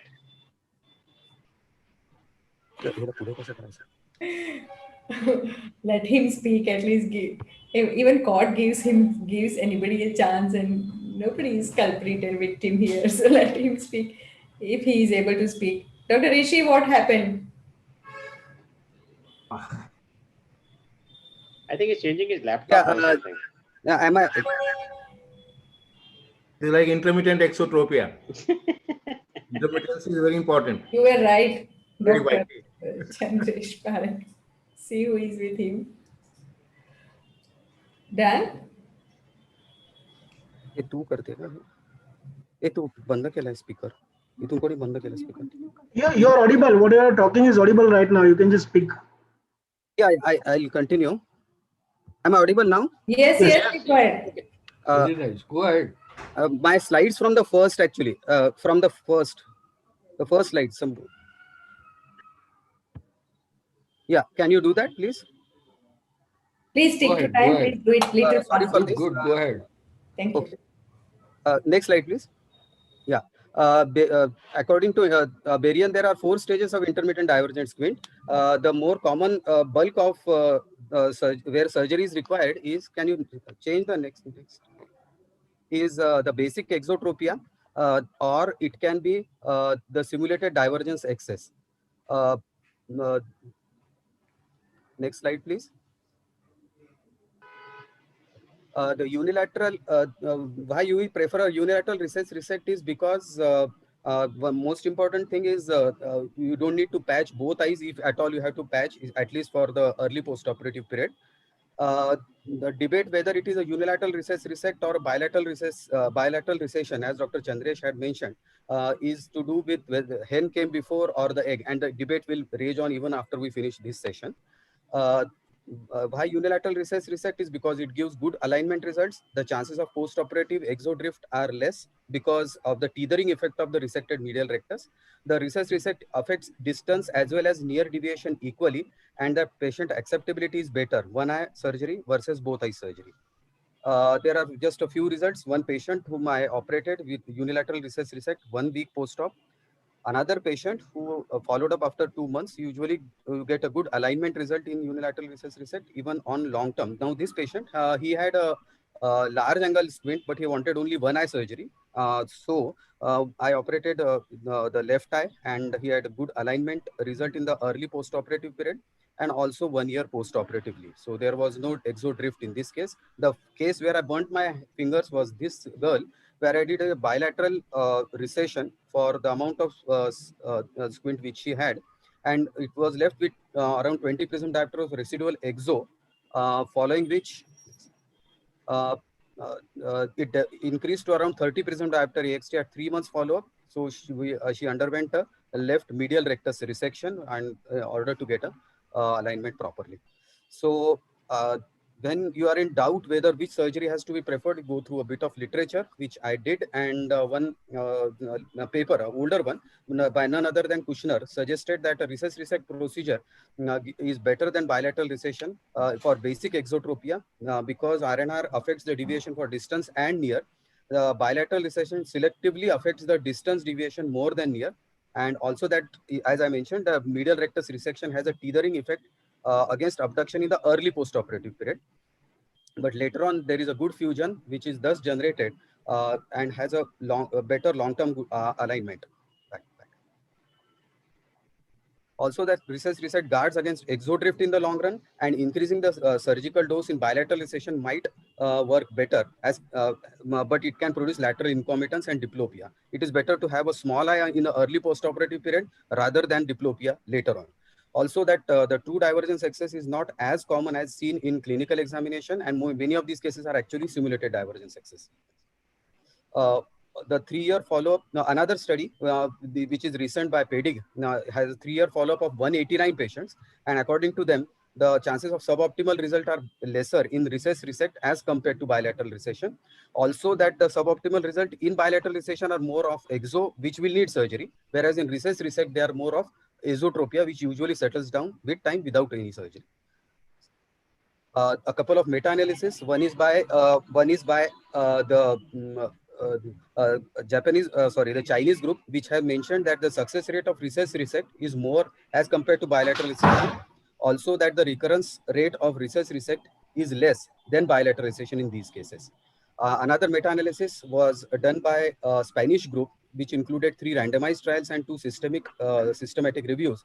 Also suggests that there is a greater surgical success rate with recess reset, and also that the chances of undercorrection and recurrence are lesser with RNR compared to bilateral recession. So needless to say, recess reset outscores a bilateral recession in most of the cases of intermittent divergent squint. Thank you. Thank you, Dr. Mai. With a lot of difficulty, we could manage to. Can you hear me?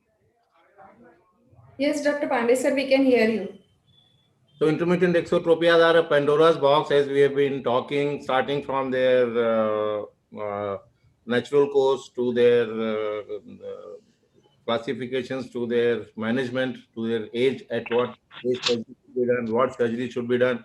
The results have been, again, different. The studies have taken different criteria for results, some motor, some sensory. So this is a big Pandora's box, and a lot of retrospective studies. The cohort is different. So there's very little to compare in most of these studies. And you can, if you look at literature, either way, whatever you want to find, you will find. So this is the difficulty. And there are some prospective studies, I think, randomized. And once they come, I think we might have some clarity on this. The only thing is that it is a very common problem and the incidence is rising. Asia. Yeah, I can hear you. So it's a problem which is rising. Probably myopia is also rising, and so intermittent exotropia is also rising. And compared to bilateral recession and resection, I think in my hands I have been doing recessions, bilateral recessions, and finding reasonably good results. What I was showing, that was a large exo. So if you do recessions in a very large exo, that was probably the case with key muscle surgery. So if you do two muscle, that probably would not have. Age-old drug started by Badrinath. Having given the infection rate. Yeah, Mr. Sai, can you mute all other participants, please? They are still continuing. It's a very, very old. Thank you. Dr. Pandey sir, So what? There's again interruption, I think. Yeah. So what is happening with resection is that you are creating, as you are resecting the muscle, you are also, it might narrow the palpebral aperture, and you are doing surgery on one eye. So it is asymmetrical kind of situation, and it creates incompetence. And whereas if you are doing bilateral recession, that is a symmetrical surgery, and nature goes by symmetry. So I think we should always go for symmetry. So in my opinion, bilateral recessions are, they are better. And if you look at literature also, slowly literature is moving towards bilateral recessions, even in this basic type of exotropia. The main problem, the main debate is only about basic type of exotropia, as we all know. And there also the debate is moving from the resistant resection to bilateral recessions. And even I came across one study which has also compared plication versus bilateral recession. And it has said that plication with time, it fades away. It's like what Wright says, that this is a tightening procedure as compared to resection, which is a strengthening procedure. So either it is resection or it is plication. As compared to recession, recessions have been slowly, we are coming to that, I think, point that recessions are better in even basic type of exotropia. If you follow literature, I think that's that feeling I get, that they are moving in that direction. Thank you so much, sir. Nipam, by the time we are getting results, can you do something? Yes.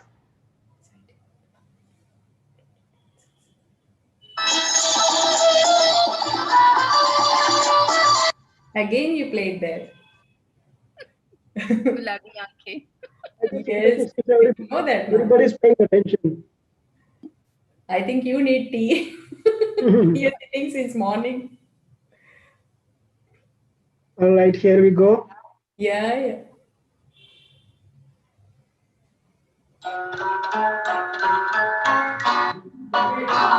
आपकी नजरों ने समझा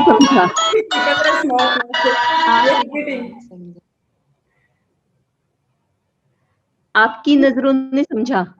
Yes. That's perfect. Yes. At least Dr. Rinkle could speak something. At least I could speak something. At least sound. Yeah. I feel so sorry for you, but this is the technology. Nipam, are you playing something or I One should more? the result? Yeah, let's play something something upbeat. अरे अच्छा कौन आया हो? तू है भाई.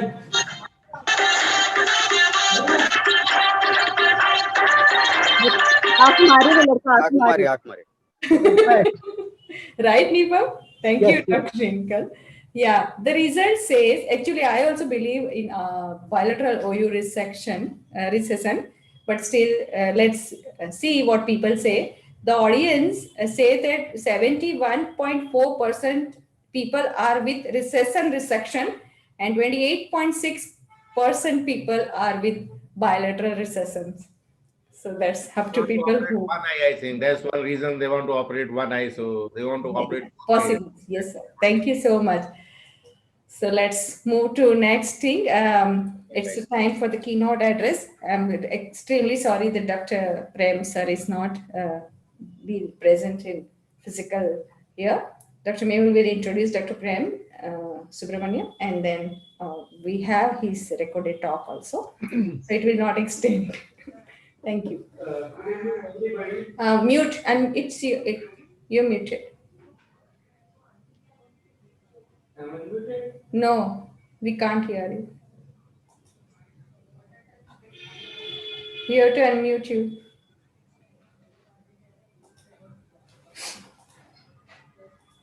Yes. Good evening, everybody. I'll be happy to introduce Dr. Prem Subramaniam. We are proud of him being Indian. His CV is like that, and he is very active in neuro-opthal as well as neurosurgery. And he has founded the North American Society of Neuro-Ophthalmology. He is working as an orbital surgeon, and he is a vice chair of Neurological Society of Colorado. He has a 220 peer-reviewed research article to his name, as well as many book chapters and web-based educational material, and is dedicated educators in many universities. He is from Colorado, US, and we would like to start his talk now. Mr. Sai, you can play.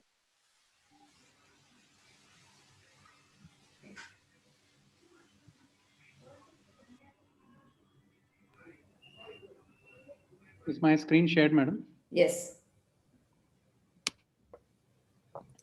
Good evening, and thank you very much for the opportunity to speak to you on neurologic strabismus in children. This is a topic that causes concern to all ophthalmologists because really this topic should be entitled, "When Should I Be Worried?" When a patient comes in to see me, a child with new onset strabismus, when should I worry that this is neurologic and not some other benign cause that I can just watch and wait? I have no relevant financial disclosures regarding this matter. We know that acute acquired childhood strabismus, which is usually an acute acquired childhood esotropia, is thought to be most commonly benign. It is felt to be the breakdown of aphoria And in these cases, there is no other neurologic symptom. The child typically has normal ductions, so they have a comitant strabismus that is found under these circumstances, and typically no further neurological workup is recommended. Now, sometimes the child will have other neurological symptoms, and none of us would hesitate to go ahead and do a further workup in a child who has been having headaches, nausea, vomiting, or other signs that would suggest that there may be an intracranial lesion, as shown here on the right. But recognize that in this child who is 2 years old when presenting, the only symptoms that were found were just a slight face turn that was followed by a small angle esotropia of only 12 prism diopters that showed up. So while increased ICP can certainly cause bilateral sixth nerve palsy, brainstem lesions, and more commonly acute illnesses can lead to this condition, we need to be cognizant that sometimes these patients will present with no other neurologic signs to clue us into the fact that there may be a neurological problem. Now, these patients may present to neurologists or neurosurgeons sometimes if they show up to their primary care physician and they initially have some other neurological symptoms. A study published about 5 years ago looked into what ophthalmologic findings were actually present in patients who had CNS lesions. And what was found in a series of 26 patients who were studied, that the majority of them, or the highest percentage, I should say, 10 of them actually had decreased vision and optic disc pallor, some of whom also had optic disc swelling. So in that circumstance, strabismus was not the presenting cause. But 4 patients who had intracranial lesions, as shown here on the right, had strabismus. Now, 4 of them had strabismus only. This child who is shown here had an esotropia, as you can see in the upper photograph. This child did have optic disc swelling as well on fundus examination, and the MRI clearly shows that there is ventricular enlargement, again from a posterior fossa tumor that is compressing the brainstem, causing the obstructive hydrocephalus in addition to esotropia and strabismus. But it is still important to recognize that a minority of these patients may have strabismus alone. Those patients, I mentioned, many of them had other neurological symptoms. What about patients who have a new onset sixth nerve palsy in isolation? So this was a nice study that was done out of Israel several years ago, and they excluded patients who had any other neurological symptoms. And what they found was that these patients had, in 16 cases over 8 years, with a mean age of 4.5 years at the time of presentation, they found 5 out of the 16 had a mass lesion that was responsible, a tumor. So that is not an insignificant proportion of patients who present with a new onset sixth nerve palsy.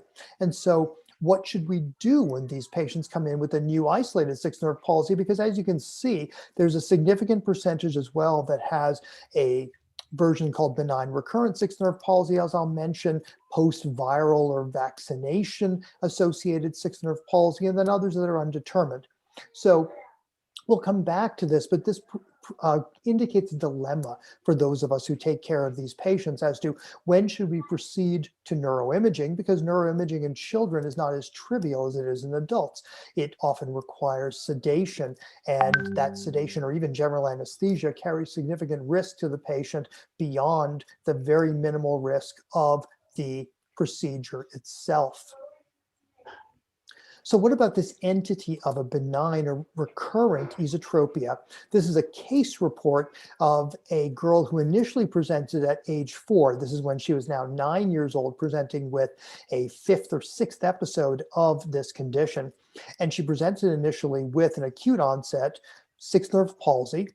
And she had neuroimaging that was essentially unremarkable. It may have shown some enhancement of the sixth nerve, can occasionally be seen, but typically it's normal.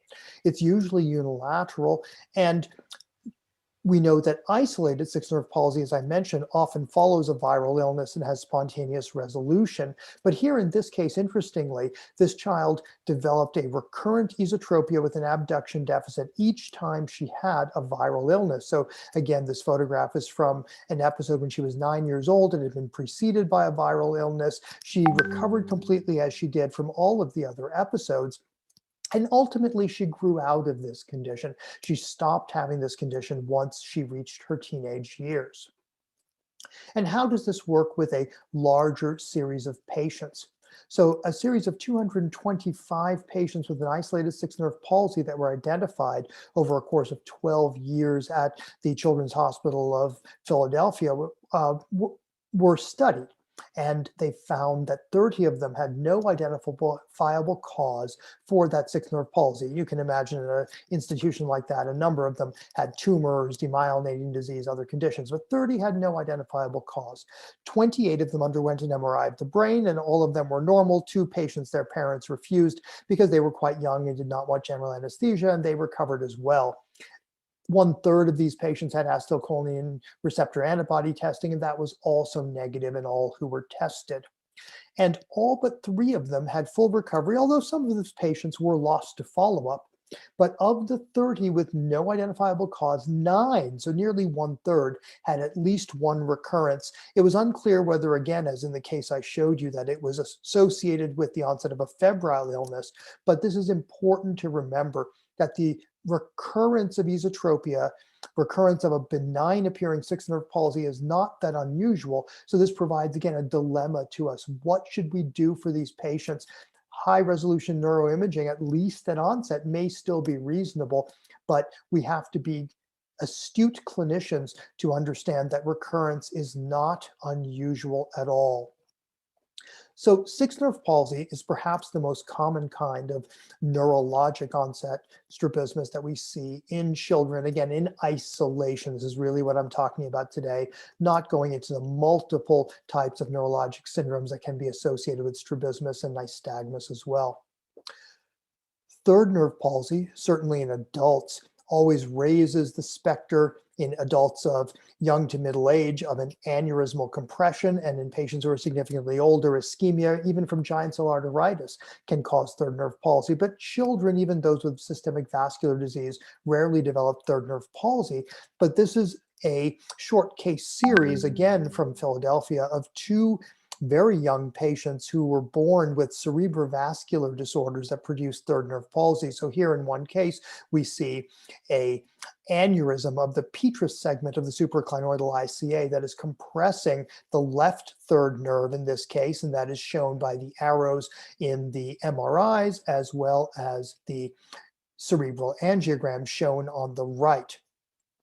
And here on the left, an example of how MRI can show a little bit of excess distortion sometimes with these vascular abnormalities. So because of artifact, the lesion appears much larger on this right side in a different patient than is actually present on the cerebral angiogram, where the arrow points out a dilatation that is leading to, again, compression and a third nerve palsy that ultimately resolved after treatment of this lesion. So when patients are born with a so-called congenital third nerve palsy, it may be useful to try to investigate it further.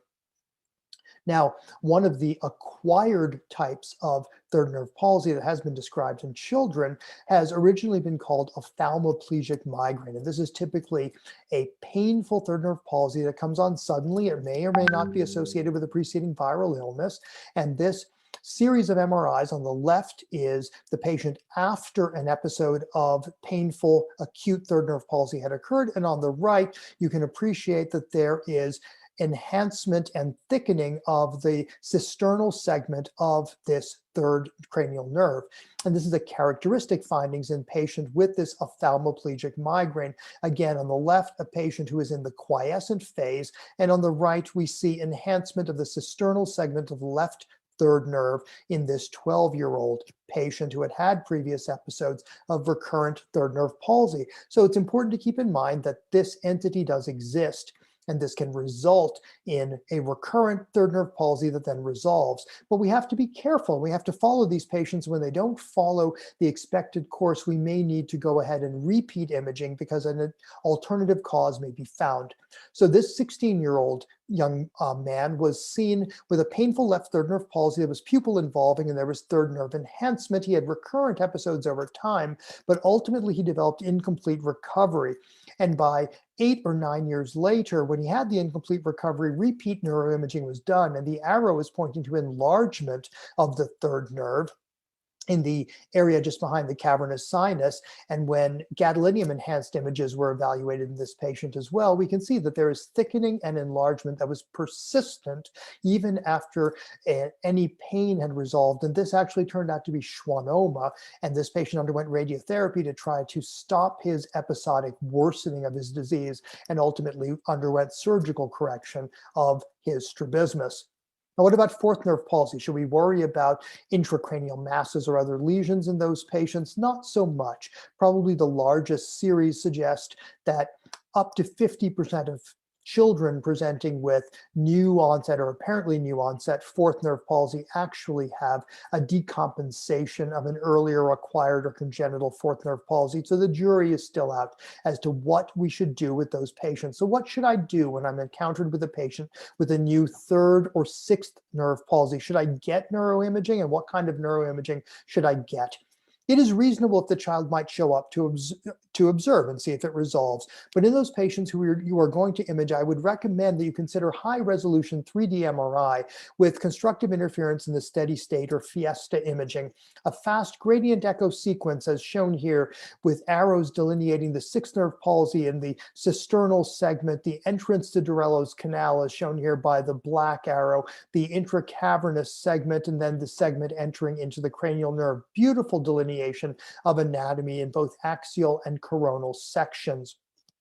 And we have published on this, looking at the various segments from brainstem into the orbit, dividing it into these 7 segments, as you can see here, and just a couple of examples of the kinds of lesions that can be detected with this type of imaging. Here you see a post-contrast CISS image showing a cavernous malformation with the arrowhead compressing the third nerve in the midbrain in a patient who presented with an ocular motor palsy. You can see the cisternal segment is visualized very nicely as well. Here we have an older patient, not a child, who had ectasia of the basilar artery shown with a B, with the sixth nerve stretched over it with the black arrows, and then the normal distal segment seen with the arrowheads. And then finally, the use of contrast in these CIS as images may be very helpful as well, as you can see in this patient who is demonstrating, and again, a third nerve schwannoma on that left side with the enhancement. So in conclusion, neoplasia is a common cause of acute strabismus in children. A significant percentage of patients who have an abnormality of abductions, and that's really what you need to look for, will have a lesion. It's less common in isolated cranial nerve palsies than, of course, when they have other neurological symptoms. So a careful neurologic assessment is needed to determine when imaging is needed. Will the patient follow up? If they will, you might be able to defer neuroimaging at first, especially in a young patient where the MRI carries higher risk because of need for anesthesia. You can think about doing faster MRI or specialized MRI sequences, as I've suggested, and I want you to beware of recurrent conditions because these can really indicate a likelihood of a mass lesion. And I thank you very much for your attention today.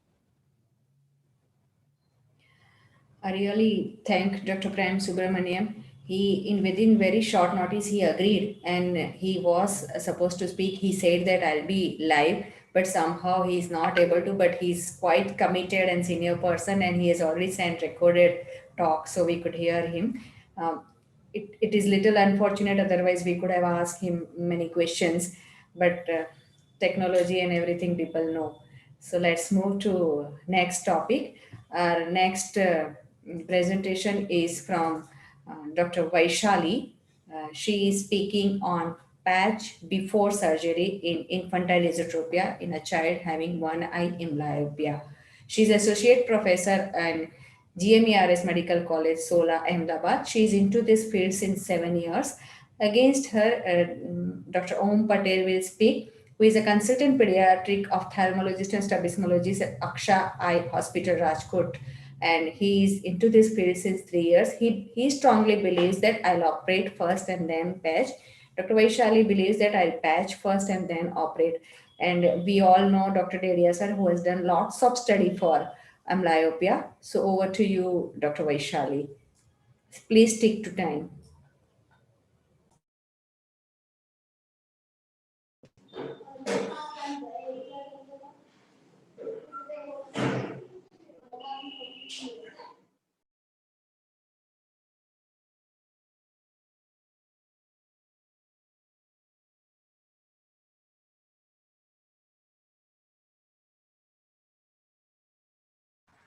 I'm audible? Yes, you are audible. Hello. So everybody, I'm audible, ma'am? yes, you are audible. Everybody, what I spoke, everybody listen about you. I don't know. I think I was muted. It's okay. I'm so sorry. No, it's Thank okay. you. Okay. So today we are good evening, one and all. Please Thank you, stick to time, SPOSI. Vaishali. Yeah. Thank you, SPOSI, and thank you, SPOSI, and thank you, Shreya ma'am, for this opportunity. I personally believe patch before the surgery in case of one eye amblyopia in infantile esotropia. As we all know, infantile esotropia have a very large angle, have a cross fixation preference, no significant refractive error, no neurological defect, and diagnosis we confirm at 4 to 6 months of the age. According to Von Noodle, sir, as we have a post-op result that is an optimal goal, desirable goal, acceptable goal, and unacceptable goal. So we all know even if you operate at a 4 to 6 months of the age, there is very less chance that we can give the stereo equity to the child. And we all know the basic of the squint management that first we have to do the treatment of the cause, like any presence of any refractive error, any media opacity, then treatment of the amblyopia, and followed by the squint correction. If we do the surgery early, the advantage is that we can have a orthotropia with a straight eye at an early age. There is a chance of stereo acuity, but all these studies suggest that if we operate after the 4 to 6 months in the esotropia, they all have a same result of this stereo acuity. And usually we confirm the diagnosis at a 6 month of the age. Chavese also shows that even we do the surgery at a 4 month of the age, at a 5 month of the age, or at the 6 month of the age, all the cases have a similar result. But disadvantage is that we all know there is 100% chance of non-compliance to the occlusion therapy. Once we do the surgery, child is ortho, then child and parents both are not doing occlusion to the baby, and there is a chance for development of the exotropia after the surgery if there is amblyopia is present. So and also there is some suggest that even if we do surgery early, we convert the large angle ESO into the very small esotropia, that is a micro esotropia, and sometimes IO overaction, DVD, and the latent nystagmus is also precipitate. So nowadays, late correction is preferred in last 2 decades, especially whenever there is amblyopia is present, when we should to correct early, then and then go for the surgery. Thank you. Thank you, Dr. Vaishali. You are really in time. Thanks a lot. Again? Om, Vaishali, you can stop sharing so Dr. Om can speak.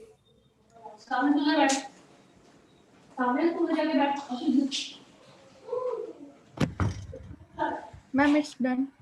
Yeah, Dr. Om, you can share your screen. Am I audible to everyone? Yes, you are. Yes. Yeah, we can see your slides also. Go ahead. Good evening, everyone.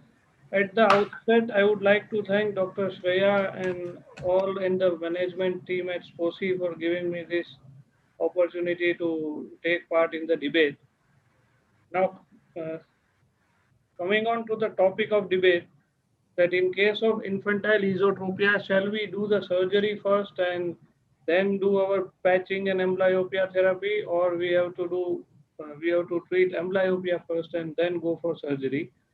I do firmly believe that once we have a stable angle of deviation and which is fairly accurate on hello, am I audible? Yes, you are. Continue. I do firmly believe that once we have a stable and accurate measurements at 2 consecutive visits, 2 to 4 weeks apart, and the child is 6 to 8 months of age, we can definitely go in for an early surgery. And many recent studies have supported the same. As we all know, early surgery can improve correlated visual inputs between two eyes. It improves cortical visual motion processing, which is even documented on VEP. There has been a study which I will share later, which has compared VEP in a children who are operated early versus VEP in children who are operated late, and they have confirmed that children who are operated late show abnormal VEPs compared to children who are operated early. Another thing, it also improves the development of fusion and stereopsis, and there is a fair chance of good binocular vision if we go in and operate early. On the contrary to what Dr. Vaishali felt, I do believe that in our scenario, when patients are not, parents are not much educated, they are often not following up constantly. If we patch them for a long time, they do feel that we are not doing anything and they might get lost to follow up. On the contrary, if we operate them, then it's better. That's what I feel. And now I will just highlight some of the studies which are in my favor. Coming on to the first one, congenital esotropia observational study. This was a very famous and very study conducted on a very large sample size. They also formally concluded that if the esotropia is persistent between 10 weeks and 6 months of age, if it is a constant esotropia of say more than 40 prisms, and if the refractive error is equal or less than 3 diopters of hyperopia, and there are no other contraindications for surgery like prematurity or any incomitance, then we should definitely go in for an early surgery. And they have concluded that stereopsis is far more better and correction is far more better if we go in for an early surgery. Another study by Shirabe et al. They also investigated the post-operative alignment and binocular function after early surgery, and they concluded the same, that it is beneficial. Early surgery is beneficial in achieving binocular visual function. Only thing is that we have to confirm that the angle is stable and our measurements are fairly accurate. Third major problem is that in children with infantile esotropia, often there is a developmental delay. And a study by James Drover et al. At Texas, they have found that if we correct the esotropia early, then the developmental delay also catches up after the surgery, and the milestones are quite more good in children compared with who are operated very late. Another thing we are all worried in infantile ET is about DVDs. And the study by Yagasaki et al. They have tried to quantify that what is the effect on DVD if we operate early versus if we operate late. And they have also concluded that operating early gives better sensory outcomes, and the severity of DVD is also less compared to a late surgery. And this is what I have discussed before also, that if we operate on time and measure the VEPs, then they have found that cortical motion VEPs are more good in children who are operated early compared to delayed surgery at the age of 2 to 3 years. On the other side, there are also studies which have pointed out that there is no benefit of doing alternative occlusion prior to surgical alignment, and it's better if we go in and operate early. Another thing is we all feel that infantile ET might have spontaneous resolution, and there is also a study that it is very unlikely that if ET is more than or equals to 40 prisms, it persists more than 3 to 4 months of age, then there are very less chances that it will go into spontaneous resolution. So as early as 6 to 8 months is what I feel that that is the ideal time of going in for a surgery. Again, I would like to thank everyone for giving me time and attention. Thank you. Thanks again. Thank you so much, Dr. Rom. Dr. Dedia, sir. Sir, you are muted. Sir, you have to unmute you. Yes. So basically, which come first, amblyopia treatment or surgery? My opinion is classical and traditional teaching is treatment of amblyopia should be done prior to surgical intervention. It is classical teaching.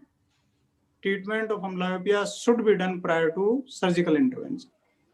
However, there are certain disadvantages like postponing the surgical intervention till completion of amblyopia therapy. And in these sort of patients, surgical intervention is delayed for months or year in intractable amblyopia. That deprives the patient benefit of early surgery to these patients. So there was a study by Lem et al. They suggested that performing surgery before completion to amblyopia therapy does not affect the motor and sensory outcome adversely, provided amblyopia therapy is continued post-operatively. But we are of the opinion that classically the treatment of amblyopia should be done prior to surgical interventions, because in most of the patients,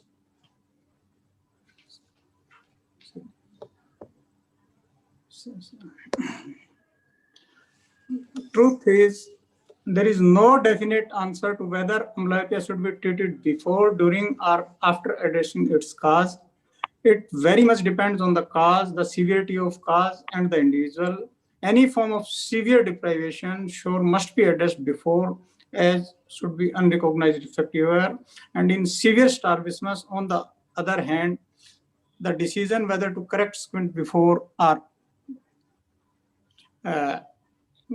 after the correction, there are no randomized control trials currently which are available, and best existing evidence is only from non-randomized studies. There is need to do the prospective randomized control trials to investigate strabismus surgery in presence of strabismic amblyopia, and optimal timings of when to perform strabismus surgery in children is debatable. And classically in these sort of patients, early surgery should be done, but classically the amblyopia therapy should be given first. That is classical teaching. Thank you so much, sir. Hello, Shreya. Yes, sir. Yes, sir. Yeah, nobody has spoken about the hypermetropia, because the severity of the hypermetropia in such cases definitely matters. In such cases, you have to tackle that also. Yes, And sir, but what the topic was only infantile. Infantile, yeah, infantile. I'm talking about Without infantile any isotropia. It is always but there many was no times associated with accommodation. hypermetropia. Actually, can I take half a minute? Yes, sir. Hello? That's what. Hello? Yeah. Yes. Yes, Hello? Yes. Infantile esotropia, you see, there is emphasis on early surgical correction. You know, I mean, even it is recommended before 2 years of age. So at times the amblyopia, conventionally it was taught that amblyopia treatment should be done prior to surgery. Well, fine. If we are able to do it, fine. But if we are not able to do it, we should not delay the surgery. Okay. Thanks a lot for all everybody's input, and till we are going, we are just waiting for the result. Nipam, can you play something before that? Yeah, I'll do something different this time. I'll show a snapshot of a song that relates to eyes. Everybody just look at the screen and try to guess which song is this. Something creative.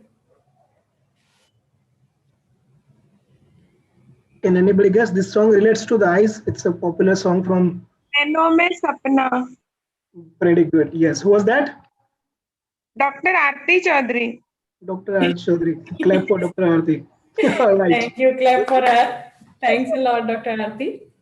So Nipam, stop sharing the screen. And the result says that from audience, almost 100% has voted for patch before surgery.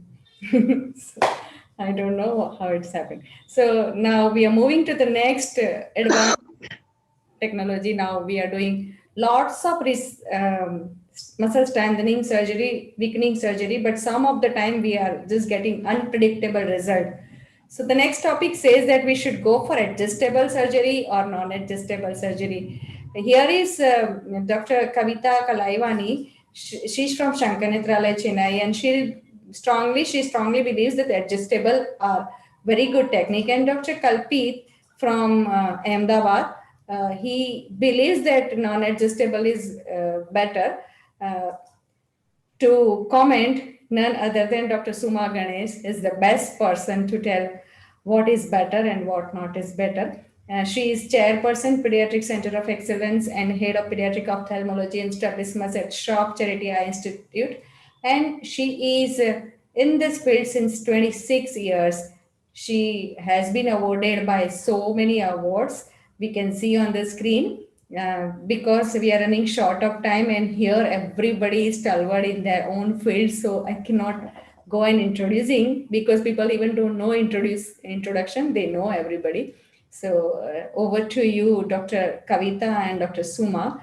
Dr. Kavita, I'll tell your opponent is not speaking. He has to rush to his emergency duty for COVID. So you alone are speaking, and Dr. Suma, you will summarize. And I won, ma'am.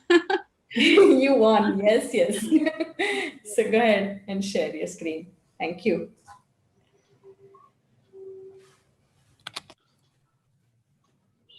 So,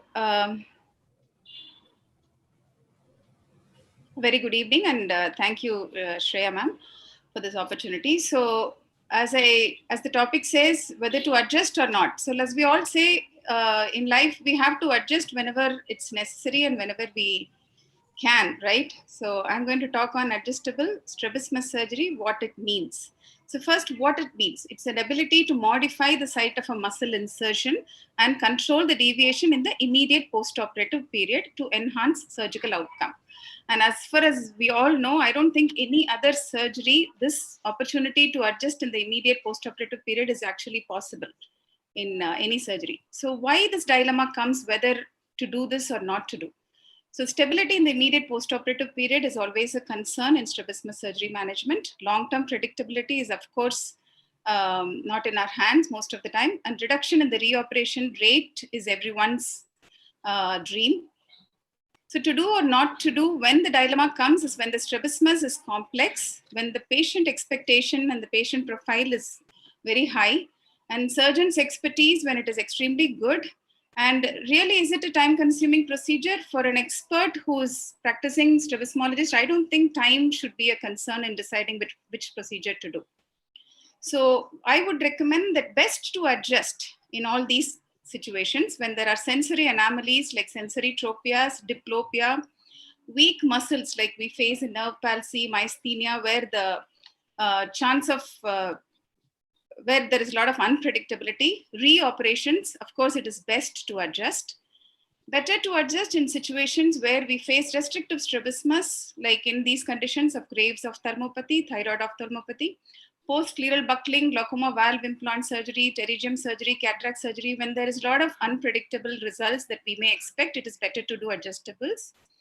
And it is good to adjust in, I would say, in all cooperative patients whenever it's relevant, and in any type of strabismus whenever it's possible. So adjustable recession techniques, there are commonly two recession techniques, bow tie and sliding nose, equally good results. There are a lot of newer adjustable technique options to take from. Even resections can be adjustable transpositions are done, and one stage adjustment, like there is a lot of innovations in this kind of a field, So happy patient, of course, is a happy doctor before surgery. After adjustment, the patient is ortho. So when not to adjust, when we say about adjustment, it's not that we can adjust in every situation. When not to adjust is a very important thing that we have to follow. So absolute contraindication, I would say, is a very uncooperative patient. There are a lot of indications where we know that this patient may not be cooperative, so better to avoid in such situations.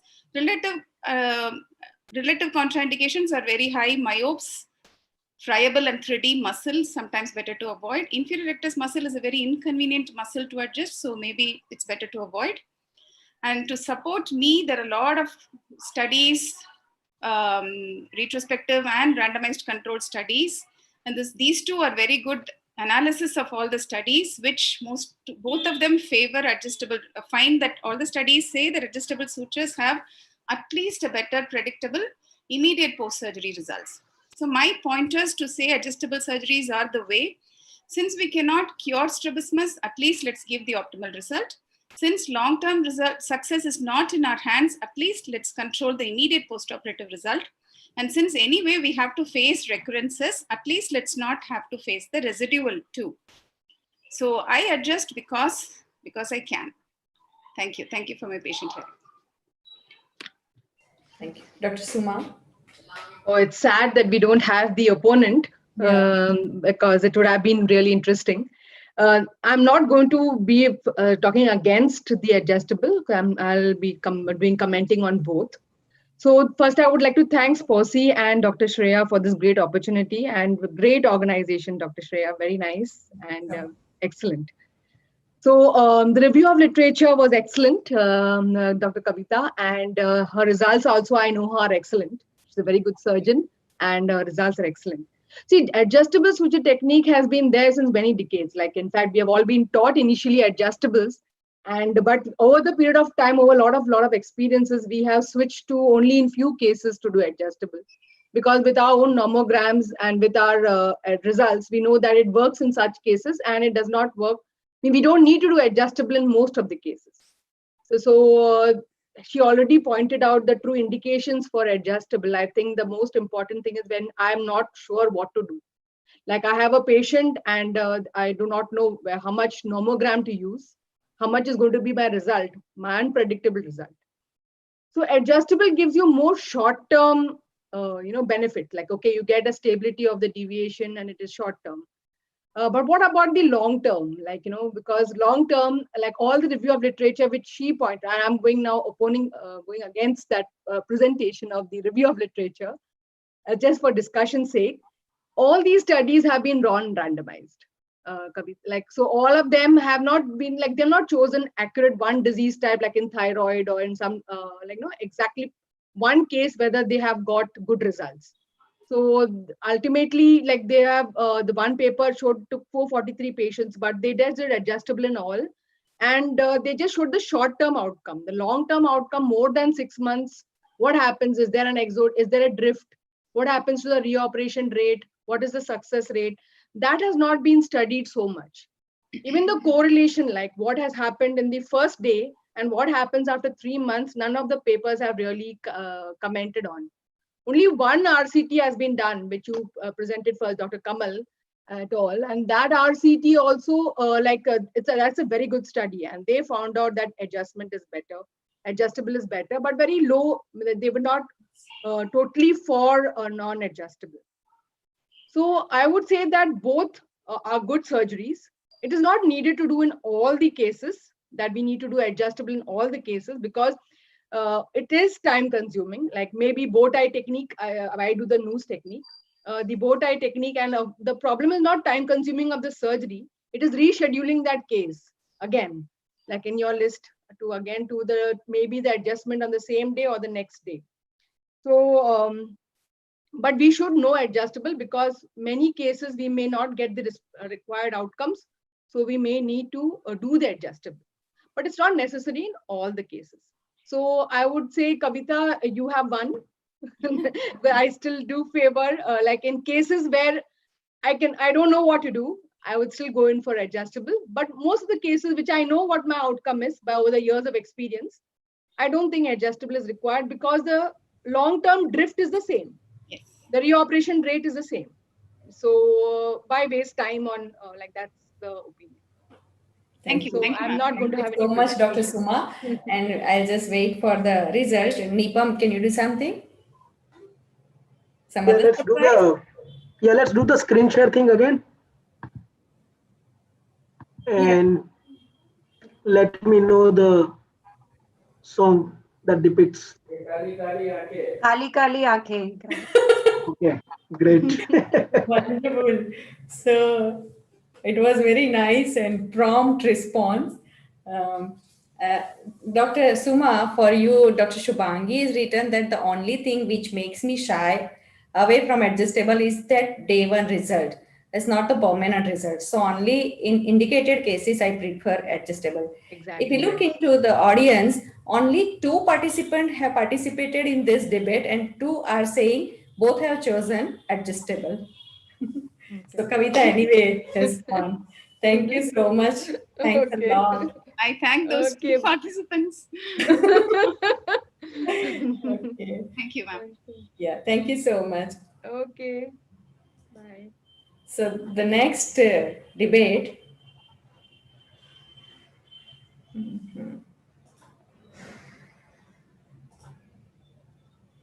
Shreya, Yes, sir. are we late for the that final session 7:30 8:30? Yes, sir. Only half an hour, only 2 to 3 are left, and even in that, 1 or 2 participants are not there. But I cannot tell anybody not to participate. So we are making it little faster. And I request really to people that they can stick to time. It will help us, everybody, because people are waiting since morning, and it's very difficult to stop them. till this time. So the next topic is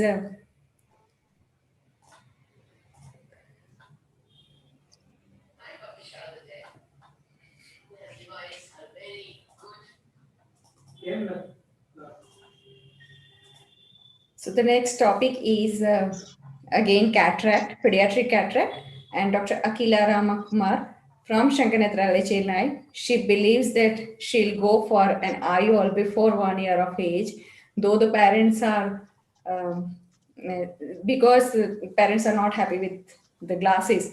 But against her is Dr. Sajni from Ahmedabad with 12 years of experience in pediatric ophthalmology, and she says that I don't mind parents complaining about big glasses, but I'll not go for an IOL before 1 year.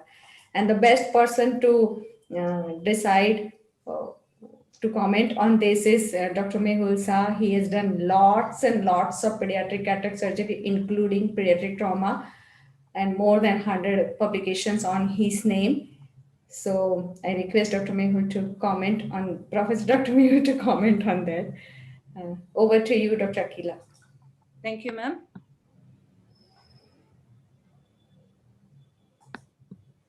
I'll stop sharing. Yeah.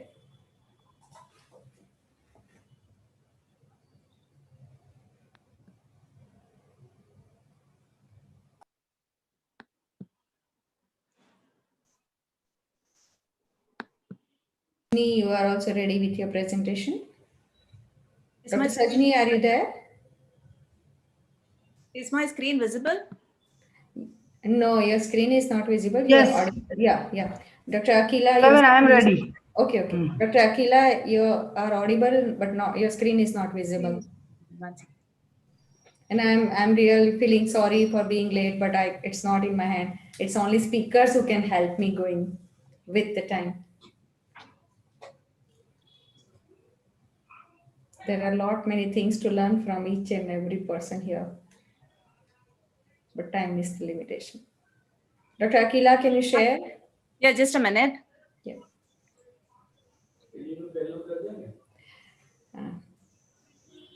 If you're not able to, so what we can do, Sajni can speak first, or you can speak later on. What do you prefer, Dr. Akila? If you are able to share, that's fine.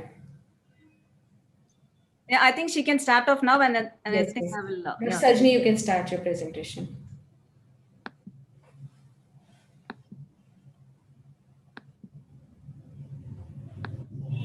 Yeah, Shravan, am I Yes, you are audible and visible also? Okay, fine. That's okay.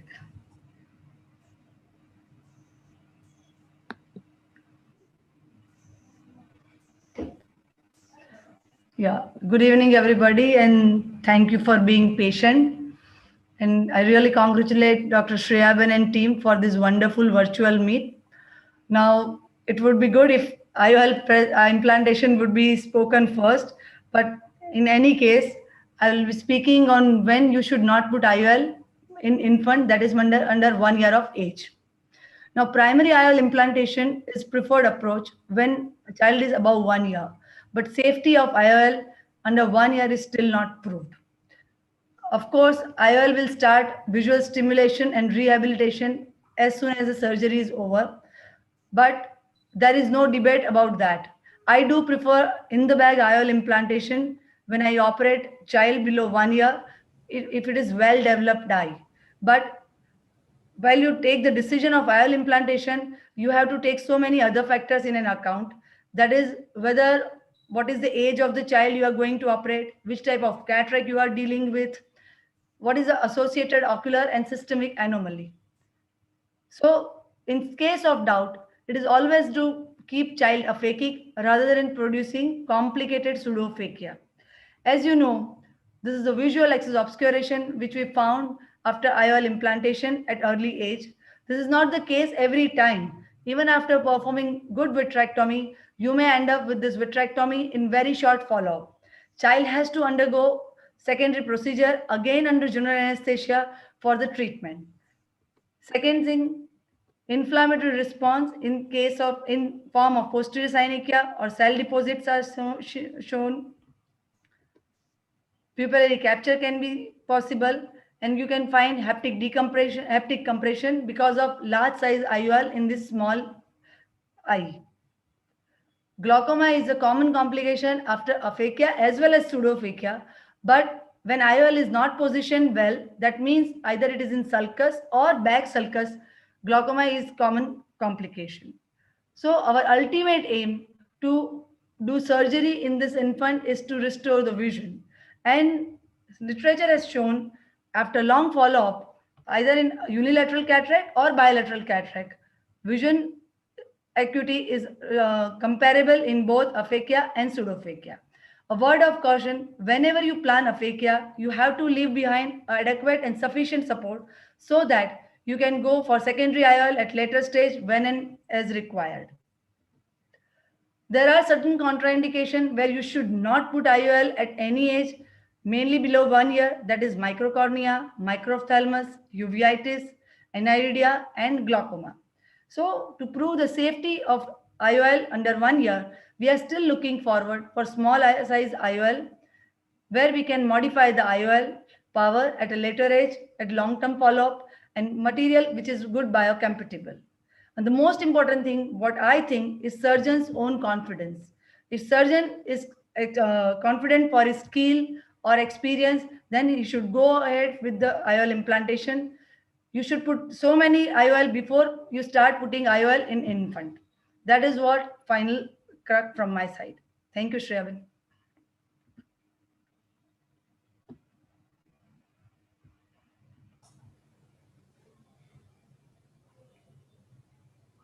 You can stop sharing Sure. your screen, Sajni. Dr. Akila, are you ready? Dr. Akila, are you ready with your presentations?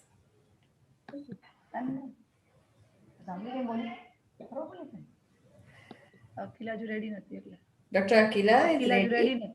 Yeah, Yes. I'm just sorting it out. Just give me a second. Yes, yes. Fine. Is my screen visible now? Yes. Yeah, thank you.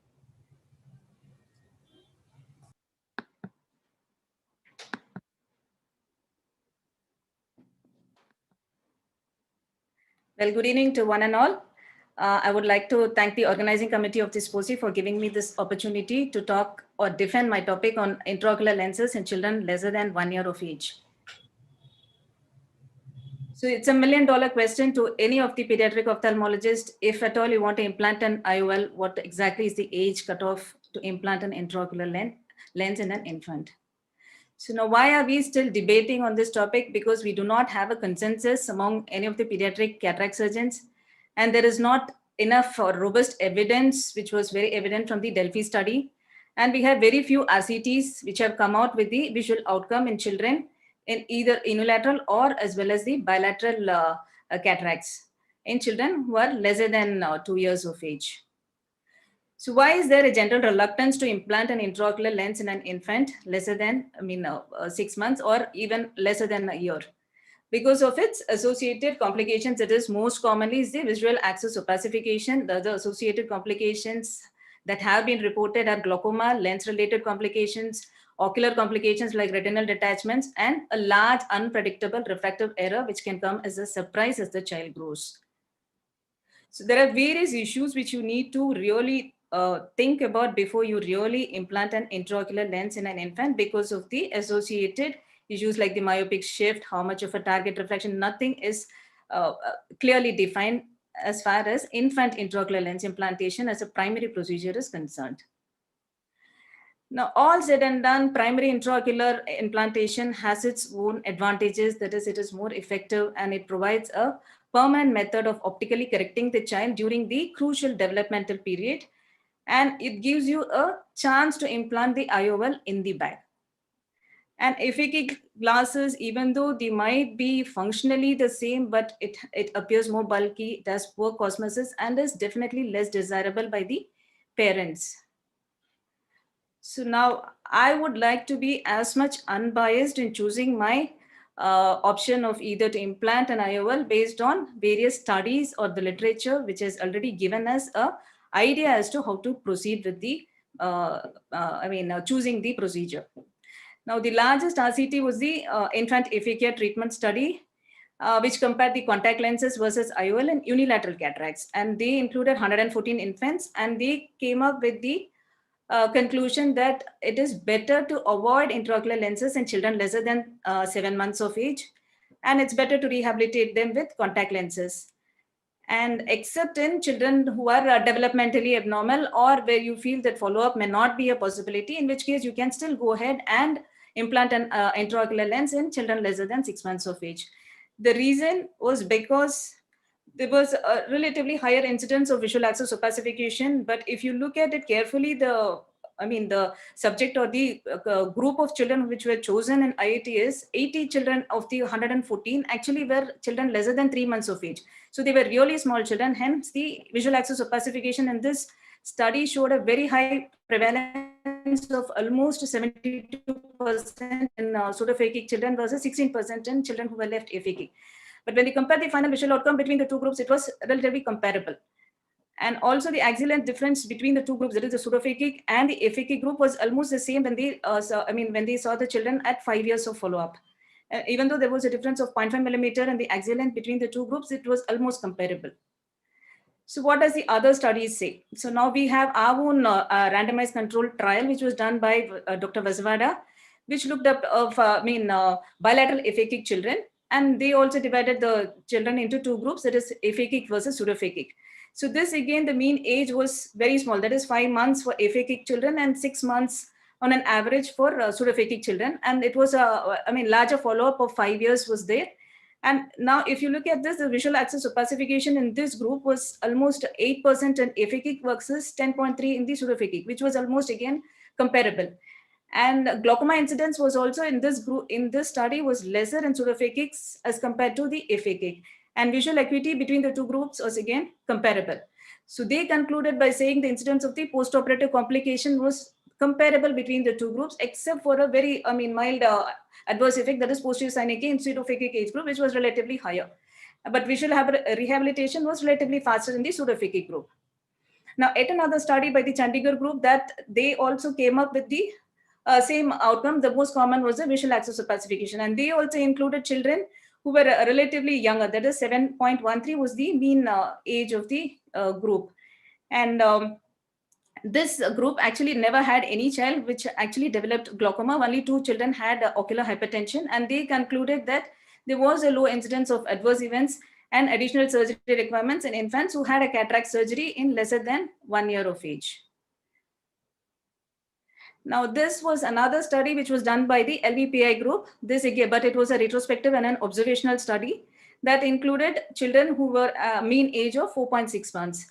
And this group, again, they found that the visual axis opacification was relatively lesser. Unlike in the IITS study, which quoted 72% of the children who ended up with the visual axis opacification, these had a lesser incidence of visual axis opacification, and even the incidence of glaucoma was relatively lesser, that is 2.9%.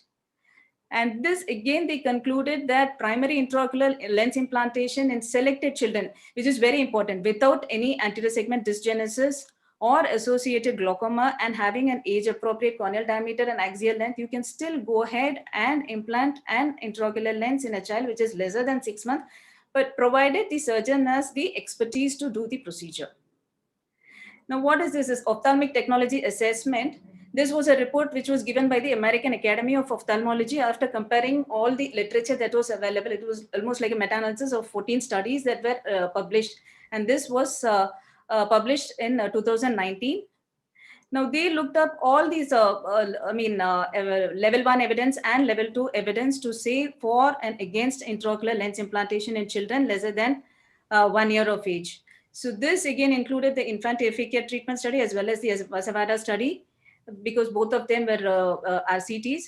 And they again recommended that IOL is not a safer option in children lesser than 6 months of age because of the unpredictability in the ocular growth and the refractive surprises. And training and experience of the surgeon is also an important consideration that needs to be taken into account before you plan an intraocular lens implantation. So now we are actually divided as far as the opinion is concerned. It's divided, and we need to be really careful, and meticulous selection will go a long way in deciding as whether to put in an intraocular lens in a child as young as 1 year of age. So I would still feel the verdict is equal, because if you compare the studies which are available, there are some studies which are for it and some which are against it, but it is up to the surgeon to select the ideal child which can be implanted with an intraocular lens and not deprive the child of the benefit of an intraocular lens. Thank you. Thank you. Thank you. Over to you, Dr. Nielsen.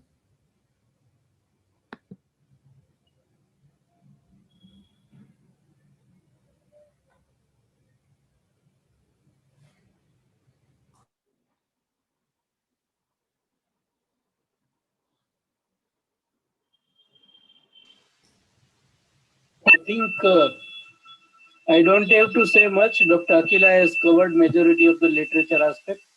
So I'll conclude with the, this already American Academy Technological Report has been highlighted, and that says very clearly that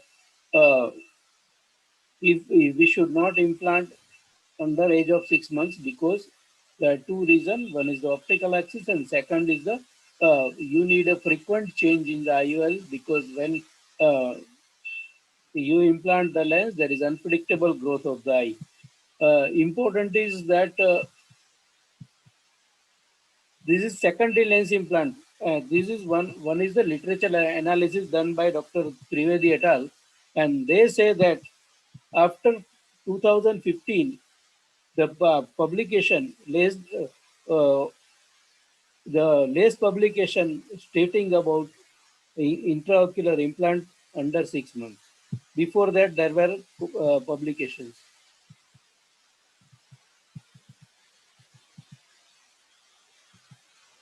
And this another study for a secondary lens implant in aphakia in children, again, is part of infant aphakia treatment study. And that says that unpredictable growth is less, and growth vision and refraction is more stable if child is aphakic for earlier period. So delayed IOL implantation allows a more predictable refractive outcome at the age of 10.5 years. Through the range of refractive errors still large.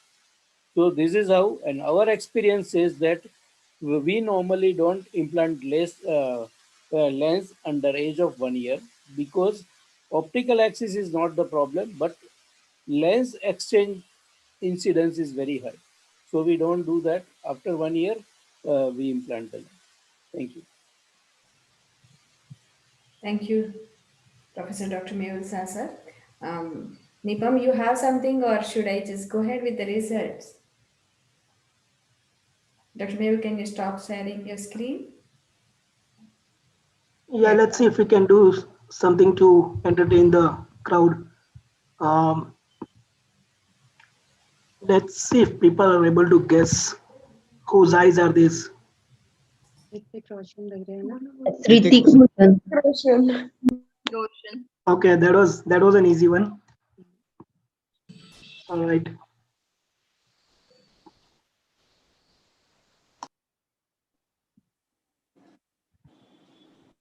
Fine. Thank you, Nipam. So let's see what people say. Audience, multiple people who have registered, and 60% of people are with IOL under 1 year of age, and 40% say that they would not go for an IOL before 1 year of the age. Thank you so much. And our next speakers are Dr. Virendra Agrawal from Jaipur. He is a cataract and refractive surgeon. He is doing lots of pediatric cataract surgeries. He is going to speak on primary posterior capsulotomy should be done. And next to him is Dr. Vaishali Vasavada, again from Jaipur. She is from Ahmedabad and everybody knows her. She is daughter of Dr. Abhay Vasavada, sir. She's also doing lots and lots of pediatric cataract surgeries. And she believes that no primary posterior capsulotomy should be done in pediatric cataract surgery. So to summarize and to comment is Dr. Parikshit Gugate. He's a president of Maharashtra Ophthalmic Society now, and he's another stalwart in pediatric cataract surgeries. So he would comment on this. Thank you all. Over to you, Dr. Virendra, sir.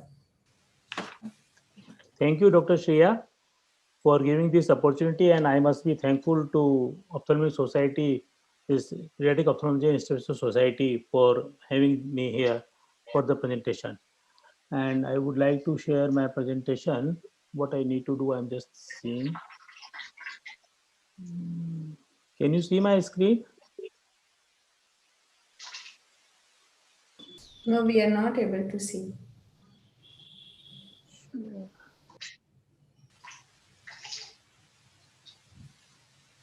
We are not able to see your screen, Dr. Virendra. Yes, it is uploading. It is uploading. Okay.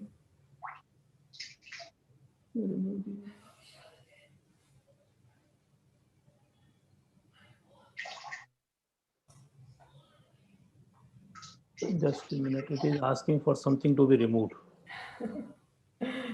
That's the technology. Some question Sometimes marks. computer also gets tired. No, it was probably some question marks for which it says you can't share.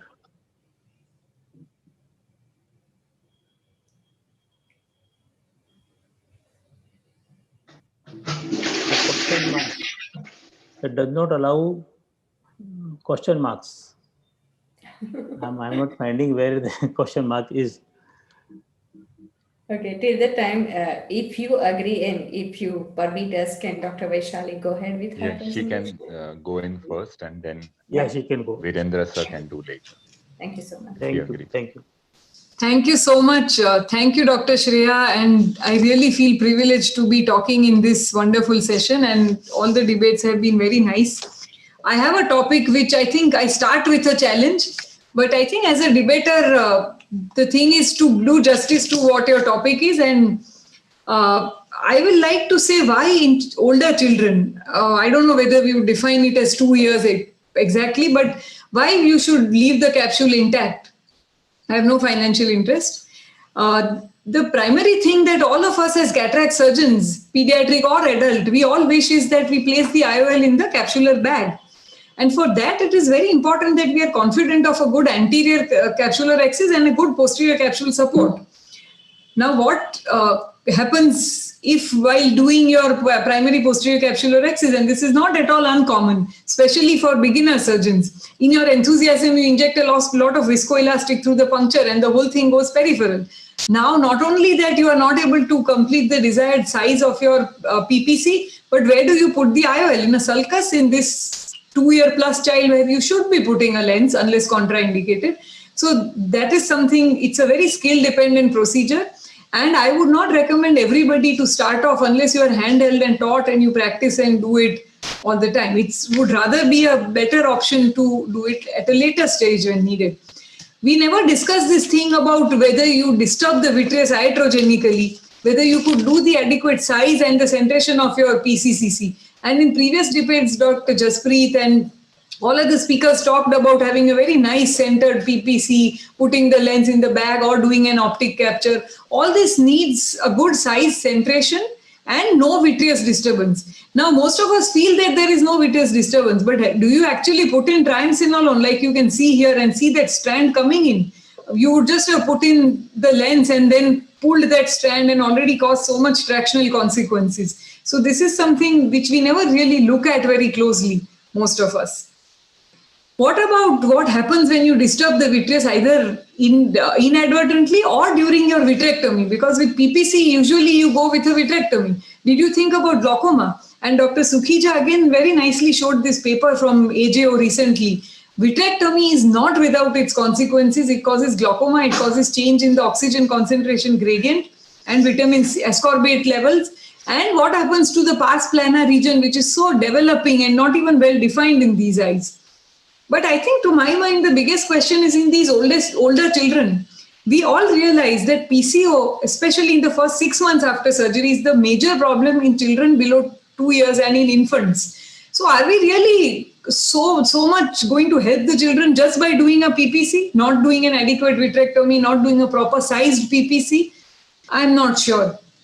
Have we ever thought that even if we did a PPC and left the vitreous scaffold back, the lens epithelial cells are still growing to go on that and there is going to be vitreous opacification as well? And you see these kind of pictures even after a PPC. In fact, my point against this is that anyway, you are going to do a repeated EUR, at least you should be doing in this age. And if you have done a PPC, you get a false sense of security, a gross retinoscopy glow and you say, oh, everything is okay. You never looked at the periphery or the mid-periphery, what is happening, loss of contrast, loss of quality of vision. So anyway, you are going to do an anesthesia in today's date and time with safer anesthesia, with better machines, with such good vitrectomy on every cataract machine. Do you think it's really difficult to put in a trocar 1.5 millimeter and do a vitrectomy and ensure a much clearer axis, such a beautiful axis? I don't think just with a PPC you can ensure. In fact, you will be complacent and have a false sense of security. So I think I'll just stop my screen share and that ends my debate on why not leave the PC intact and treat it when needed in older children. Thank you. Thank you so much, Dr. Vaishali. Dr. Agrawal. Dr. Agrawal, are you ready with your presentations? Yeah, I'm ready. I'm just trying to share the screen if it's possible now. Otherwise, I'll speak otherwise.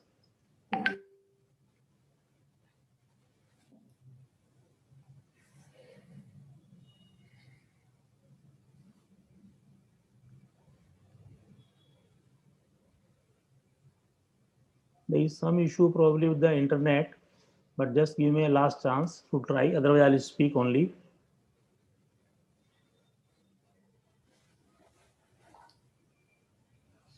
Okay, so I'll speak just for the presentation part without the screen share, but my video may not come there.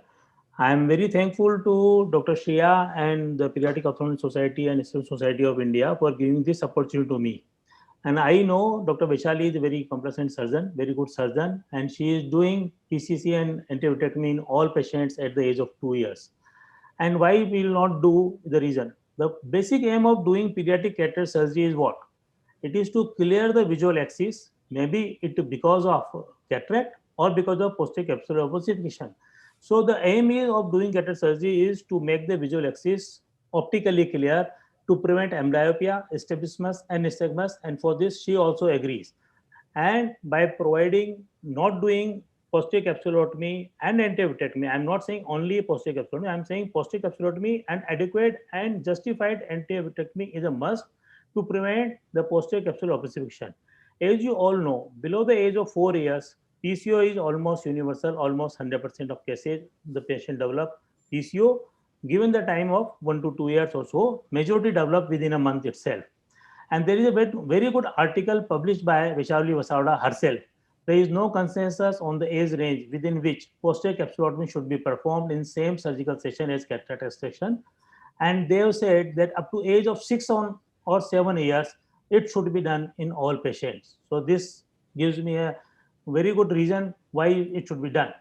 And you know, all the AYAC can be done, as she told that it can be managed later on, but it is not possible in majority of the patients because of uncooperation from the child what you want. it may require multiple sittings. And during the capsulotomy itself, you may not achieve the efficient capsulotomy, or you may do a pitting in the IOL, and then you may require to change the IOL, or it will cause induced abrasions, and abrasion itself will be a reason for amblyopia development. And many follow-ups are required for the same patients. And there are some patients in whom even YAG is done, and later on there is a opacification in the anterior surface or anterior face of the vitreous, because the cells are migrating, and intact anterior hyaloid phase is a place where the things can develop. So my 2 cents only for these patients who are very little and they cannot complain. We need to take extra care. We should prefer to do a single procedure which can give clear visual access and can have a good centered IOL, less of inflammation by doing complete procedure in a exactly the manner it should be done.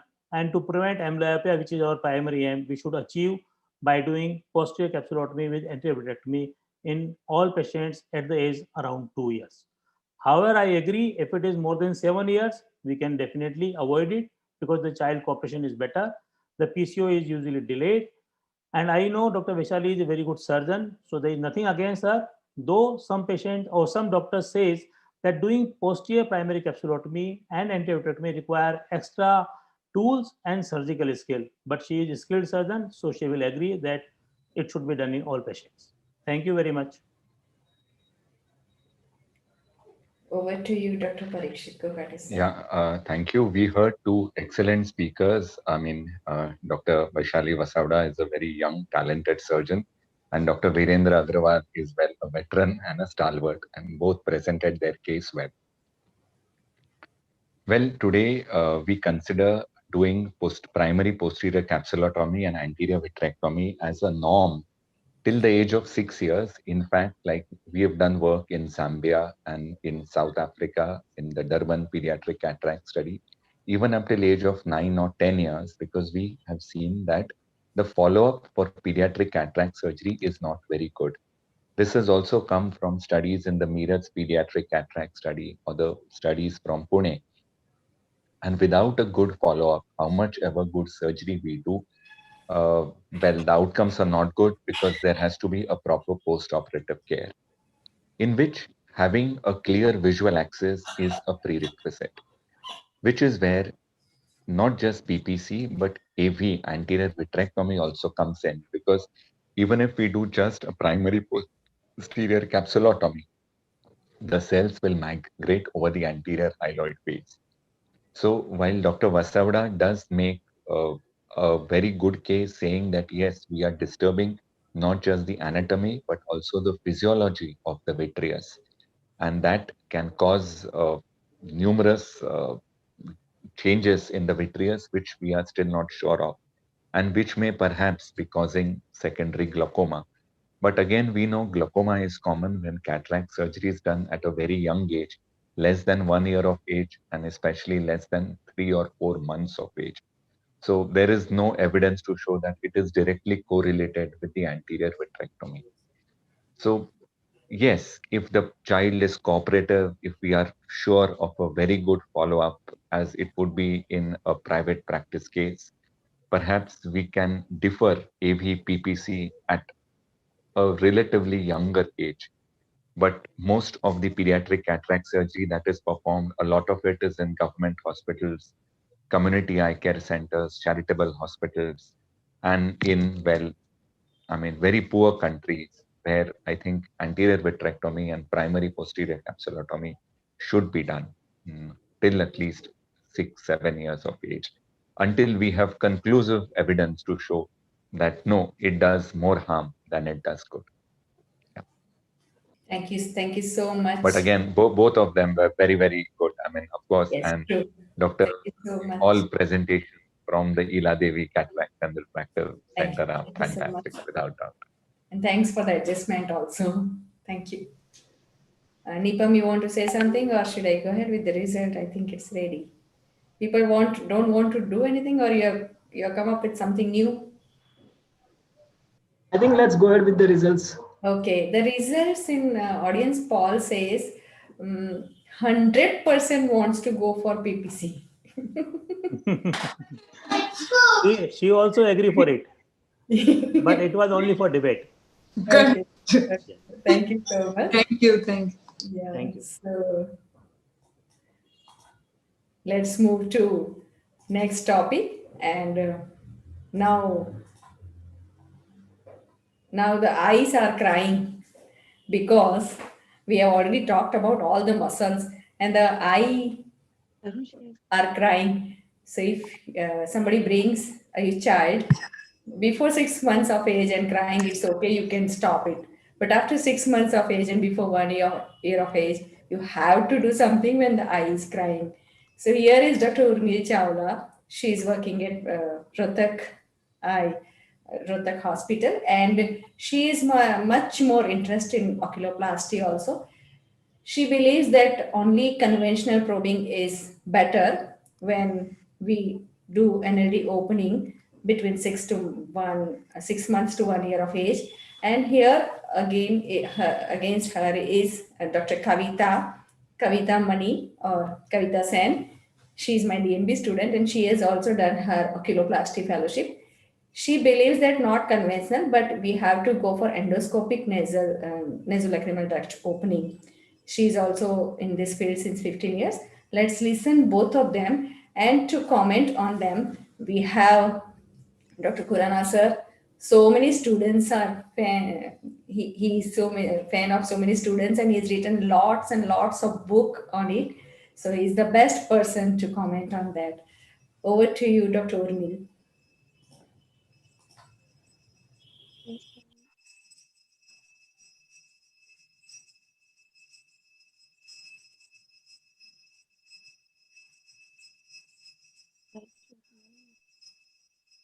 Okay. Good evening, everybody. And at the outset, I would thank SPOSI and Dr. Shreya for giving me this opportunity. And a very warm evening to Dr. Kavita Sen, my opponent, and respected Dr. Khurana sir. I would be speaking on probing, that is the conventional or simple probing versus endoscopic guided probing in congenital nasolacrimal duct obstruction in 6 months to 1 year of age. Congenital nasolacrimal duct obstruction, as we all know, the commonest etiology is a persistent membrane covering the nasolacrimal ostium at the valve of Hasner. The incidence is 1.2 to 30%. The clinical symptoms, triad of epiphora, discharge, and matting of eyelashes should be taken care of. And clinically, we should do at least the Roplast, ear meniscus height, and the fluorescent dye disappearance test to confirm our diagnosis. McEwen conducted a study in children of epiphora during the first year of life, and he predicted the spontaneous resolution, and he compared it with the age of presentation. He said that the earlier the age of presentation, more is the success rate. Like children presenting at 3 months of age, they have 90% success rate by 1 year. At 6 months, 75, and 9 months, 36. So the earlier the presentation is, better are the results by 1 year of age. And simple membranous obstruction is the most common form of CNLDO. And the overall rate of spontaneous resolution by the end of first year of life was 96%, which is very good. And to potentiate this effect is the Krigler's massage. When done at the right area, the hydrostatic pressure that it creates, it helps to perforate the membrane, and it helps in the this resolution of this epiphora. Now, how to decide when to move ahead with the surgical intervention? Like clinical, we have some leading questions. Whether the presentation is constant or intermittent, frequency of symptoms, age at which it appears, discharge, how kind it is, any significant birth history, history of photophobia, nasal sinus surgery, aggravation during URI, or radiation to the nasal area. All these will help us to decide whether to go ahead or not. As we know, improvement by age 12 months is 95% with massage, besides spontaneous resolution. The conventional teaching goes that if the symptoms persist for more than 9 to 12 months of age, intervention should be planned. And first line is probing and syringing, and there is no debate in that. And the results, they give 90% cure by first probing and 6% by repeated. The debatable issues are mainly the time for the probing, whether it should be an office or OT procedure, and whether it should be a conventional or an endoscopy. So the gold standard probing remains the gold standard treatment for epiphora for children less than 1 year of age or 6 months presenting in 6 months to 1 year of age. And a good probing done by an experienced surgeon is what that is required. And we should confirm the accuracy of our probing by the spring back test, tapping the probe a little down and it springs back to its self-retained position, and the metal to metal touch when we pass a metal under the inferior turbinate and confirm. So a good probing, we should remember that done by a general ophthalmologist, pediatric ophthalmologist or an oculoplastic surgeon may have different surgical approaches, and different levels of experience may have influenced outcomes. So what I am debating today is in the hands of experienced surgeon, the success rate of conventional probing is not less than 70 to 97% of cases, with an average of 90%, which is good enough. And the debatable issues of early and late remain, with people in favoring for early arguing that why to wait for the why to prolong an inflammation and resulting in secondary fibrosis, while the people favoring late say that since it improves spontaneously, why to go for NSA probing.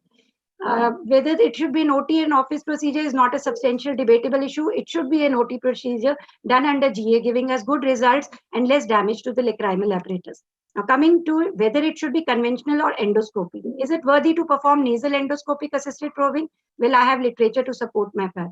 As we all know, simple versus congenital NLDO, the mean age at which simple NLDO presented 17.6 months, while CNA, the complex ones, they present at a later age, older age group. So in children of less than 12 months, it is generally the membranous kind of CNLDO, and it obviously gives good results, or roughly functional and anatomical results are 97 and 94.7%, which is very good results, and so it should be favored.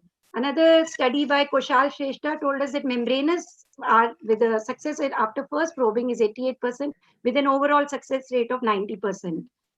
Generally, the complex probings are mainly the buried probe type, which have an incidence of less than 8%, which is not too much. And that too, they present in the older age group less after 1 year, and success rate in them also comes out to be 88%. So we have a lot many studies on the topic. And after going through all of them, the conclusions that they give is that conventional nasolacrimal duct probing under GA is a safe and viable option as a primary treatment.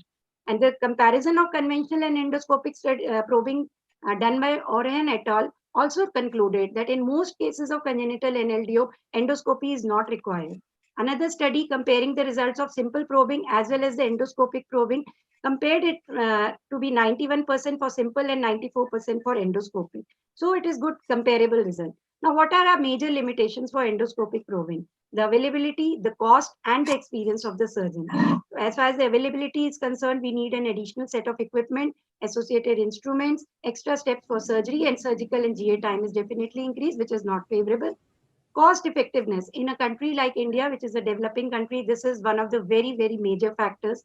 A normal endoscope to a high-tech endoscope costs around 2 lakhs to 12 lakhs, which is almost impossible in the government setup, or it is very difficult, I would say. And even in the private setup, once done, it automatically increases the cost of the procedure almost 1.5 to 2 times. And this is one of the major issues. Now, coming to the experience, if either you have a experienced otolaryngologist specializing in endoscopic sinus surgery assisting you, or the ophthalmologist has to go through this learning curve in mastering the use of the nasal endoscopy and a thorough knowledge of the nasal anatomy, which otherwise an ophthalmologist can go without. And it is very difficult to deal the pediatric nasal cavity without a high level of skill. And last but not the least, the COVID-19. The studies say that routine nasal endoscopies are best avoided. Nasal tissues harbor high viral load. Then effective disinfection of the telescope is a dilemma. And considering disposable endoscope is almost quite impossible in a country like ours.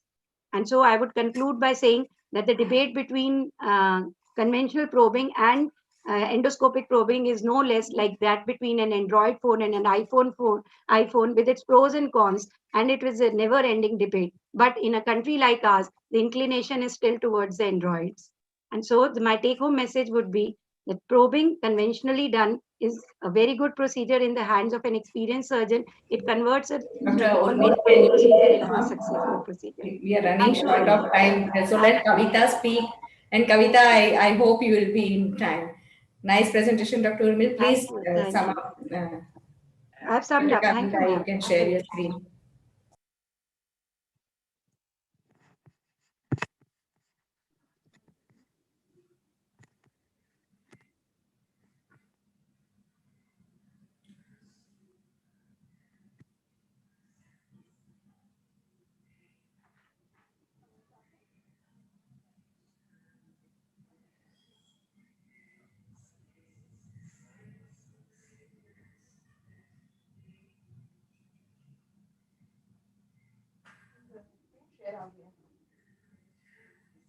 screen share ಆಗಲ್ಲ share screen ಆಗಲ್ಲ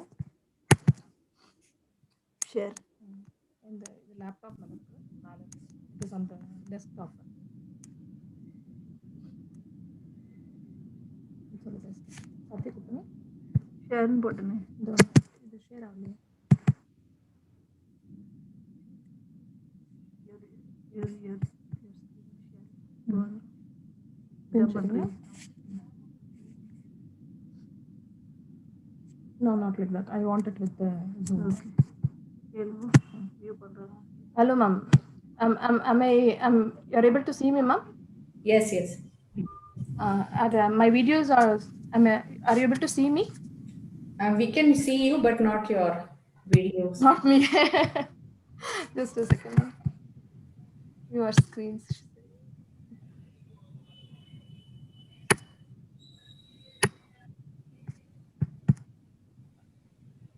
Madam, stop sharing and do the share again, madam. Stop sharing and do it again. Pause the share. Resume the share.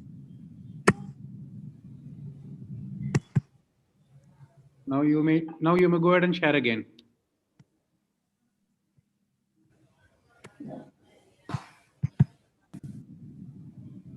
Are you able to see? Yes. We can see your screen. Just Okay. slideshow and go ahead. Yes. Okay. You can't see me, right? That should be all right. Yeah, you can see your presentation is you. Okay, ma'am. Good evening, everyone. And thanks to everybody who has invited me to give this presentation. And my special hearty thanks to Dr. Treya madam, without whom I'm never going to be an oculoplasty surgeon. The whole thing started with her when I was doing my DNB in Darshi Netralaya before almost 15 years. Are you able to see my video, ma'am? No, right now your video. Only my screen is seen? Yes, yes. Would that be all right? You can just go all right? out of the video and out of the screen presentation and just play the video. I'll do that. It's incorporated into the presentation. It will be very difficult. Have you linked or just inserted video in the presentation? Resume share. Are you able to do it? Are you able to see me? We can see you, but not your videos. Yeah, something is coming up. Just a second, ma'am. Just a second. Sorry.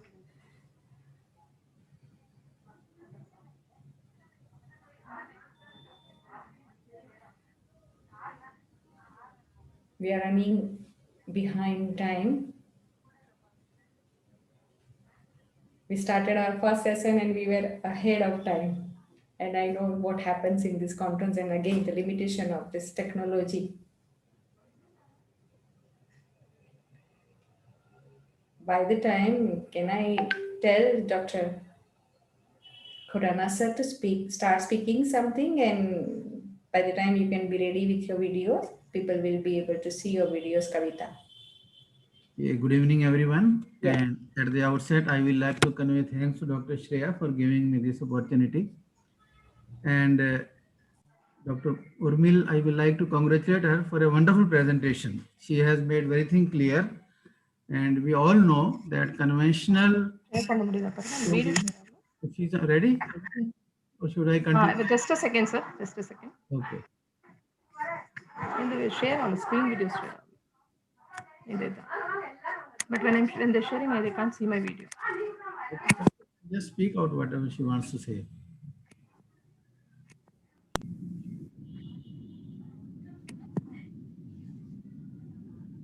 You want to play a video? Yeah, my video, both audio, video, and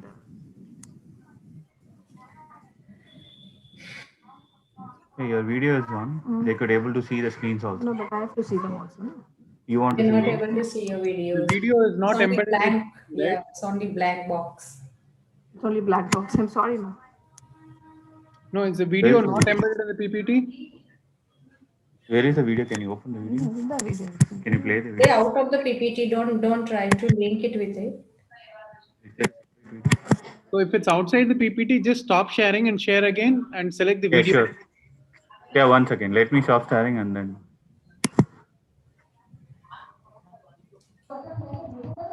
share the entire screen instead of just the PPT thumbnail, and then you will not have to worry about it.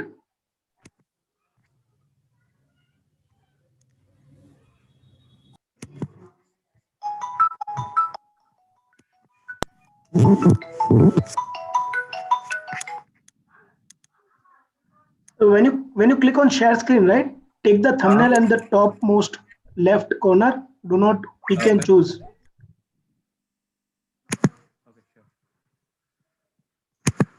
So by the time, Dr. Kavita, can you speak a little bit what you wanted to tell about endoscopy? Yes, ma'am. Hello.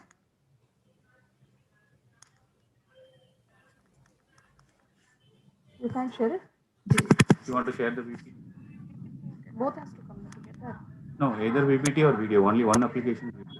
Yeah, she's excellent Yeah, you can do the PPT Okay, ma'am. and then you can I'll do just the do video. the Wants PPT, everybody ma'am. to see the video, but it's limitation of technology. Kavita, you can explain your topic by speaking. Yeah, okay, ma'am. Ma'am, the debate is on whether we have to go with an endoscopic guided probing, or I would call it an endoscopic guided membranotomy, then that of the probing, ma'am. Why I call that is, I'm not going into details with how it is, because madam has gone into too much of a details of when is the presentation for the congenital nasolacrimal duct, and what are the causes, what are the mean age of presentation, everything is being told. Only thing is, I would emphasize here that probing is a century-old procedure which is done blindly. We accept it. And one of the most causes of watering is, of course, NLD obstruction. Even though most of the cases resolve by themselves by 12 months, however, we know that the probing success is very, very high in less than 12 months, but we still face a challenge. When it fails, we don't know why it failed. The most important is to know why it failed, especially in a children, when we post a child under GA that is less than 12 months of age.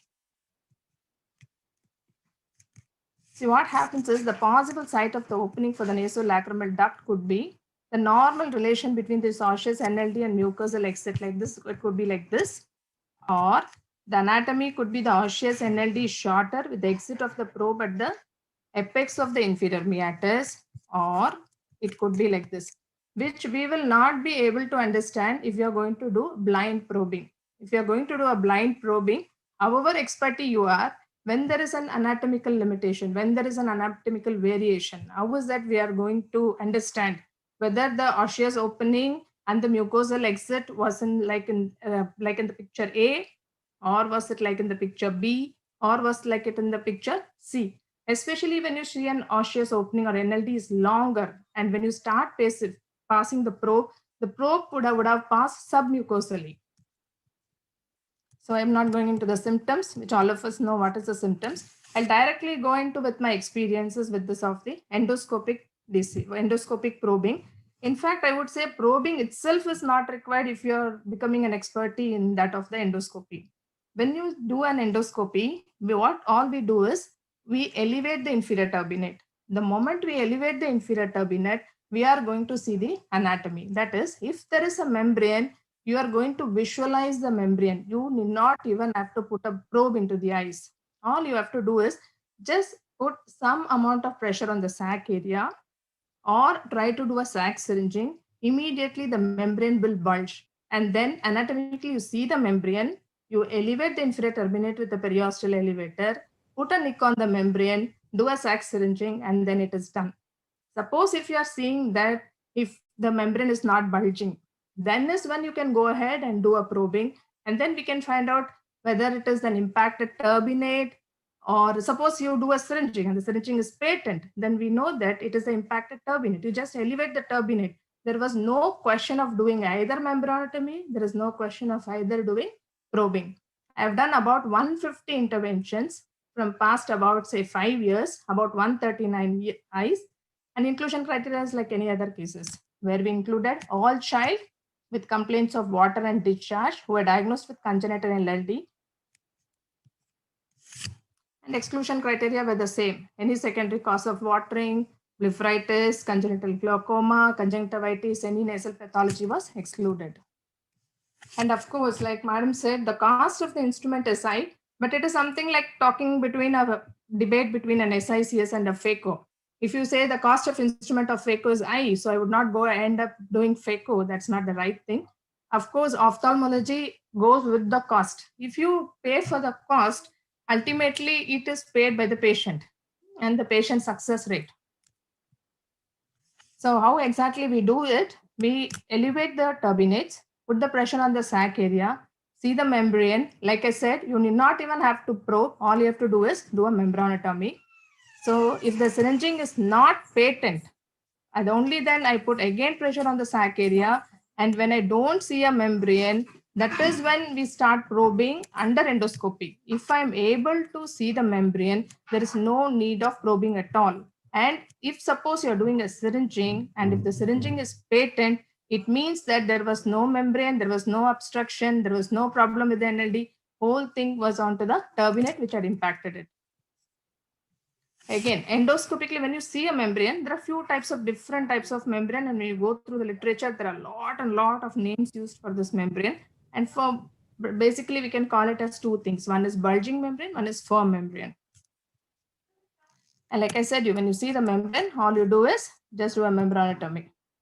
So what exactly happens when you start probing? I'm not very much against probing, but still I would say, when you do a probing, you are going to do it blindly. You may end up with a false passage. You may have to redirect your probe, and you're not very sure if you have actually gone into the path of wherever it was there.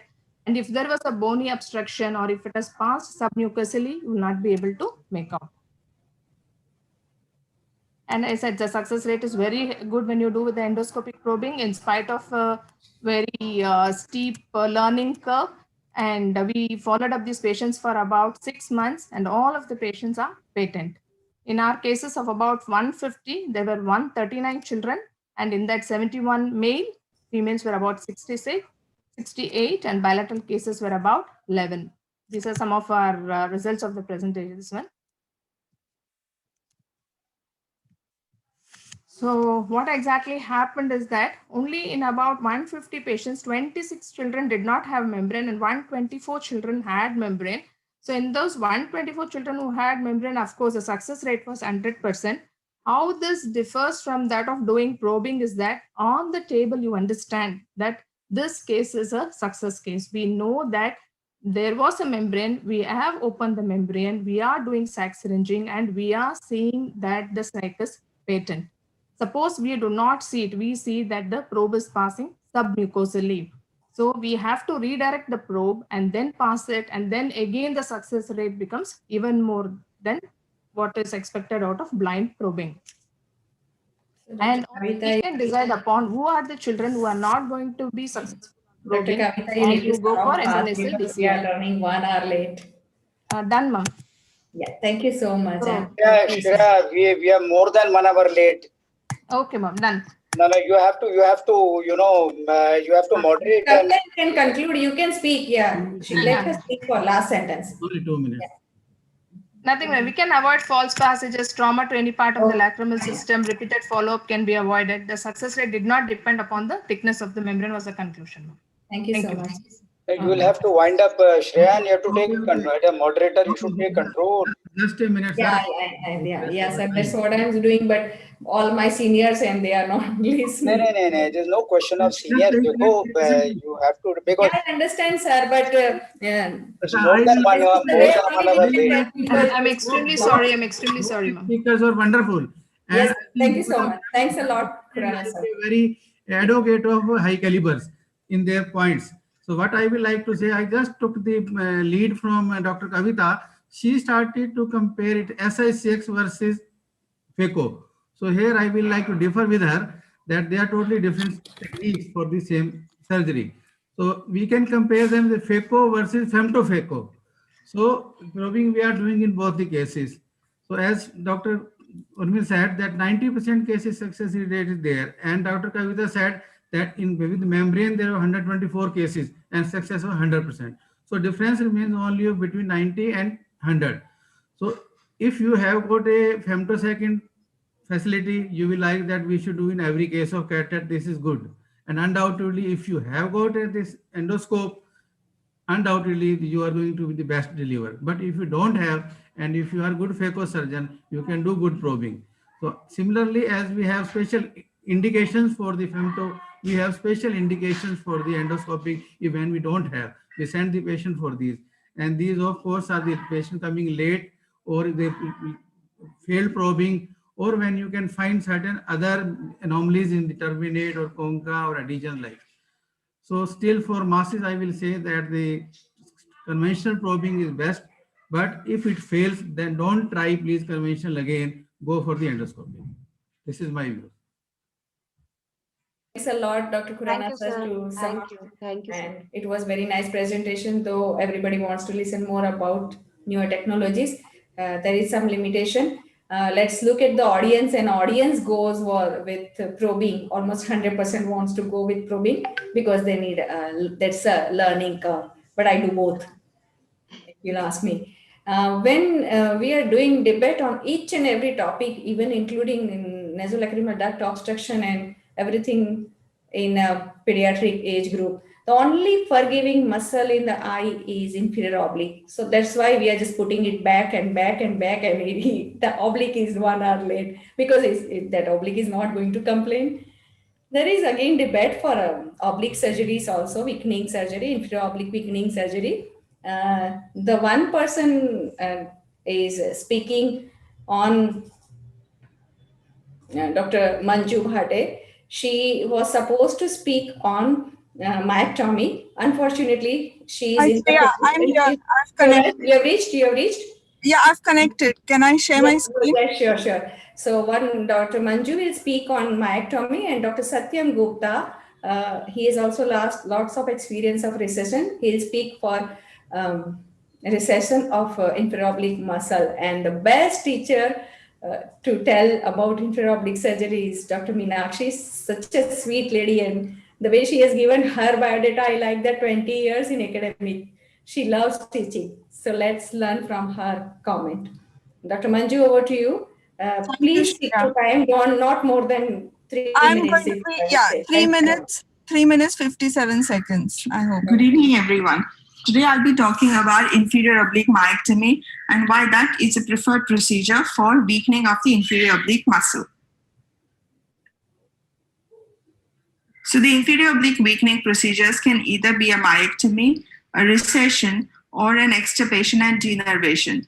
Traditionally, extirpation and denervation have been reserved only for those very severe or extreme cases of inferior oblique overaction, whereas a myectomy or a recession are the more common and popular procedures which are used in moderate to severe overaction of the inferior oblique. However, myectomy offers several advantages. Let's look at those. So here's a video which shows the inferior oblique myectomy.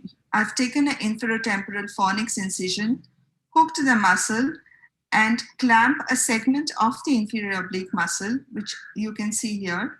Now I will cut the segment and cauterize the two ends.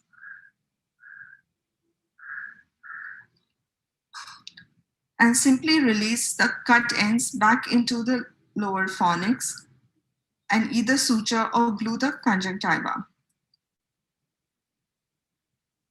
So as you can see, this is a really simple, quick, and an effective procedure.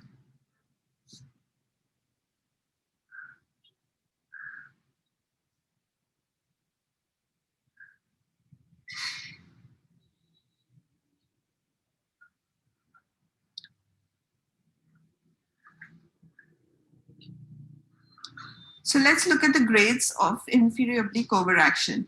In this photo, we can see the right inferior oblique overaction of about +2.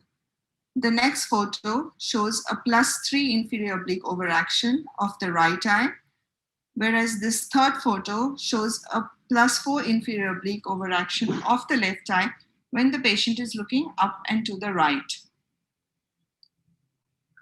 In a head-to-head study, which was published in 2003, where they looked at unilateral inferior oblique myectomy versus inferior oblique recession in the superior oblique palsy patients, there were about 24 patients wherein post-operatively, though both procedures were great and effective. In the self-grading, the larger the preoperative deviation, larger was the effect of the surgery. And also the 12-month follow-up period showed that the residual hyperdeviation in contralateral gaze was lesser in the myectomy as compared to the recession group. So this head-to-head study concluded that myectomy confers a more satisfactory long-term outcome. Also, the patients demonstrated small but further improvements in their ocular alignment. Hence, they conclude that this is the procedure of choice, giving a better and more predictable longer-term outcome, at least in this specific subgroup of patients. However, I cannot comment on those patients who have inferior oblique overaction because of infantile esotropia, because there is no such head-to-head study. However, in my hands, the inferior oblique myectomy is effective for all degrees of inferior oblique overaction. There has been no residual overaction, provided all the fibers are cut. There is no anti-elevation seen post-operatively. I have never required to go back to find the muscle because I needed the muscle or the cut ends for any other procedure. And as you've seen before, this is a simple, quick, and effective procedure. Thank you very much for your patient listening. Thank you, Manju. Satyam, are you ready with your presentation? Thanks, Shreya. Satyam, can you share your screen? You have to unmute yourself and share the screen.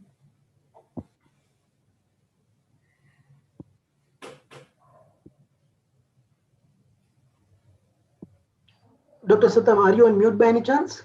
Yes, sir, I have unmuted myself. All right, can you go ahead and share your screen, please? Okay, sir.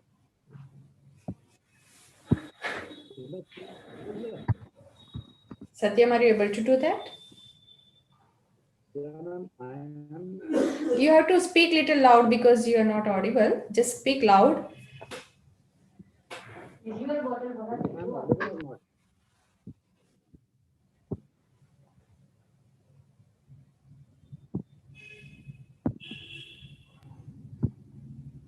Dr. Satyam, can you speak up a bit? Yes, sir, if I'm audible or not? No, it's very, very low volume.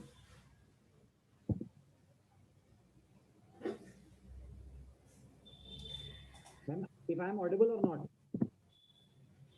Your voice is very feeble. You have to speak up a little louder. You can see your screen, but your voice is very feeble. Just speak loudly. That's all.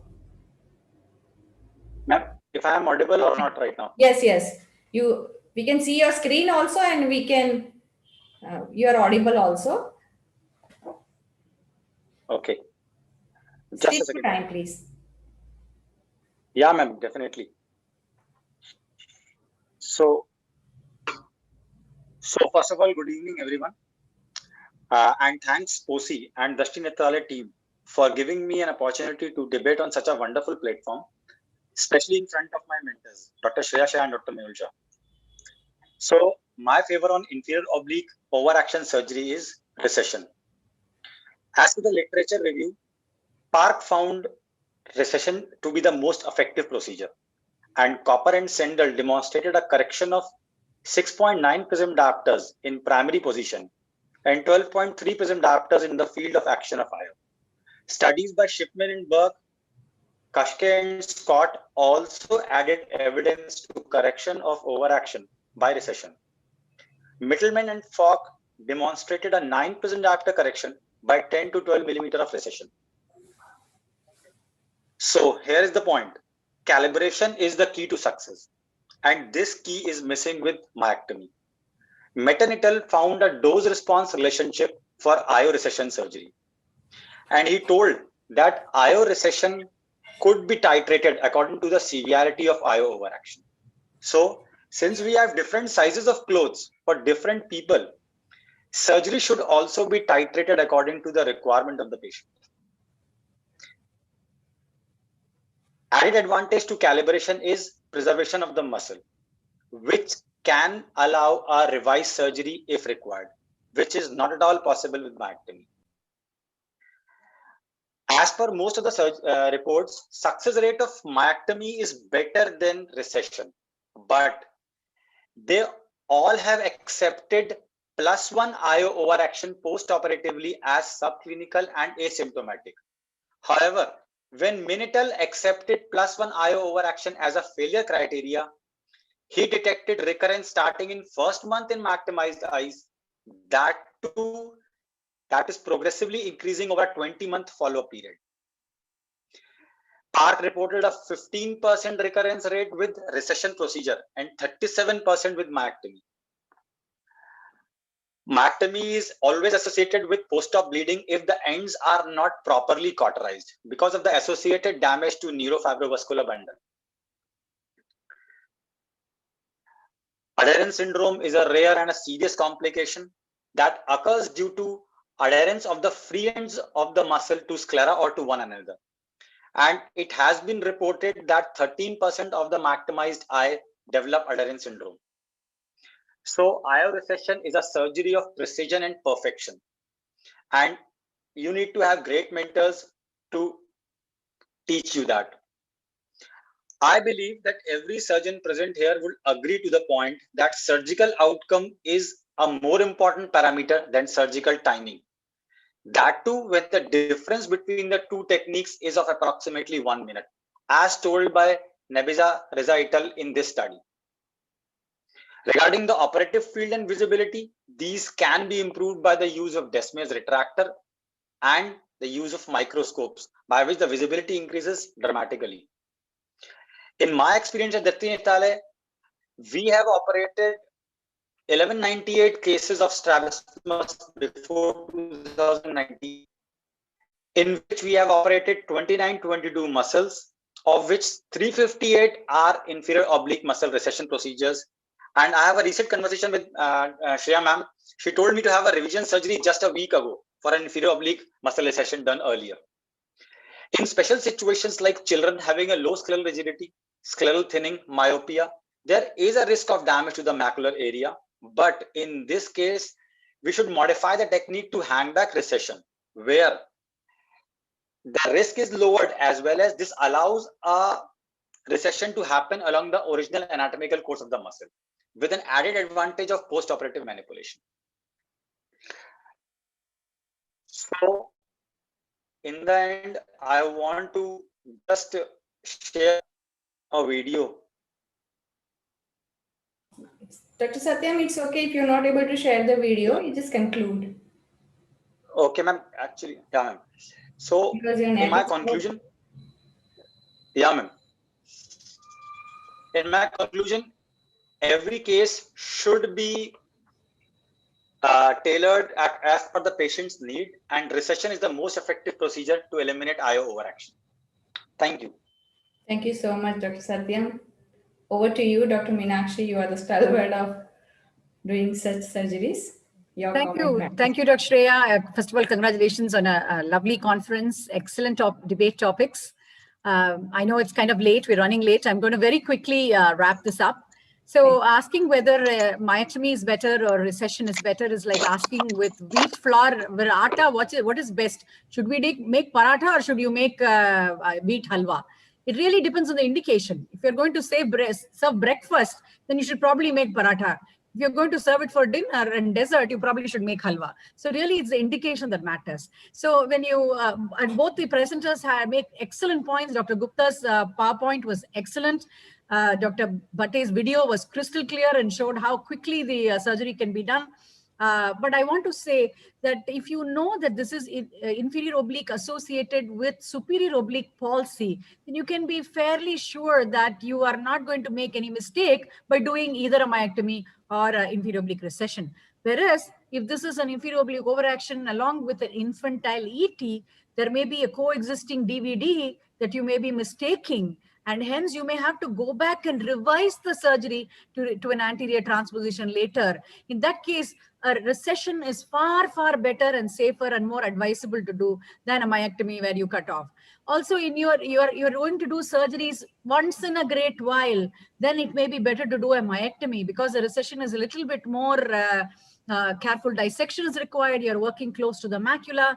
For the same reason, in a training institute, when you start off initially, you may want to let them train in myectomy because they will learn how to hook the muscle, how to clear the muscle, and do safe surgery. Once they become a little more expert, then you can move on always to recession. So also, a lot of people with myectomy who do myectomy claim that it's a self-adjusting procedure and the grade doesn't matter. So conclusion, I think, depending on the indication, if it is a clear superior oblique palsy and you know that this is an inferior oblique overaction along with a SO palsy, probably safe to do a myectomy. In all other indications, I think it is much safer to do an inferior oblique recession, which is a reversible procedure if required. Thank you so much once again. Thanks a lot, Dr. Meenakshi, to sum up very fast and crystal clear to the audience. We'll wait for the audience poll, that's okay. But we'll switch over to the next session. I know everybody is late, but the people who are speaking, they are sitting since afternoon. So it's very difficult and it's injustice to them if we just close the session. So I'll continue with the session. The next session is very interesting session. It's intraoperative surprises, and in our life, every time we think something and then again we get any surprise when you are going into operation theater. By the time the result is, it says 75% will go for IO recession and 25% will go for myectomy. Thank you so much, Mr. Sai, to provide the result fast. Our next session starts with, I invite to chair the session to Professor Dr. Pradeep Sharma, sir. And everybody knows him. In this afternoon, I am introducing third time to him. So now everybody knows him. I don't need any introduction of him. Dr. Yogesh Shukla, sir, is a present secretary of SPOSI, and he has got lots and lots of experience in pediatric ophthalmology. He's also chairing the session. And Dr. Santhan Gopal, he has already designed newer equipment also for the myopia. He has got vast experience in field of strabismology and pediatric ophthalmology. So over to you, all three chairpersons. And I'll just request Dr. Manju if you can call upon person, or I'll just stop the share. The first speaker is Shailja. Yeah. So you. Yeah. Hello, everyone. Good evening. Ma'am, can I start Dr. sharing? Shailja, we can see you and we can hear you also. Just share the screen. And remember, this is 3 minutes, Yes, mostly video-based presentation, so people can discuss. Yeah, sure. So please give time for the people. With your case, it's okay, but we'll learn to. Yeah, ma'am. Thank you, everyone. Thank you, Dr. Shreya, for inviting me, and SPOSI for giving this opportunity.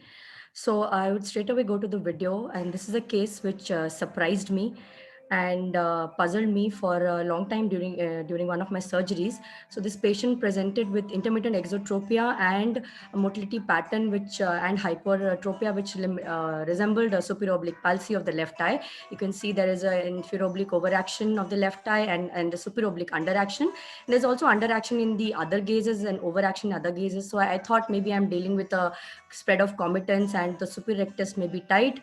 So with the usual plan in mind, I first did the FDT, but the superior rectus was not tight. The superior oblique was very lax. I could not feel it on the left side on the traction test. I tried to compare with the right side. The right side was also lax. But you can see that there is bobbing of the eye across the tendon, which was there. So on the left side, I usually approach from the temporal side, but I could not find the superior oblique tendon on the temporal side. And I searched it frantically for several minutes. So I thought maybe I'm dealing with a absent superior oblique tendon or what. But before labeling that, I tried to find it on the medial side, and I could find something that looked like a muscle on the medial side, but while hooking it, the tug was not quite right. I could not feel that it is attaching to the sclera any place, and while looking for it, you can see that a lot of tenons has been disturbed. So I thought maybe I should first dissect it out completely and see where it is actually attaching. I'm confirming that I've hooked the entire muscle here, dissecting it from all the fibrovascular muscle sheath. And this is my moment of truth. I can see that the superior oblique is attaching to the superior rectus here. And I never thought or read about it or heard about it from anywhere. I'm again confirming that there's no attachment. There's a hook which is passed beneath the superior rectus. You can see there's absolutely no attachment of this superior oblique onto the sclera. It's entirely attached to the medial side and the superior surface of the superior rectus in a fan shape. And you can see the glistening fibers of the tendon here. So finally, I thought it's best first to detach this from the superior rectus. And meanwhile, I'm thinking what to do. Should I resect it? Should I tuck it further after attaching? But at this point, I first thought, let me just first attach it to its conventional point of attachment. I bring it out onto the temporal side of the superior rectus muscle and attach it around 8 millimeters behind. Of course, the fan could not be. And this is a traction test. The tug was felt similar to the left side, but it was not tight as a brown side we would have expected. So I didn't want to disturb it further because I didn't know how it would behave with further surgery. So I just did an IO recession. And as you can see, the result is quite okay. The superior oblique in the down gaze, the function has come quite well. But yes, elevation limitation is there. This is just 3 to 4 weeks post-op, and I'm expecting it to improve a little bit. So the patient was happy. This case taught me that life is full of surprises, but the biggest one is all of them all is learning to what it takes to handle them. So thank you all for your patient listening. Thank you, Dr. Seja. Over to you, Chairperson. Dr. Sharma, yes. Yeah, I think it's an interesting case that you got to see, and it's rare that superior oblique is attached to the superior rectus. Many times we find it totally missing, or it may be a misplaced one. So it's good to that you disinserted and advanced it like a Harada Ito. So I think it's worked well. So that is the advantage of doing these tailor-made surgeries rather than doing just tenectomies or myectomies. That's what I generally say, that we should do controlled procedures. So very good. Thank you, sir.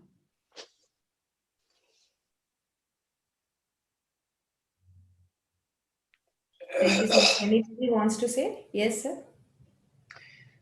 No, I would like to ask Dr. Pradeep, in such situations because when you are doing the force reduction test and these tests, and if you find any discrepancy between the two eyes, can't we do CT scan of this orbit and find out the muscle which has been reported somewhere? No, in such a situation, even a CT scan will not be of much help, because you might see the muscle in the more proximal part to be normal. And in superior oblique, it's the tendon which has come from the trochlea. So it may not be nicely picked up. The distal parts are not nicely picked up on the CT scan. Even the ASOCT, we have compared ASOCT, and these also are not very helpful. So I think it has been reported that we can go for these tests. You can definitely make use of them, but you may not always depend on it. Sometimes we have seen in CFUM some cases which we have reported that the CT scan showed a muscle, but when we examined, there was none. The reason was that the CT scan is only showing you the orbital part of the recti, whereas the global part of the rectus is not developed. So that can be another situation, that you may be having on CT scan some muscle, but there is nothing on the on examination on surgery.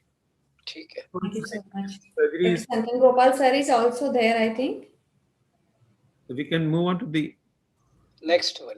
Yeah, next speaker is Dr. Shubhangi Bave. She doesn't need any introduction. Dr. Santan Gopal, are you there? Okay, Dr. Shubhangi, you can proceed.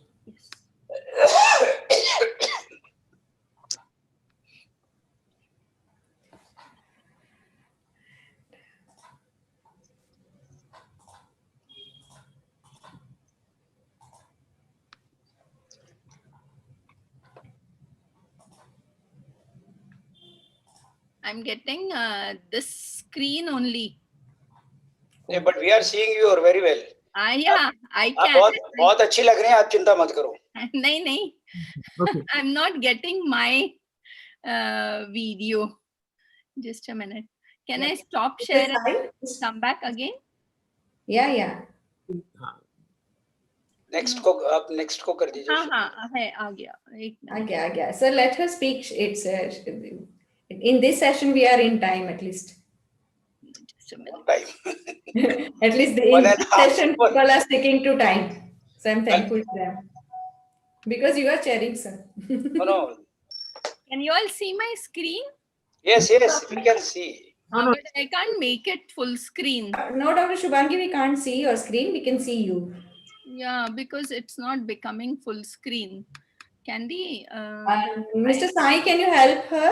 Nipam, can you help her doing something? Screen She has sharing. got very interesting case. Madam, please share your screen, madam. That is not yet done. No, I shared. Actually, I had opened that and minimized it because I had two presentations. So Madam, now reshare it, madam. Just share. Click on the share button again. now that just a minute. The thing is not becoming full screen. Can I just leave and come after one case? Yeah, that's wonderful. Okay. Till that time, we can go ahead with the second presentation. Dr. Shubhangi, you can try. Yes, I'll just try. Yeah, thank you. Dr. Atul is the third presenter. He is not here and he is not able to present. He has got some emergency at his home. So next presentation will be from Dr. Aarti Chaudhary. She has done her pediatric ophthalmology from our institutes. Let's see what she speaks. Dr. Aarti, you are able to share your screen? Yes, good evening everyone. Thank you Shreya ma'am for giving me this chance. I am going to present a case which I had seen in Drashti Netralaya only. Can you share your screen? Are you able to share your videos? Yes ma'am. One second.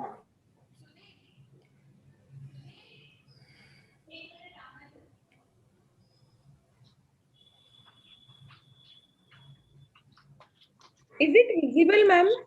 Yeah, we can see your presentation. It went off. We were able to see, yeah. Fine. This is okay. Yeah. No, don't change. That was okay first. Okay, fine. It is not starting actually ma'am. So it is showing Dr. Aarti Chaudhary dancing.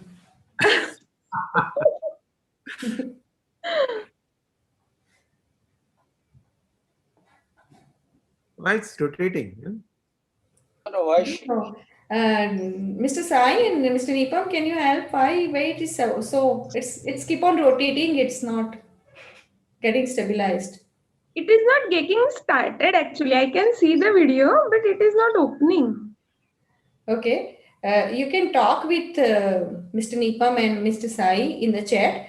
Till that time, I'll invite Dr. Nipa Dave or Pradeep Agrawal. I think they should. I'll invite. Sir, sorry. Okay. Let them be ready with the presentations. Yes, sir. So till the time, I'll invite Dr. T.S. Surendran sir. He has got a keynote address in this session after 3 speakers. So let him speak first. Yeah, okay. Yeah, He's the head of Shankar Netralaya Chennai and everybody knows him. It's a wonderful teacher and I love him to learn from him. He has got international presentations and he's got experience of more than 1 lakh OPDs and more than 20,000 surgeries. Over to you, Dr. TSS, sir.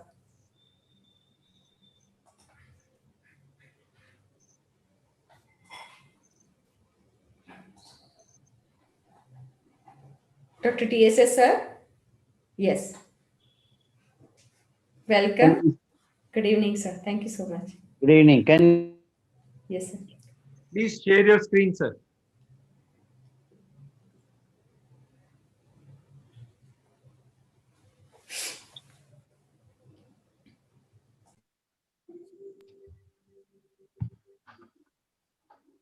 Sir, are you able to share your screen?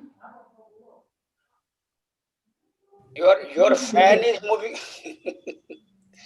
Sir, it's muted. No, but share his screen first. Do you see share screen button green color on Zoom? Yeah. Can you just click on that, please? Once you click on that, select the top left icon and click share. Eight, 6, 1. He's muted himself instead of sharing. Yeah. 0, 0, 7, 5. Sir. Please unmute. Yes, sir. Dr. Surendran. Hi.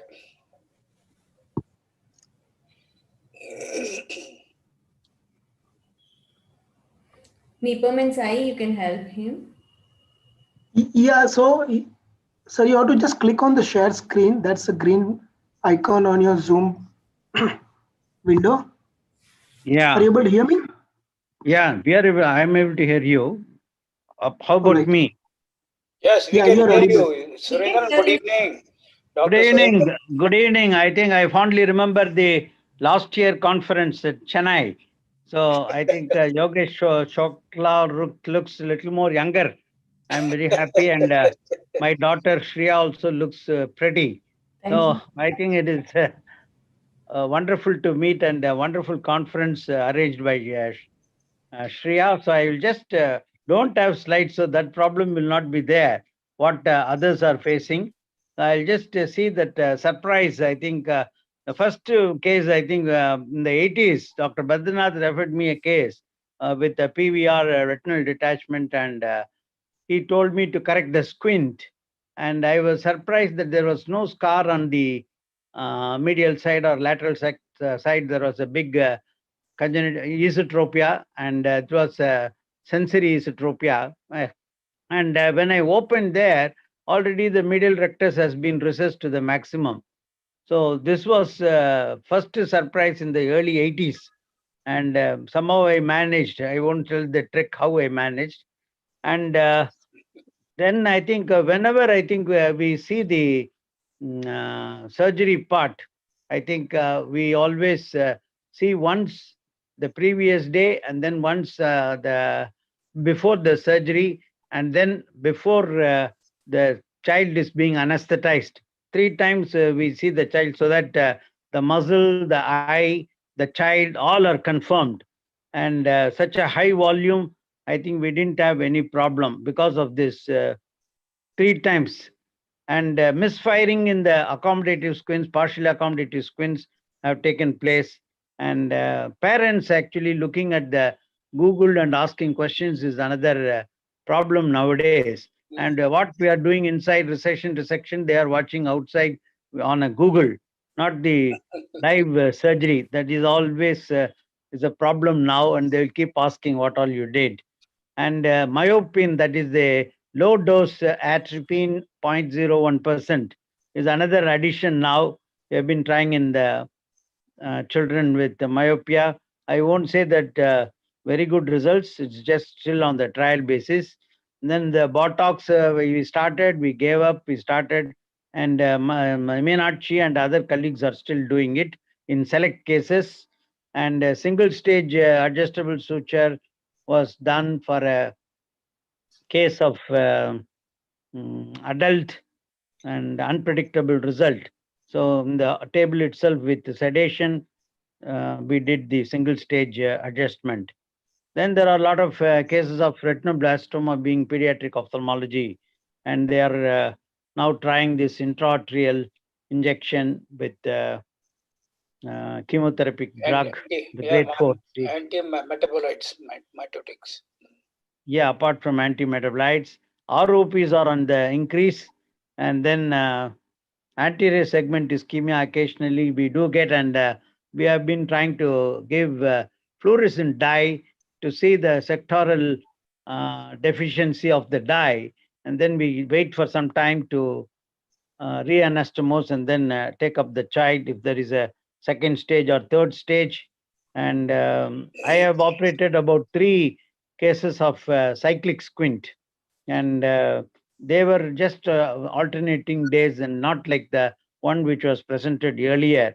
Luckily, I think the 3 cases did very, very well. And apart from that, I think I also had the good opportunity of operating the grandmother, then the mother and the granddaughter. I'm waiting for the fourth generation. So this is the 40 years experience.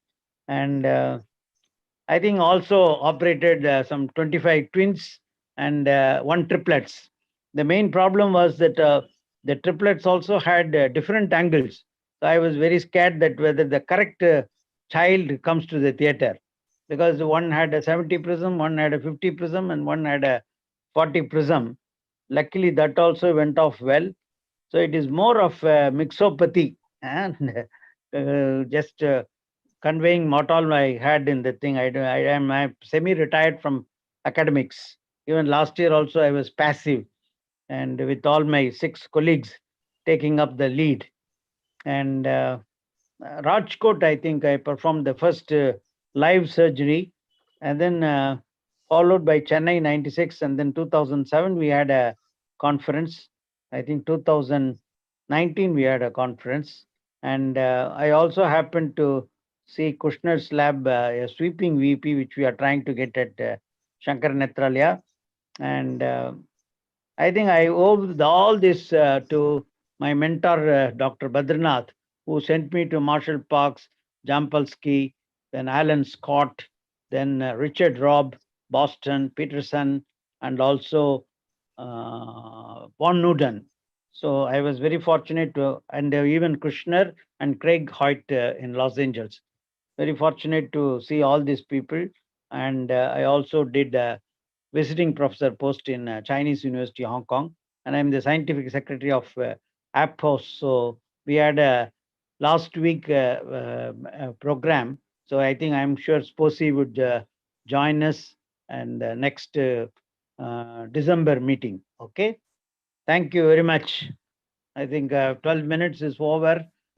Yeah, I am done. God That's bless what I you. said, that this Thank you, lesson is thank you, really thank you very much, Dr. Thank you so Sundar. much, sir. I'm so grateful to you. Your 40 years of experience, and you summed up in 5 minutes. Not justified. No, we can give you 5 minutes more if you want. I have operated more than, I think, 500 doctors, children. And again, I think somehow doctors have a fancy for me to be operated. Unfortunately, we don't get VIPs as children. So except, I think, one Prime Minister, Chandrasekhar, was there, his grandchild I operated when he was the Prime Minister for a very short time. And that was the only VIP I could remember. But I do see geriatric patients also, the Deputy Chief Minister, and right from R. Venkatraman, I have been seeing them. So it's a wonderful opportunity for me to have given this. And thank the team of Shreya for the wonderful performance. On the whole, the clarity, everything was, except I think people like Shubhag having problems with slides. God bless and Merry Christmas advance and Happy New Year to all of you. Thank you, Dr. Surendra. Thank you, Dr. Surendra. Dr. Shubhangi, ready? Yeah, I'm ready. Yeah. Thank you, sir. Shubhangi? Yeah. Yeah. So I'll just make it short since we are at the fag end of the session. It's as it is a very short presentation. A 7-year-old boy presented with first on 2009 and then again came in 2014. He had a deviation of eyes since early childhood. Rest of the history was uneventful. His vision, fundus, everything was normal, but his eyes appeared prominent. Exophthalmometry was done, which was again appeared normal. Fundus was normal. Looking at the squint, he had a face turn to left. There was a right exotropia. The prism bar cover test was about 30 to 35 prism diopters for distance and near in primary position. The ocular movements showed right adduction deficit of grade 2 to 3, and there was a significant widening of palpebral aperture on right adduction. And there was no significant narrowing on abduction. Vertical movements were normal. So this were his 9 gaze photographs. As you can see that there was a significant widening on adduction with adduction deficit. And rest of the movements were normal. So looking at this clinical picture, the clinical impression, I couldn't think of anything, but I thought, was it an inverse Duane's retraction syndrome or whether it is a variant of CCDD? And we explored the patient. The CT scan was done. The muscle thickness reported was normal. Thyroid profile was done because he had slightly prominent eyes, but the eye muscle thickness was normal. Then we expected a tight lateral rectus with a positive FDT, but to our surprise, the force junction test was entirely normal. At the start of the, so initially I had planned doing a recession with a Y split. I don't know why, but Y split may be wrong. But we did a recession with Y split, and then we explored the right medial rectus, and there was the surprise. We found out when I hooked the medial rectus, I couldn't initially find anything, and then I found a very thin hypoplastic glistening band of the tissue. So it was so thin that I left it like this. I didn't do anything to it, and since the exotropia was significant, operated the other eye, did a left lateral rectus recession, changed the plan on table. So this was the video, sorry.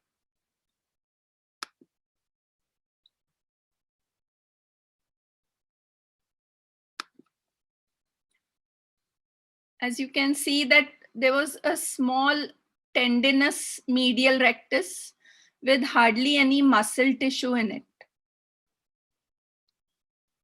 So it is an old video of mine, so the clarity is not very good.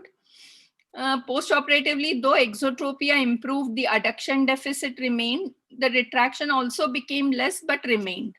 These are the post-op photos. Primary position, he was okay, but there was an adduction deficit and some retraction in the adduction.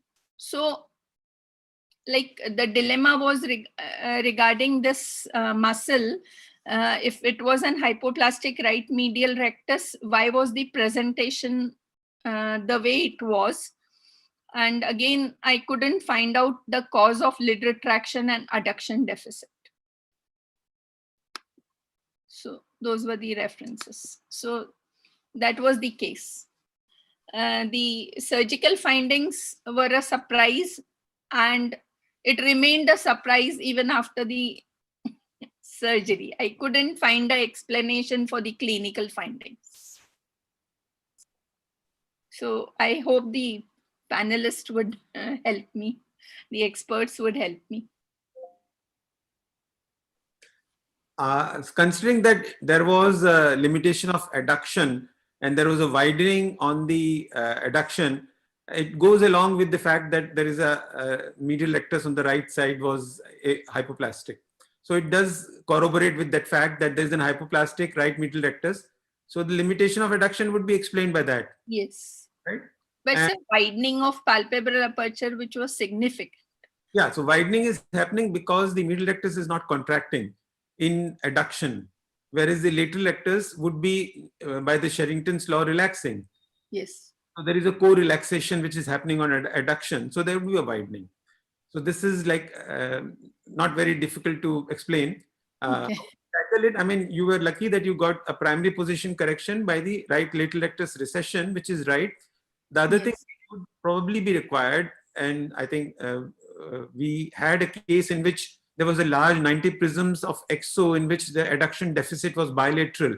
And when we explored, we found the medial recti were missing. So in that case, we did the lateral rectus which were tight recession. Along with that, we did modified Nishidas. Okay. So the Nishida procedure we can use in such cases. It doesn't compromise the intersegment ischemic vascular supply and adds to the adduction. Okay. This also, I think that is one option which you can choose to do the Nishida's procedure for adduction. Okay. But the lateral rectus was not tight. Maybe the That is good that lateral rectus was not tight. Otherwise, you would have to do much more recession of the right lateral rectus. Yes. And doing the left lateral rectus actually is not going to help the adduction. Yeah, it's not good. I just wanted at least the, yeah. Initially, because of the retraction of the lids, I had planned recession of lateral rectus with the recession of medial rectus, thinking that it is a sort of nuance. But on exploring the medial rectus, we found that it is a very thin hypoplastic, so it didn't disturb it. And it's interesting. And I think Nishidas would help you in correcting the retraction as well as improving the adduction. Okay, thank you, sir.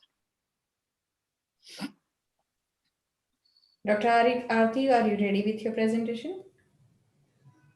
Unmute yourself. Ma'am, Sai is going to share, he's going to present Sai, the can you next. share? Yes. Yeah. So, hello everyone. Here is a case I am going to present. She is 18-year-old female with right eye exotropia. We elicited the history for previous surgery. There was no surgery done. So it was amblyopia in right eye. We decided to do lateral rectus recession and medial rectus recession. As a routine procedure, we started recession first. So we did lateral rectus recession. It was done completely. Then we looked for medial rectus. As soon as we hooked it, we saw that it is inserted 11 mm from the limbus. Here is the point where we hooked it.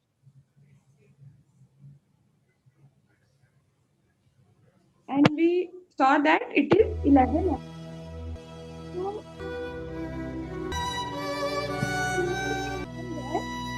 and placed it at its original position, that is 5.5 mm from the limbus. And we closed the test, and this was the post-operative result, which was very good, and patient was very happy.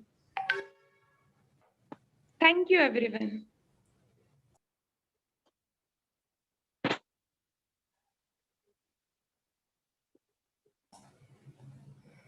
Dr. Sharma, would you like to, Dr. Shukla sir, would you like to tell anything?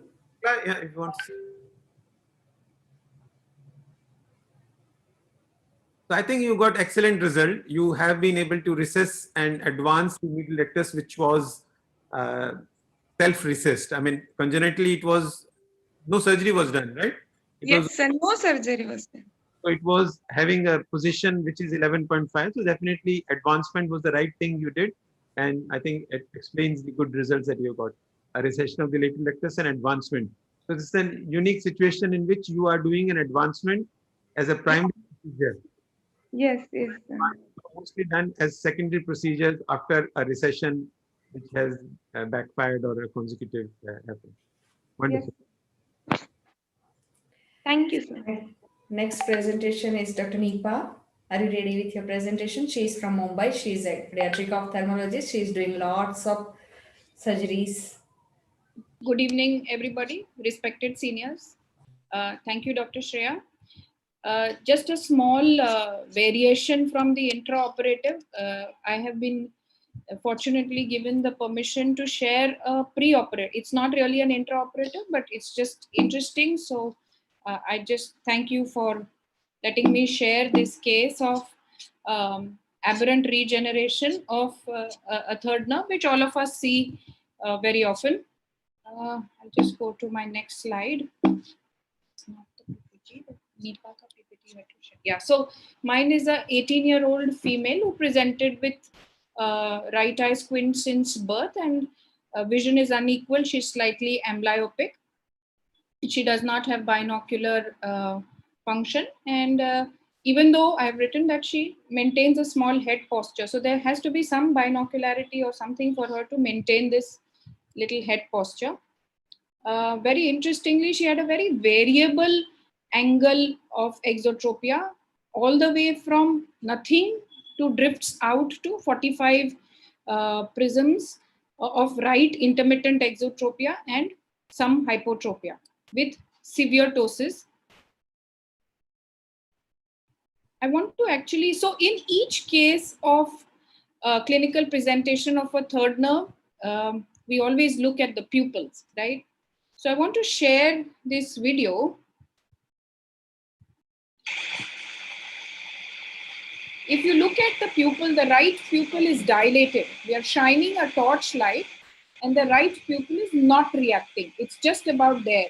Then we bring in a near object and there her pupil constricts. So this is a clear light near dissociation, as we would call it. And we labeled it as a pseudo Argyll-Robertson pupil. So I thought it was interesting to share.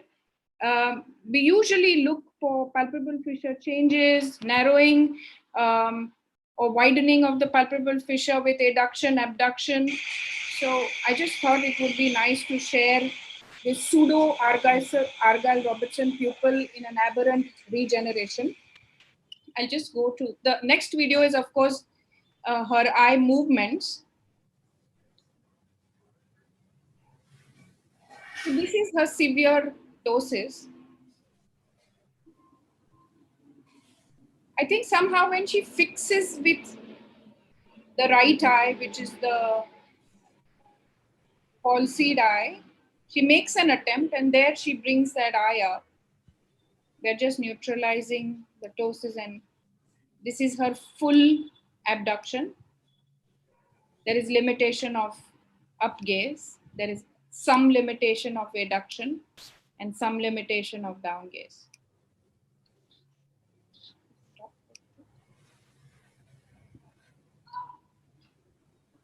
Of course, it's out of a little out of the preview of a video presentation, but I just thought I'll share the next slide, which was our discussion point of how do we take care of this.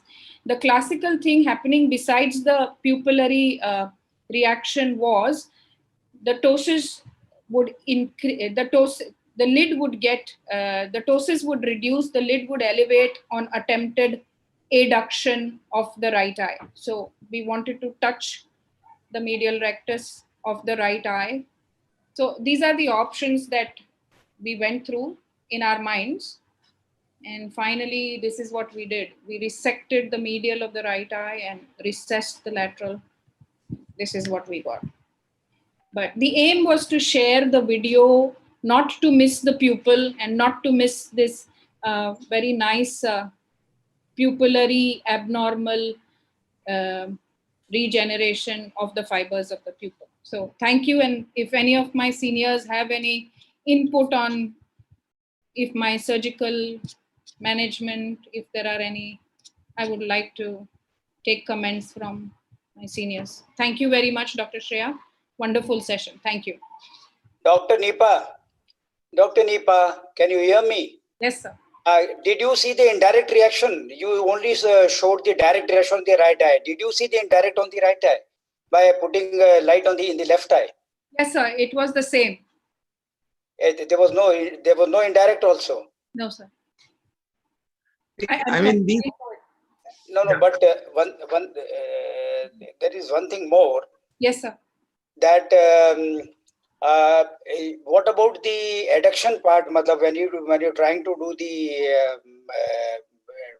near reflex test, yes, with the near reflex, did you find, because what about the near object? How much was the adduction at the time? The convergence reflex was normal, sir. Convergence was normal. Yes, sir. We can go back. We were going through the video. No, it's all right. We don't. The convergence was normal. Aberrant innervation of the convergence innervation coming to the pupil. So this is also described. I think there is a very nice survey ophthalmology article about maybe 20 years back, in which they had described third nerve palsies, various types, even cyclic pupillary reactions. That means cyclic changes on their own also they have, and we also have seen some of these cases in which there is a cyclic reaction of the pupil. There is an aberrant innervation of the pupil. So the convergence innervation is actually going and causing that. So you are right, it's a pseudo Argyll-Robertson pupil. In addition, you had a problem of the lid getting self-corrected by attempted innervation to the superior rectus. So in such a situation, I think what you had planned, superior rectus recession, would have been a good choice. But in addition, I would suggest doing a total anterior positioning of the inferior oblique in the left eye. Yep. The other eye, right? Yep. So that will have a fixation durus. It will excite more innervation to come in, and that will improve the lid. So that would be without risking the anterior segment blood supply, because you already done the lateral rectus. So inferior rectus should be avoided. You can do a superior rectus and inferior oblique, and that would probably serve the purpose. Thank you, sir. Thank you. So our next speaker is Dr. Pradeep Agrawal, and he is also working in this field since 11 years, and he has more interest in neuro-ophthalmology too. Over to you, Dr. Pradeep Agrawal.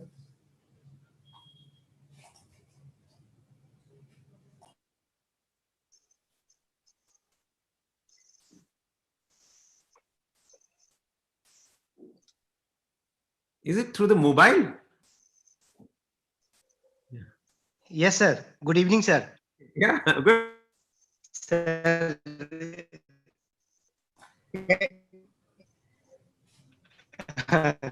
can You can see you your see video, my but video? your voice is breaking, Dr. Pradeep.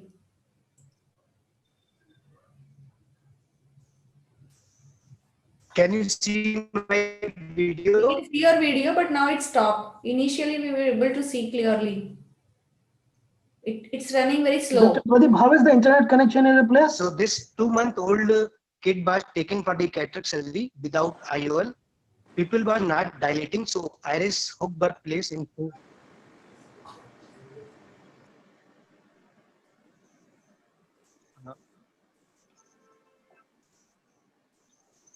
It is okay, sir. Connection is okay. Now you can hear my voice. We can hear you. Your video is going very slow. My voice is coming. Yeah, your voice is coming. Your video is going very slow.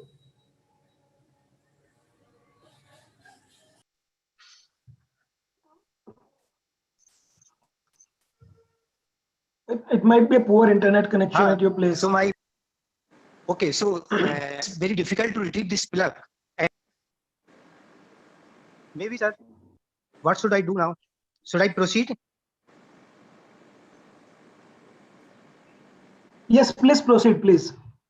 So this plug every time was going behind the iris because of the increased space between the iris and the zonules. Maybe because I put the iris hook.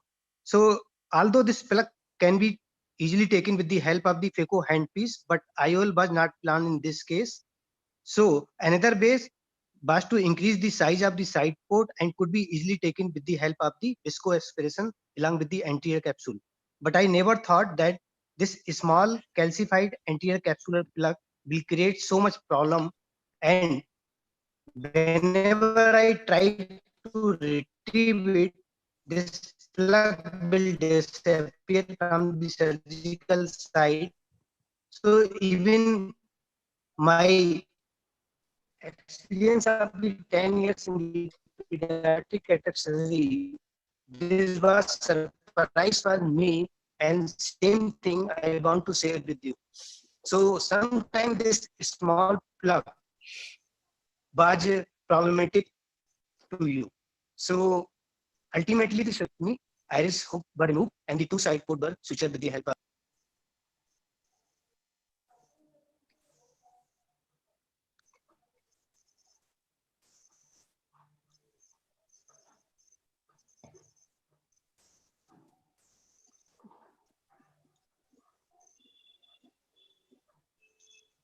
I think we can stop here because nothing is clear.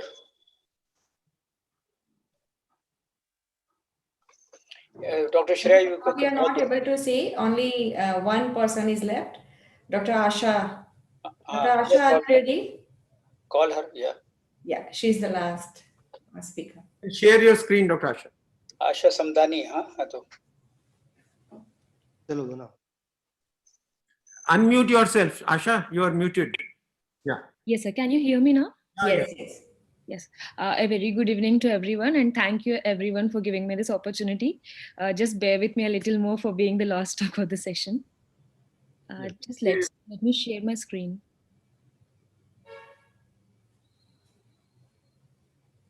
Yeah.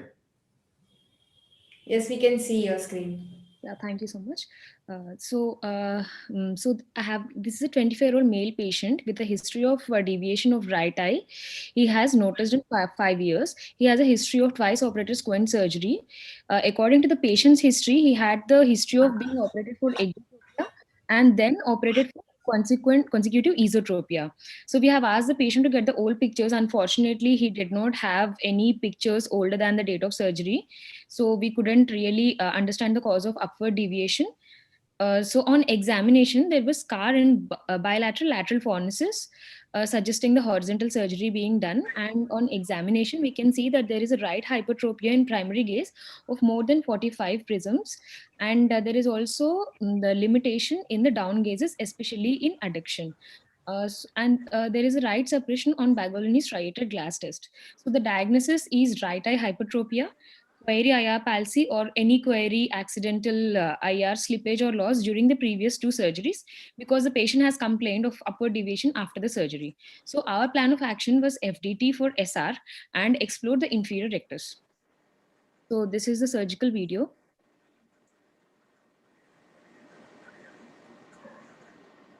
We have done an FDT for SR, which was very mildly tight. So we did we went ahead with the exploration of IR. We have done a limbal incision, and here we could dissect it. And when we were making an attempt to hook the IR, we could see surprisingly that there was no IR, and we could see the 2 anterior ciliary vessels in the place of IR. So this was a case of congenital absence of IR, which was maybe missed out in the initial 2 surgeries. Then we have gone ahead with the exploring of, when we went ahead with the inverse snaps. This is the lateral rectus. We have secured the lateral rectus insertion, disinserted, and we have attached it to the sclera at the presumed insertion of the inferior rectus.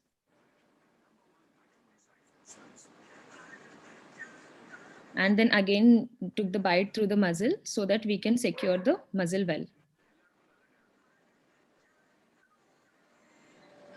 The same thing was done with the medial rectus as well.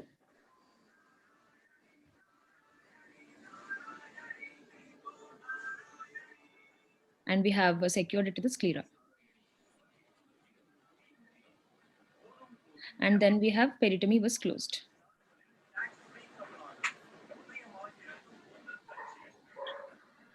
So our final diagnosis was right eye hypertropia with inferior rectus aplasia, and the treatment was right eye inverse naps procedure. So this is the immediate post-op, 3 weeks post-op the patient, in which we can still see that there is some residual hypertropia left, though it was far better than before. And even the down gazes have also been improved. But now the patient has a diplopia, which is troublesome, which we could ignore previously. So we went ahead with the resurgery.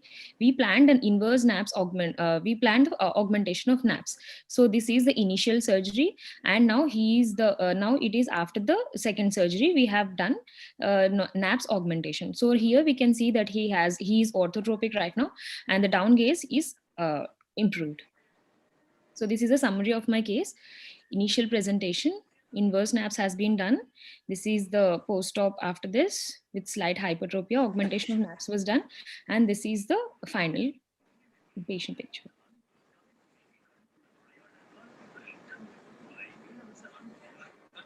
Thank you so much. I would really like to thank Dr. Pradeep for making me a part of this and guiding me all through the process of this. Thank you, Dr. Asha. Any comments? Can I make one comment? Yes. Yes. I had one case of an hypertropia, a similar degree, but she had an coloboma also. She had a similar absence of inferior rectus.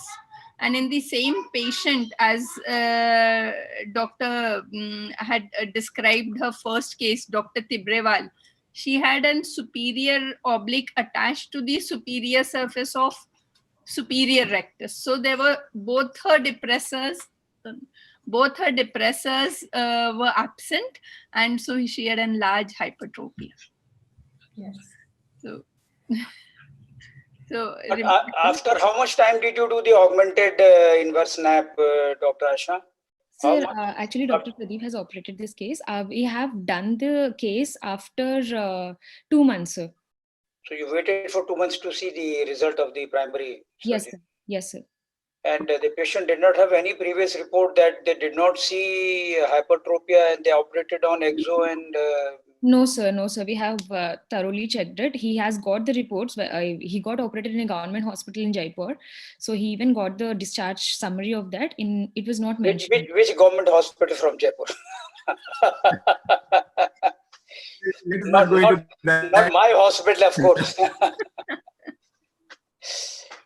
No, but it is very surprising. It is very surprising that that means there are two conditions. Have exotropia also and hypertropia also, and such a big hypertropia missed. It's unconvincible, you know.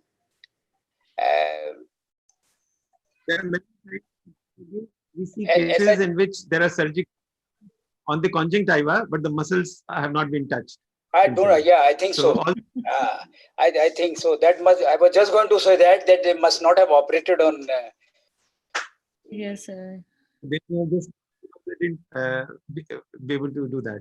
But the interesting part of this case was that in this IR was not there, and the hypertropia was there. And since the horizontal scars were there, we were confined to the fact that this may have been operated. So we could not be tackling the superior rectus, because that would mean having a intersegment ischemia. So whatever we had to do was to work with those muscles which have been probably operated, like the lateral and the medial recti.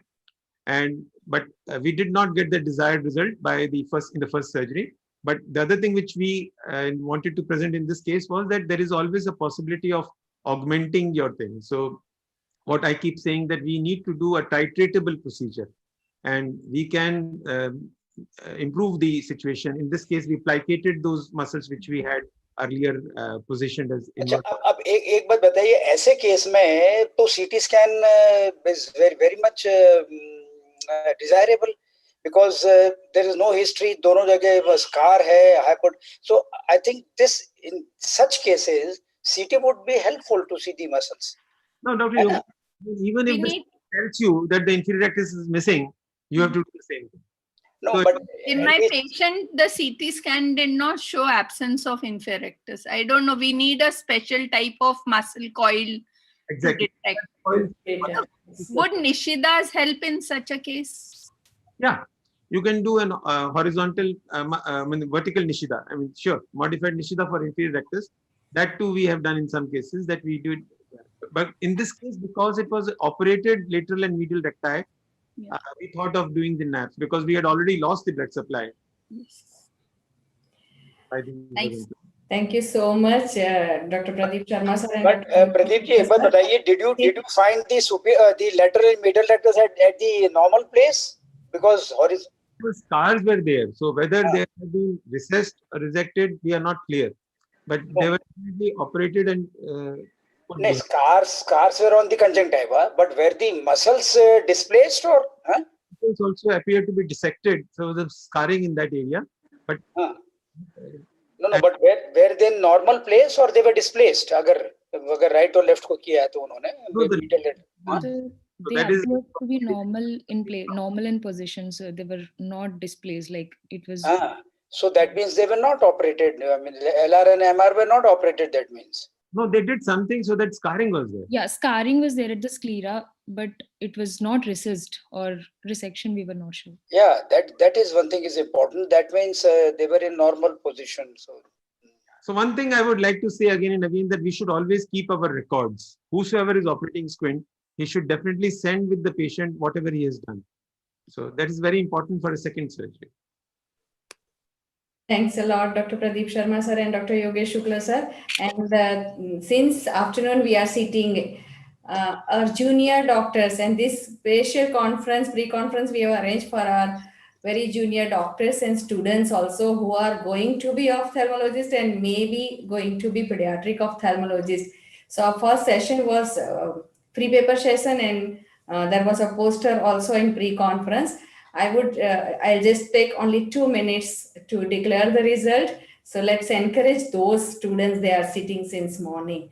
Mr. Devvrat Tiwari from Sipla, are you here? And Mr. Karthik, they are from Sipla people. They will announce the result.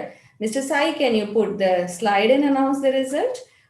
First announcement will be free paper session. There were Yes, 10 madam. Good evening. contestants in free paper session. And I'm grateful to the judges of all three paper session and posters. They worked very hard and very fast. They immediately sent the result to us. So, Mr. Devrat Hello. Tiwari or Yes, video is good not evening, on. ma'am. Good evening, doctors. I'm Yes. Devrat Tiwari, madam. Yes, in free paper evaluation winner is Dr. Diksha Thorat, and runner is Dr. Rushi Lambani. And second e-poster winner is Dr. Mrugesha Vagela, and runner-up winner is again Dr. Diksha Thorat. So, Dr. Diksha, Dr. Mrugesa, are you there? You can just show your face. Dr. Rushil seems to be there. Diksha is there, yeah? Yeah, Diksha is there, Mrugesha is there, Dr. Rishil is there. Thank you. At least Thank you you, can show ma'am. your face. Thank you so much. Congratulations, Diksha, Rushil, and Mrugesh. Diksha. Thank you, sir. Thank you, ma'am. Thank you, sir. Good. So there's the prize that directly goes right now to them. It's a Amazon gift voucher you'll receive right now. Thank you so much. It's long day for all of us, but I'm really, really grateful to all of you to be with me, with our juniors and with subject also. If there's some problem in technicality or something it's a world of technology, so somewhere some internet connection may have some problem. I'm really grateful to all the speakers, judges, panelists, and all the chairpersons. Thank you. Will And meet tomorrow morning early. Tomorrow morning, now there are two requests to you. One is we have to start right in the morning because Dr. Brodesky there. It started 2:25 today, sir. Number two, number two, what is important? And the first session went very well, but then I can't say everything. No, you have to know control because tomorrow I will not be sitting for the whole time. How are you people saying? How was it? Okay. That is very nice, but you have to control tomorrow because I will not be there full time. I have lunch somewhere, so I will be going in. No problem, I'll control. So, but you have to control. That is very important. You can't go 2 hours ahead. So, आप थोड़ा सा ध्यान रखिएगा. And we start in the morning at. Dr. Sharma, Dr. Brodsky is joining. Pradeep Sharma ji वो आ गया आपके पास doctor ब्रोडेस्की का? Yeah, everything is joining early at 8:30. You say. Yeah, 8:45. We'll log in 8:45 so that you know. No, sir. Dr. Brodsky wants to check his presentation. Doctor Shreya, doctor Brodesky से एक बार doctor Michael ब्रोडेस्की से check कर लीजिएगा आप. ऐसा नहीं हो कि वो. Dr. Sharma said that Dr. Brodsky is joining 15-20 minutes earlier to check his presentation. Correct. Okay. Am I right, Dr. Sharma? That's right. That's what I wanted to be available at 8:30 right onwards, right? 8:30. Yes, sir. We will be on live. Yeah. To expect others to check their screen sharing and all that, so that we can. थोड़ा सा पहले सबको but अब ठीक है. And thank you so much to I and Mr. Nipam also. Throughout the day, they are not medicos, but they are with us. No, but they are technical people, so they are also equally important, because. That's what I'm saying, sir. So thank you very much. We are not Thank you very much. Today's session, Dr. Shreya, big hands. Thank you so much. Thanks a lot. Well done. I think let's have a great tomorrow. Thank you, sir. All of you, good night. Thank you, everybody. Thank you. Good night. Thank you. Good dinner for tomorrow. Thank you, sir. Bye-bye. Thank you, everybody. Thanks.